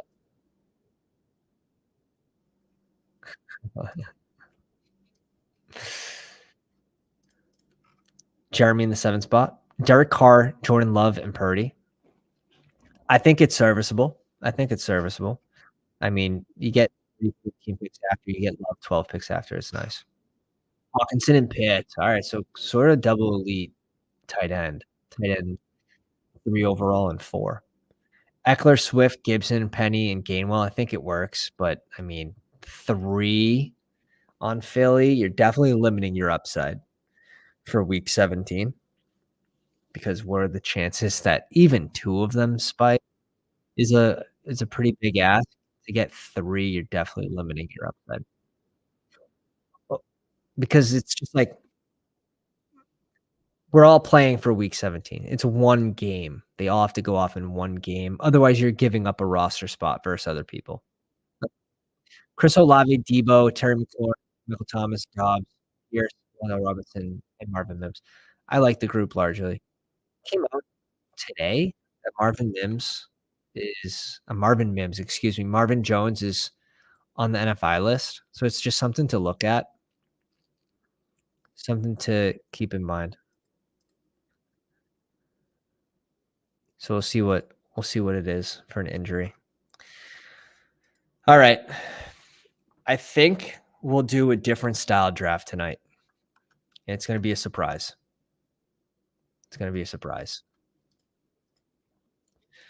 We're going to tip off the Discord members here. Have no fear. Not just the Discord member, the Patreon and the YouTube members that are in the secret society Discord channel. The typing is the join now. Just kidding. But yeah, we'll do one more tonight because you guys were absolutely savages and showed a ton of support, and I appreciate that. I really do.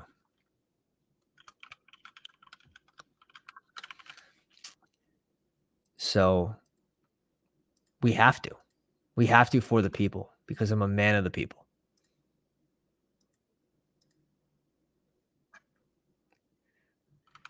Man of the people.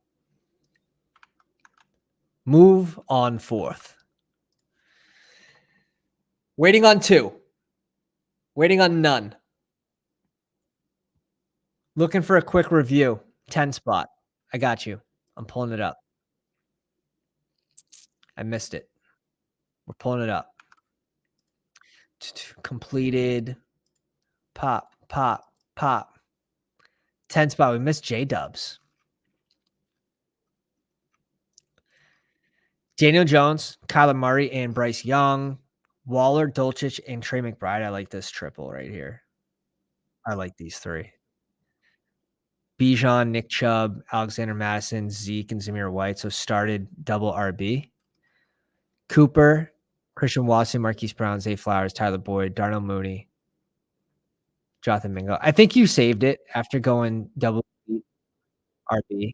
You pissed for a little bit, then you go RB tight end for a little bit, pick up a value QB with rushing upside.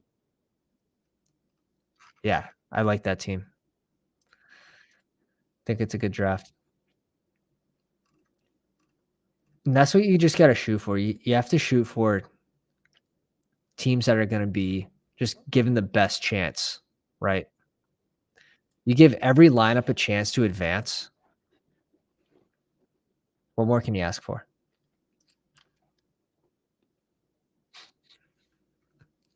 We get Ben in the 1 spot.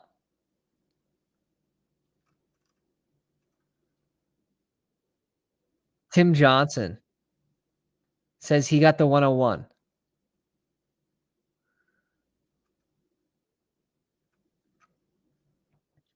Recon says, after everyone helping me stream, I create a structure 101 pick strat. Oh my god. What draft am I in? I'm in a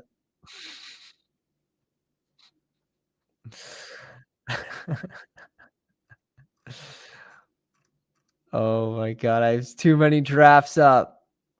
Where is it? It's gotta be this one. Okay. I was on a slow draft. That's hysterical. Oh shit. All right, Drewski's here, Brian, Fancy Dog. Tim is in this one at the 1 spot. Okay, I see you guys. King's here at 4. Let's go. Okay. We're in. I was just so confused. I'm like, I think he got overflowed. I joined 3 slows at the beginning of the stream.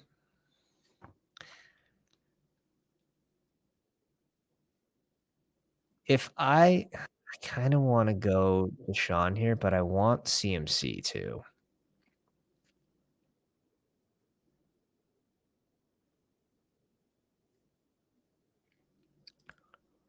Let's see what he does. It's very easy to click Tua and Hill here too. Tua and Hill. Tua and Hill. Yeah. Yeah. Big brained it. Big brained it. We'll bring in CMC. The fact that Daniel Jones makes it back to 24 is insane. That's insane.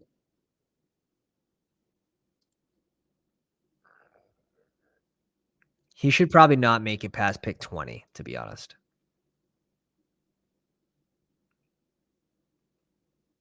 Mike, what happened? Talk about it. Talk about it.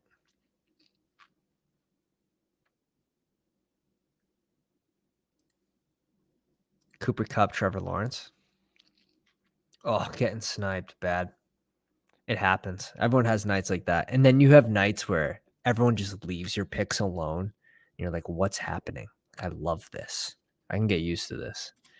Those are the nights that you don't stop drafting. Just keep going because they're rare.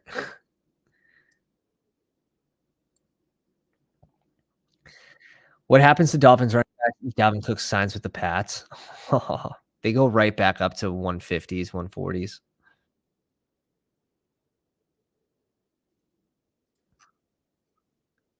Like Jeff Wilson goes right back. He goes right back. Maybe not that high.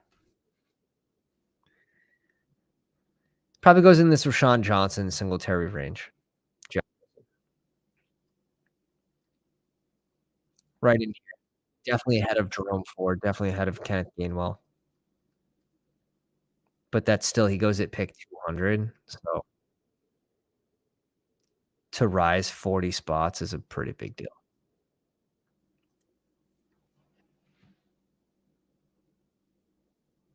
Brian bringing in Jefferson Kirk.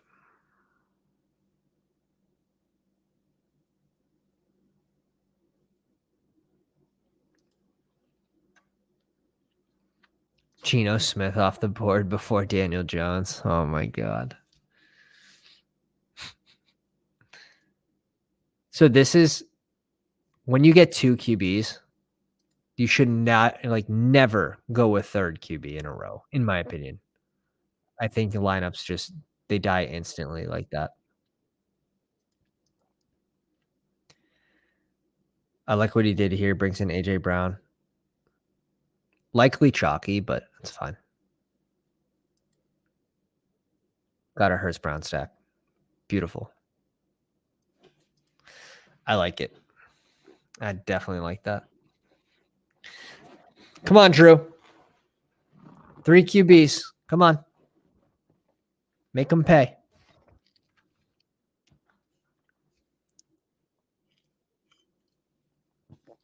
Make them pay. Oh, he does it. What a sick man. He actually did it. Fancy Dog made it into the live stream without even trying. My guy. This is the Gone Rogue sticker. We've gone rogue. If Saquon makes it back to us, we're going Saquon. If not, we'll go one of these 3 receivers, and then we'll likely bring in another running back. Because that's what we do. That's what we do in Superflex. We draft running backs. We draft elite running backs all the damn time.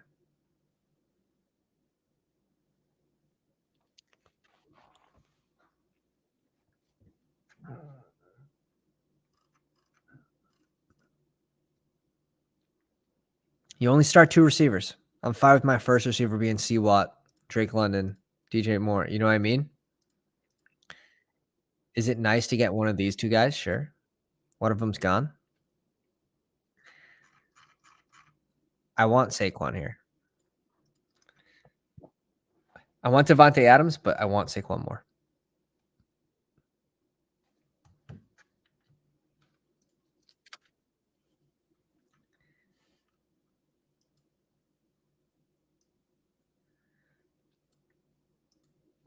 Oh, is he going to give us Devontae Adams here? Holy shit. Now we're cooking. Now we're cooking with hot sauce. Okay. Okay. So in this draft, you're starting 1 QB, 2 running backs, 2 receivers, 1 tight end, 1 flex, and 1 super flex. So one of the reasons you can go super RB heavy, you can go 4 elite RBs because you can start all 4. 2 in the RB spot, 1 in the super flex, 1 in the flex.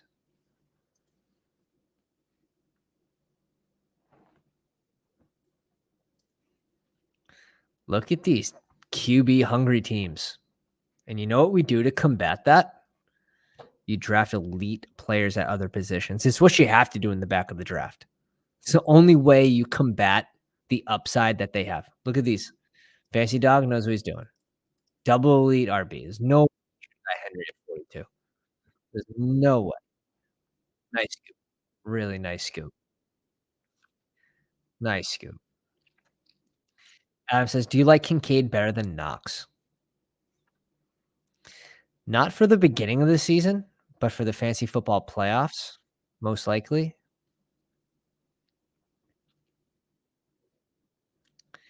It's tough to know what sort of role. Like they like Knox a lot, obviously.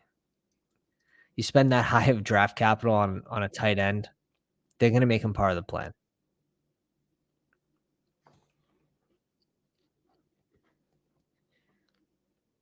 I don't mind seeing these wide receivers go off the board, to be honest.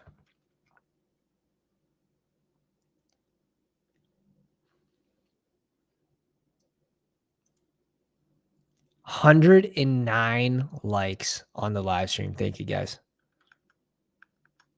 And if you're not already in our Discord, the link is in the description. The link is in the chat.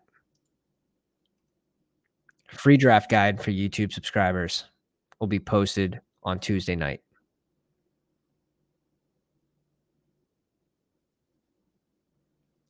Bestball Mania 4 in mind. Ooh, Max Sauce going Cup Chase Adams. That's pretty cool. That's pretty cool.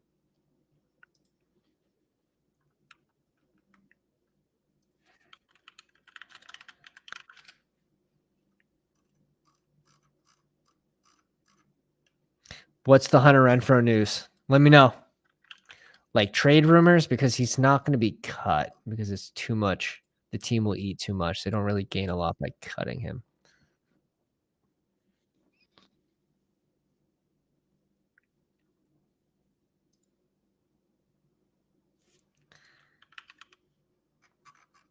Just need to see these ADPs. Okay, so he went at ADP.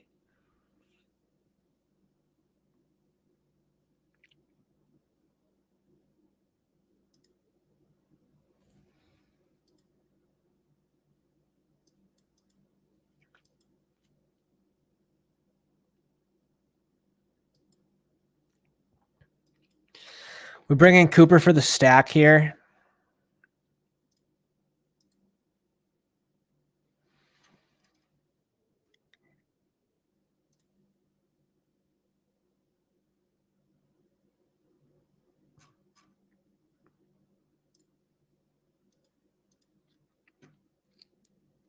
He goes Kyler Murray at 61. Okay. Let's bring in the Hawk machine.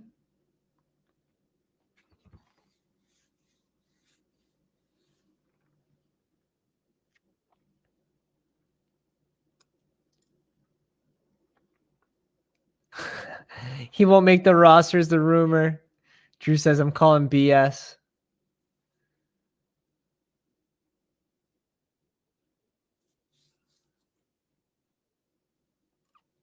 I'm not huge on Hunter Renfrow. I know people a lot smarter than me that are. I just never really. After they bring Myers there, you are drafting him for a trade, which I think is always sort of risky.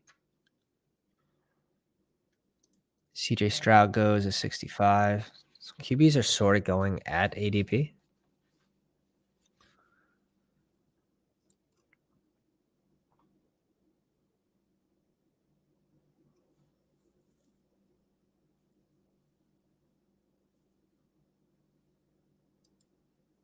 I would have liked Brees to fall back to us if teams weren't high on Brees, but we're in here with a bunch of pounders, so we weren't going to get Brees.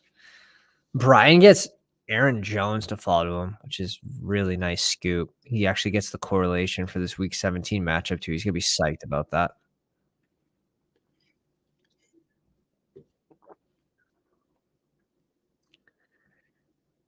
Denzel Mims, I mean, it's going to depend.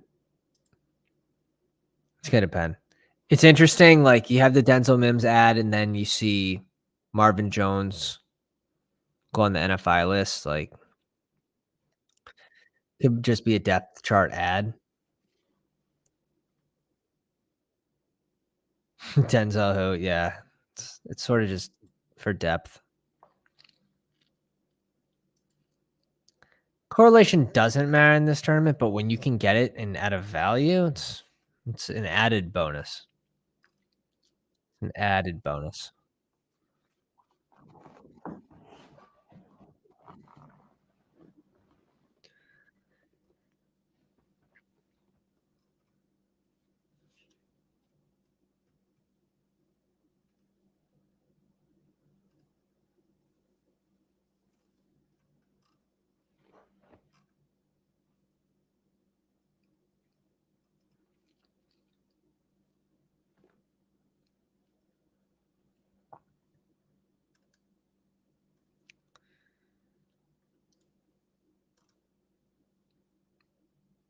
See these teams? Now they refuse to draft these QBs because it's tough to draft Sam Howell and Mac Jones over DeAndre Hopkins and Brandon Ayuk and these players. So we're going to get some values falling to us at QB. And these teams already have their QBs.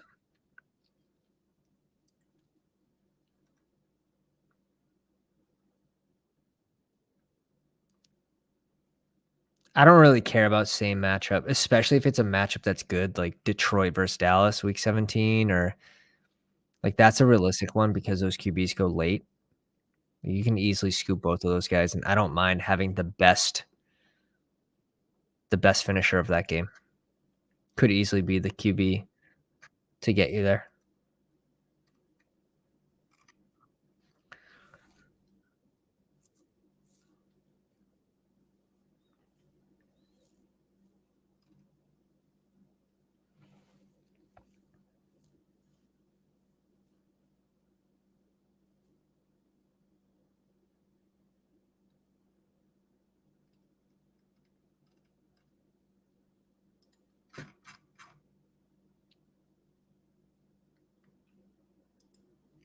I'm that guy. Let's see what he does. Let's see what he does. He goes Sandys and Goddard. RBs matter more than wide receivers. We're gonna bring in Dameon Pierce here.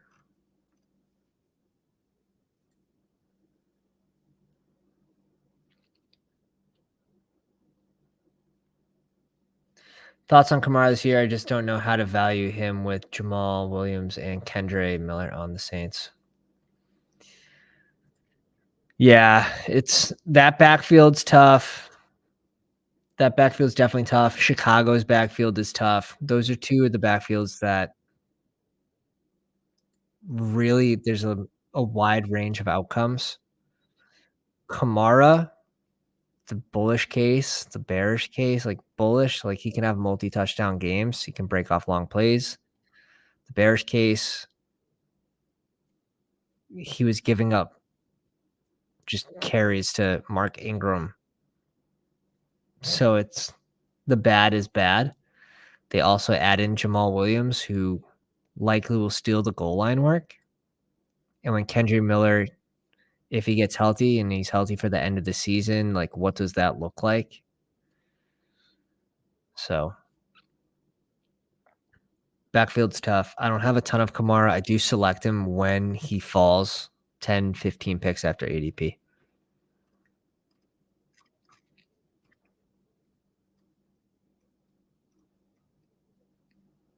And like with this type of format, like you can just slam wide receivers. You can slam wide receivers late and it's fine. Just pick guys that have high ceilings. Um, a lot of them go after ADP. People are going to be catching up at running back where you don't want to be selecting running backs after this range. You want to have your guys basically. Shouldn't say you don't want to have to select running backs. Like you're going to pick some high upside RBs in that range too, but I want to have my main guys because the fall offs much harder than it is at wide receiver. Like you get to hear, and would you want Jerome Ford or do you want to be picking someone that can spike into the lineup on any given week with KJ Osborne, Alec Pierce, Tyquan Thornton, Rashid Shaheed?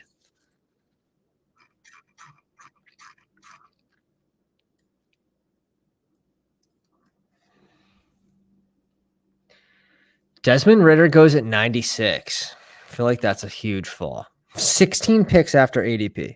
Huge fall, and it goes to the Jalen Hurts, Daniel Jones team. Love this team. Love this team. So sick. So sick.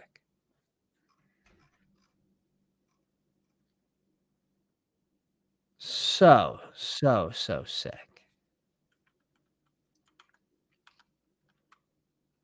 And then brings in Rashad White. I probably would have gone Connor. I was hoping Connor would make it back to me at 107. I guess that was wishful thinking as well. So I am glad we went Pierce. All right. I don't think there's any starting QBs left, right? Does anyone count Baker Mayfield as a starting QB?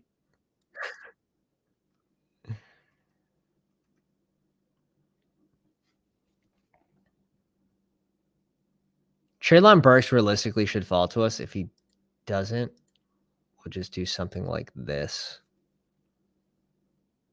This is a roster where we can support Javonte Williams. This is a roster where we can support some of these other players that might be suspended, hurt to start the season, stuff like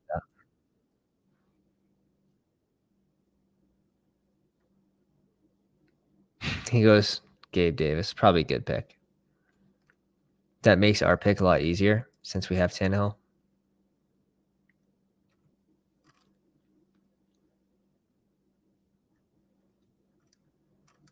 Yeah, I don't think Baker does a lot for my team, though.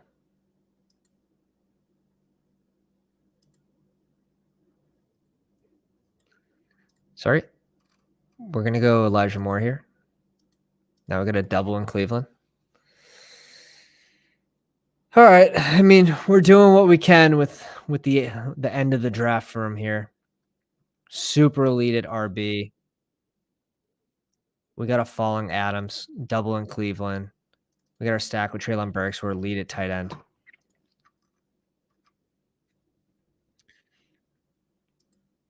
we'll definitely have to go like late, high upside QBs that have the potential to get into the lineup.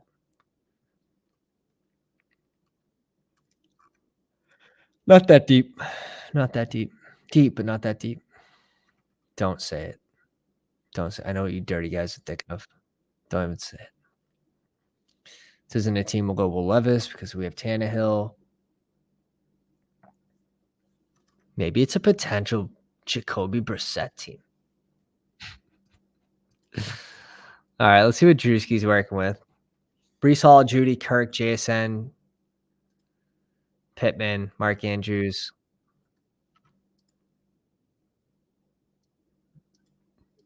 I like the JMO pick here. Now, is he allocating too much at wide receiver? Right now, he is, if he continues. But maybe he'll come to a stop.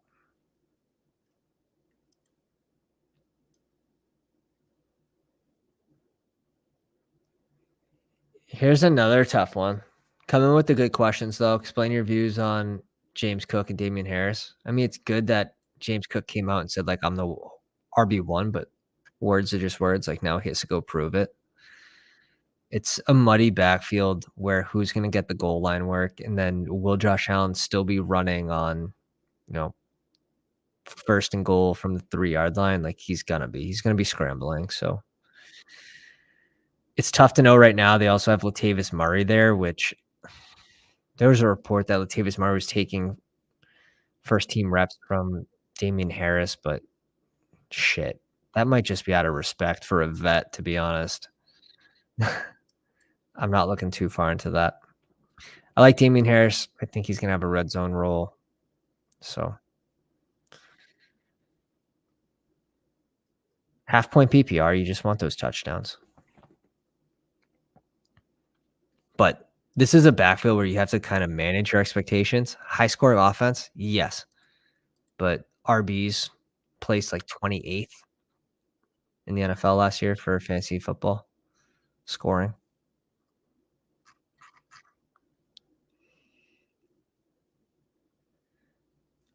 What do we want to do here?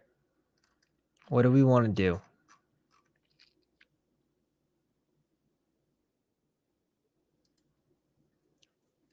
What do we want to do? The Chiggy pick kind of hurts my soul a little bit because I don't know why he did that. I want him to explain himself.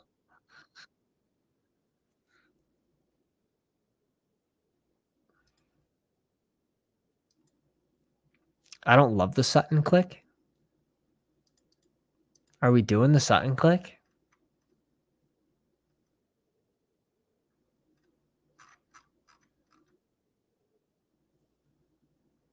Gibson looked better last year, but Gibson wasn't shot multiple times in the leg and ass.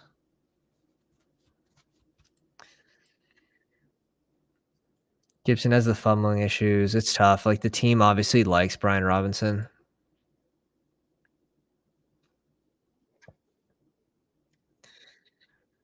We'll see. We'll see. Like, Brian Robinson has that as his excuse last year. But Gibson definitely looked better. He definitely looked better. I'm cool with yeah, we're not going Mitchell. We'll go A-Chain here.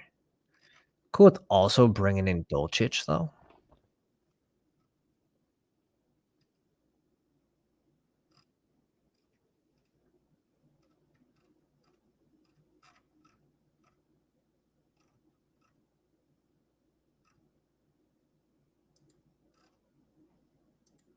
Let's bring in Greg Dolchich.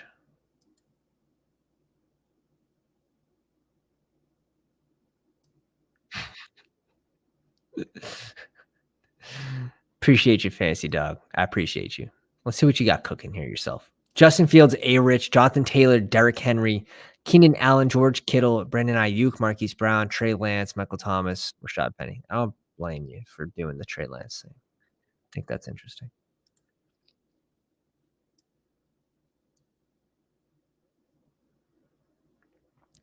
Are you high on Kenneth Walker for an RB2 rule full PPR? Yeah. Yeah, I am. Now, what's it gonna look like towards the end of the season, week 15, 16, 17 with Sharps? It's gonna depend. It's gonna depend. I feel like Pete's always had that one guy though that he uses, but he's always wanted to have like 2. Chris Carson and Rashad Penny, there was injuries, so we could see a running back by committee by the end of the year or even sooner. Like Kenneth Walker in full point PPR, if he gives up work to Sharps on 3rd down, it's gonna really hurt him. It's gonna really hurt him. So, it depends who else is going in that range. I might look somewhere else.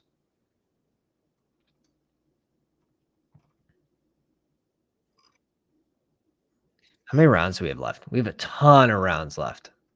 And where we're gonna be stacked at running back, where we're gonna be stacked at receiver, we're even stacking at tight end too, we're gonna be able to take these shots late on maybe even 3 QBs and try to hit on 1 or 2, and if 2 hit, like, hello, we're creating, you know, creating a little super team. That's how it works. So, like, maybe we just plan on Lamar Jackson getting hurt, you know, plan on a Mac Jones sitting or Marcus Mariota with, like, both of these guys being rushing QBs, it higher the chance of them getting hurt. Mike White with the 2, concussions, but Mike White, I guess, has had trouble. So struggling this spring. We'll see. He just got there.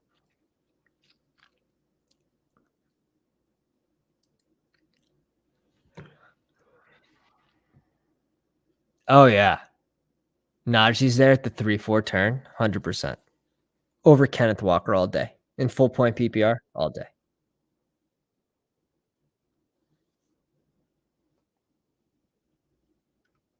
Yeah, I could have skipped Sutton here for sure. But, I also think there's a tear drop off after Sutton. Sutton hasn't been the same since the knee injury, but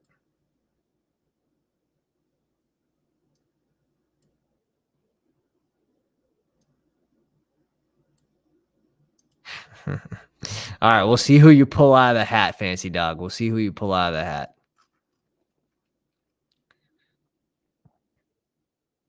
No more QB since Baker has gone off. Nico Collins going at 150. And see these RBs pulled up. See how they're pulled up? Going in front of Nico Collins and Darnell Mooney.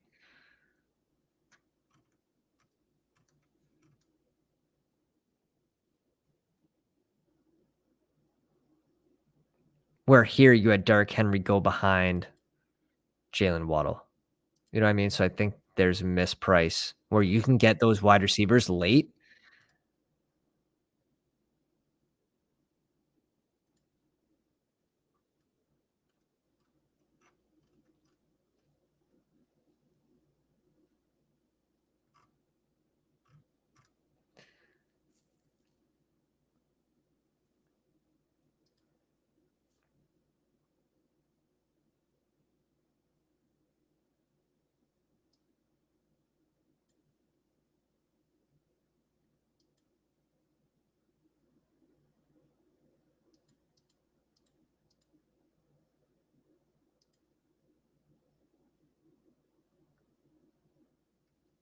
Let's go Zay Jones here.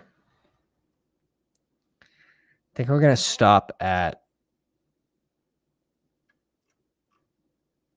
we'll see how many receivers. We're done at tight end. Like, I'm done at tight end. Go Gallup here. Gallup, Rice, Osborne.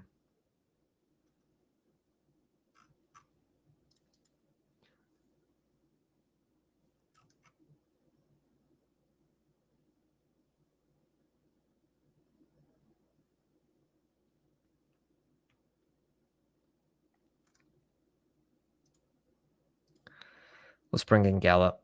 I think we're done at receiver too. If anything, we'll do one more receiver because it's 20 rounds. This is probably going to be end up 4 QB, 4 or 5 QB. Najee or Gibbs?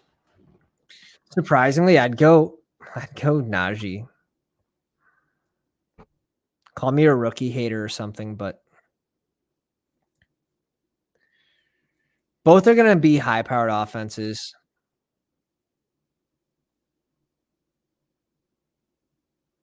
That might be a little optimistic for Pittsburgh, but upgrades to O-line, several upgrades to O-line. Additions to the offense. My worry for Gibbs is David Montgomery taking the goal line work, like we saw Detroit give the goal line work to Jamal Williams last year. That's my main concern for Gibbs. What if I already have Bijan? Would Bijan be bad? No, it's not bad because, yes, they're rookies, but they're not gonna start slow necessarily, not like a Tajay Spears or, someone that would have to, like, earn their role on the team. These guys, they're drafted so early, and they kinda make a role around that player. They plan for those players. They make plays for those players specifically.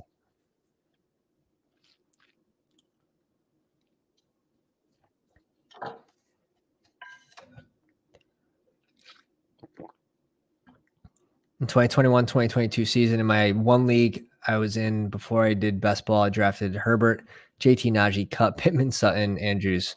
Start 2 receivers and 1 flex. Won the league so easily when my opponent had a 50-point chase. Oh, damn. Damn, that's a good win. If you survive that, that's a good win. I took my buddy out with that game. I also had Kamara on that 6 touchdown game a couple years back. Gross ways to win. Gross ways to win. My most disgusting win. This is like, man, how long ago? 9 years ago.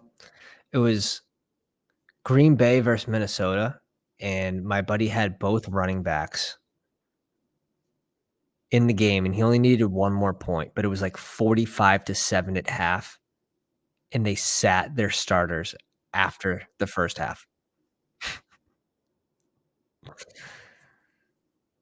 Absolutely insane. Insane. I'll have to go back and find that because I don't remember who the RBs were.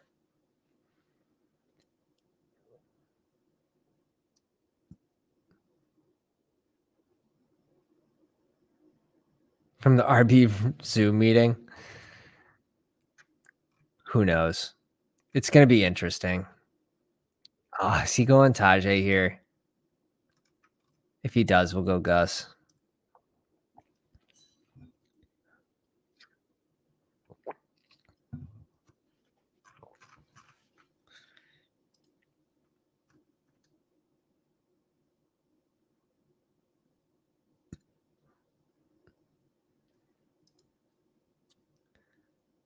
He's gonna bring it all the way down. All the way down, triple zeros. Just to go Tajay Spears.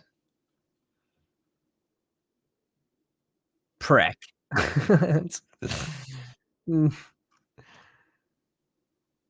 That's the nicest thing I could have said about him. Ass. All right.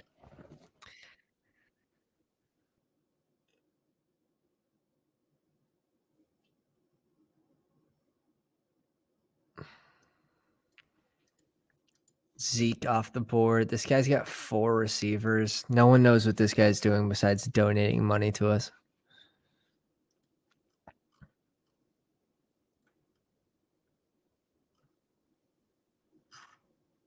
Poor guy. Poor guy just needs a little bit of guidance. He's got 3 tight ends, 6 RBs, 4 receivers. Shit. I get it. Jeff Wilson here.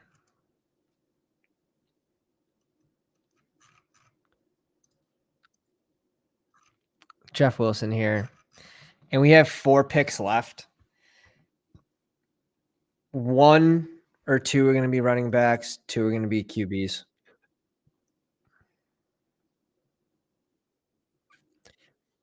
No, it doesn't matter right now.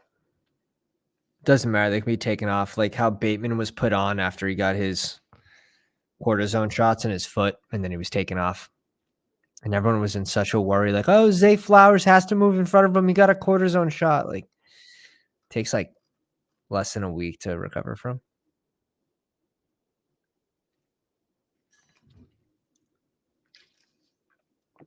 It's funny how much better I'd feel about my team if I just got the Najee pick here, but we get Gus Edwards.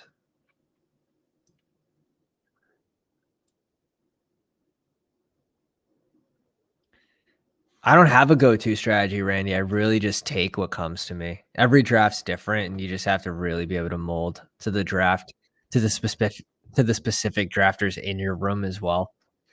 It's really tough to go in there with one mindset, say, "I'm gonna execute X," and then, like, all these other things happen, and you're still trying to force that, your favorite way of doing it. Now, back in the day, I used to be just hammering the late QB strategy, and I would target, like, Tony Romo, Jameis Winston, those guys, Cam Newton, like, off the waiver like, those were the days for late QB. It's different now, but that was a strategy that was, like, proven and would work year after year after year. There's nothing really like that right now. Elite tight ends give you a boost, elite QBs can give you a boost, but also finding the value play and redraft's just so different where you're looking for that weekly floor and ceiling at the same time. It's so much different from best ball strategy where you're just constantly looking for ceiling and you don't care about floor because you just have someone else that will spike into the lineup.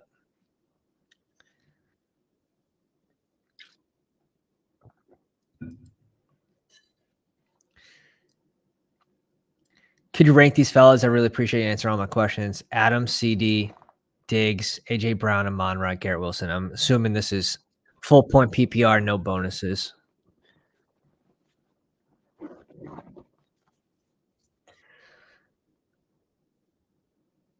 I like this one. I like this question a lot. Let's surprise some people. Let's go CD, Adams, Diggs, Amon-Ra, Garrett Wilson, AJ Brown. Let's surprise some people.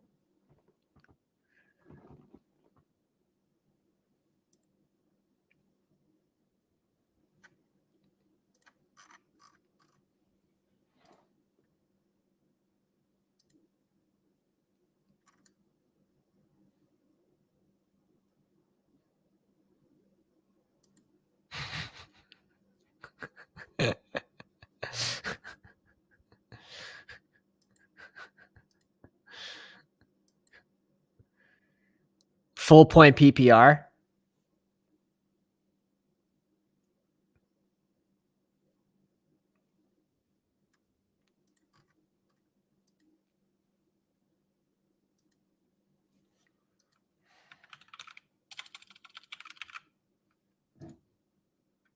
$88 catches, shit ton of yards, like no doubt.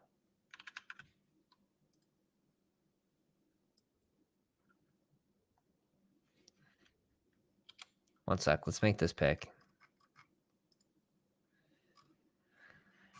We need a running back and we need a QB. Let's go Huntley.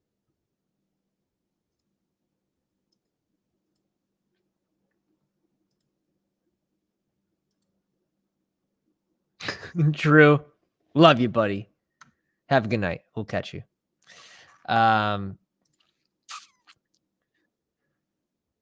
Where were we? Checking catches last season. Diggs 110, Adams 100, 1,500 yards, 14 touchdowns. Diggs have what? 1,400 yards, 11 touchdowns. CD 107, 1,359, 9 touchdowns, but Schultz is removed from the offense. Diggs gets another receiver, but it won't matter. Like, Diggs is gonna get his. Amon-Ra, 106 catches.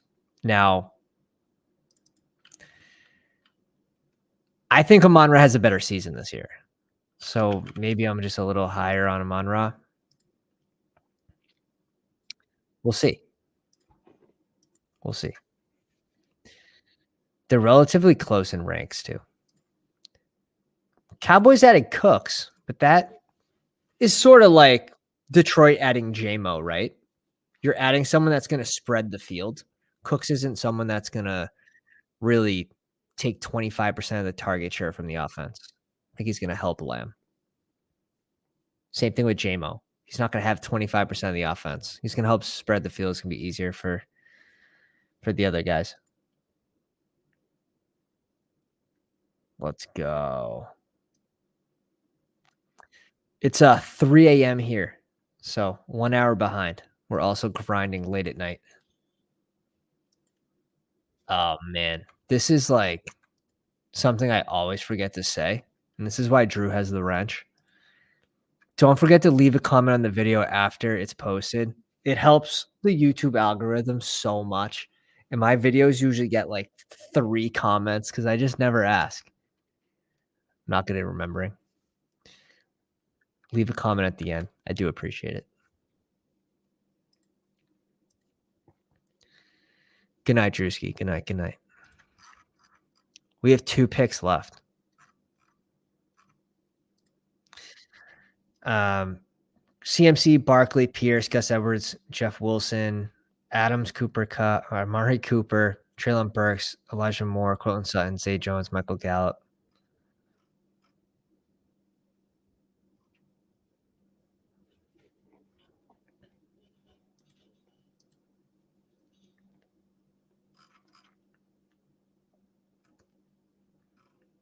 The back end of the draft blows.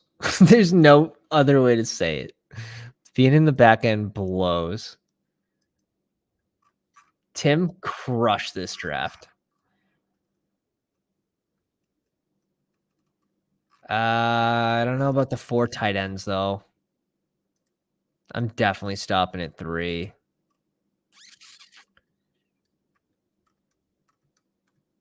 I still like the team. Like, it's not a complete decider for me, but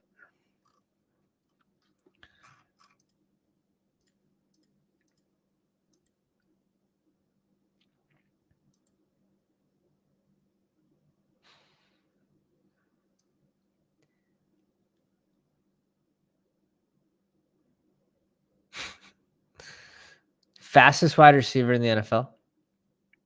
Tell me it's not Chosen Anderson. Sorry if you already answered this, but how do you feel about Lamar Andrew stack? I love it. I love it.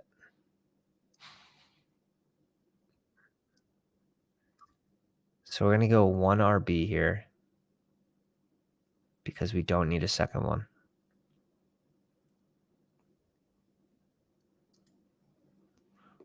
Let's go with CEH.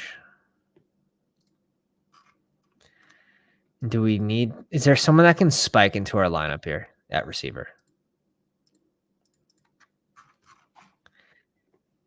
4, 6, 7, 2. We only need to start 2. Adams, Cooper, Burks, Elijah Moore. I think I need another receiver with this group. I don't mind Mac Hollins. Cedric Tillman's interesting too. But we already have 2 pass catchers on Cleveland. Trent Sherfield.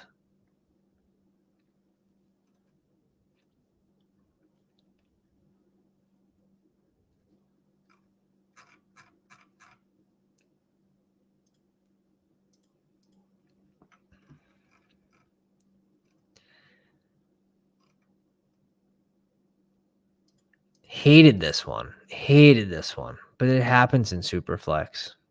It happens. I like the start too. through 4 rounds, even through 5 rounds with Cooper, pairing it with Deshaun.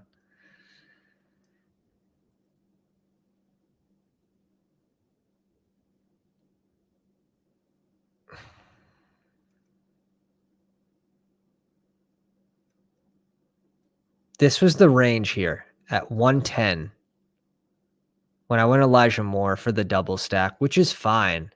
I wanted one of these RBs to come back to me, and they all went off the board, even Khalil Herbert. So then I went Sutton, and I think this Sutton pick's sort of where the draft went downhill, if I'm just kind of identifying it quickly. And then I go Dulcich because I don't wanna go one of these RBs. I think someone already said it, like, A-Chain should have been there instead of Courtland Sutton. I guess that's what I would change.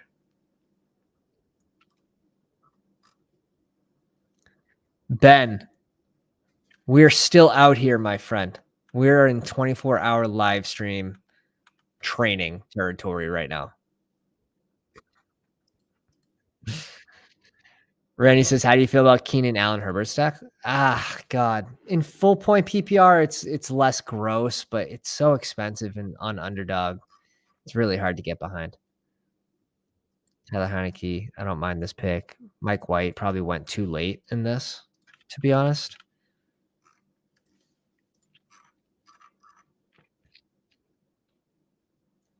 But yeah, that was a fun one.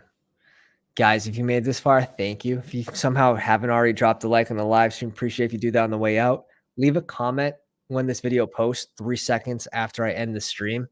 Appreciate everyone coming out tonight. A lot of fun. We crushed 5 drafts, I think, on the live stream, and we'll be back not tomorrow, but the next day on Tuesday. And the draft guide for Best Ball Mania 4 will be fully complete, free for the YouTube subscribers in the Discord. Link in the description, link in the chat. Love you guys. Have a good night. Pounders.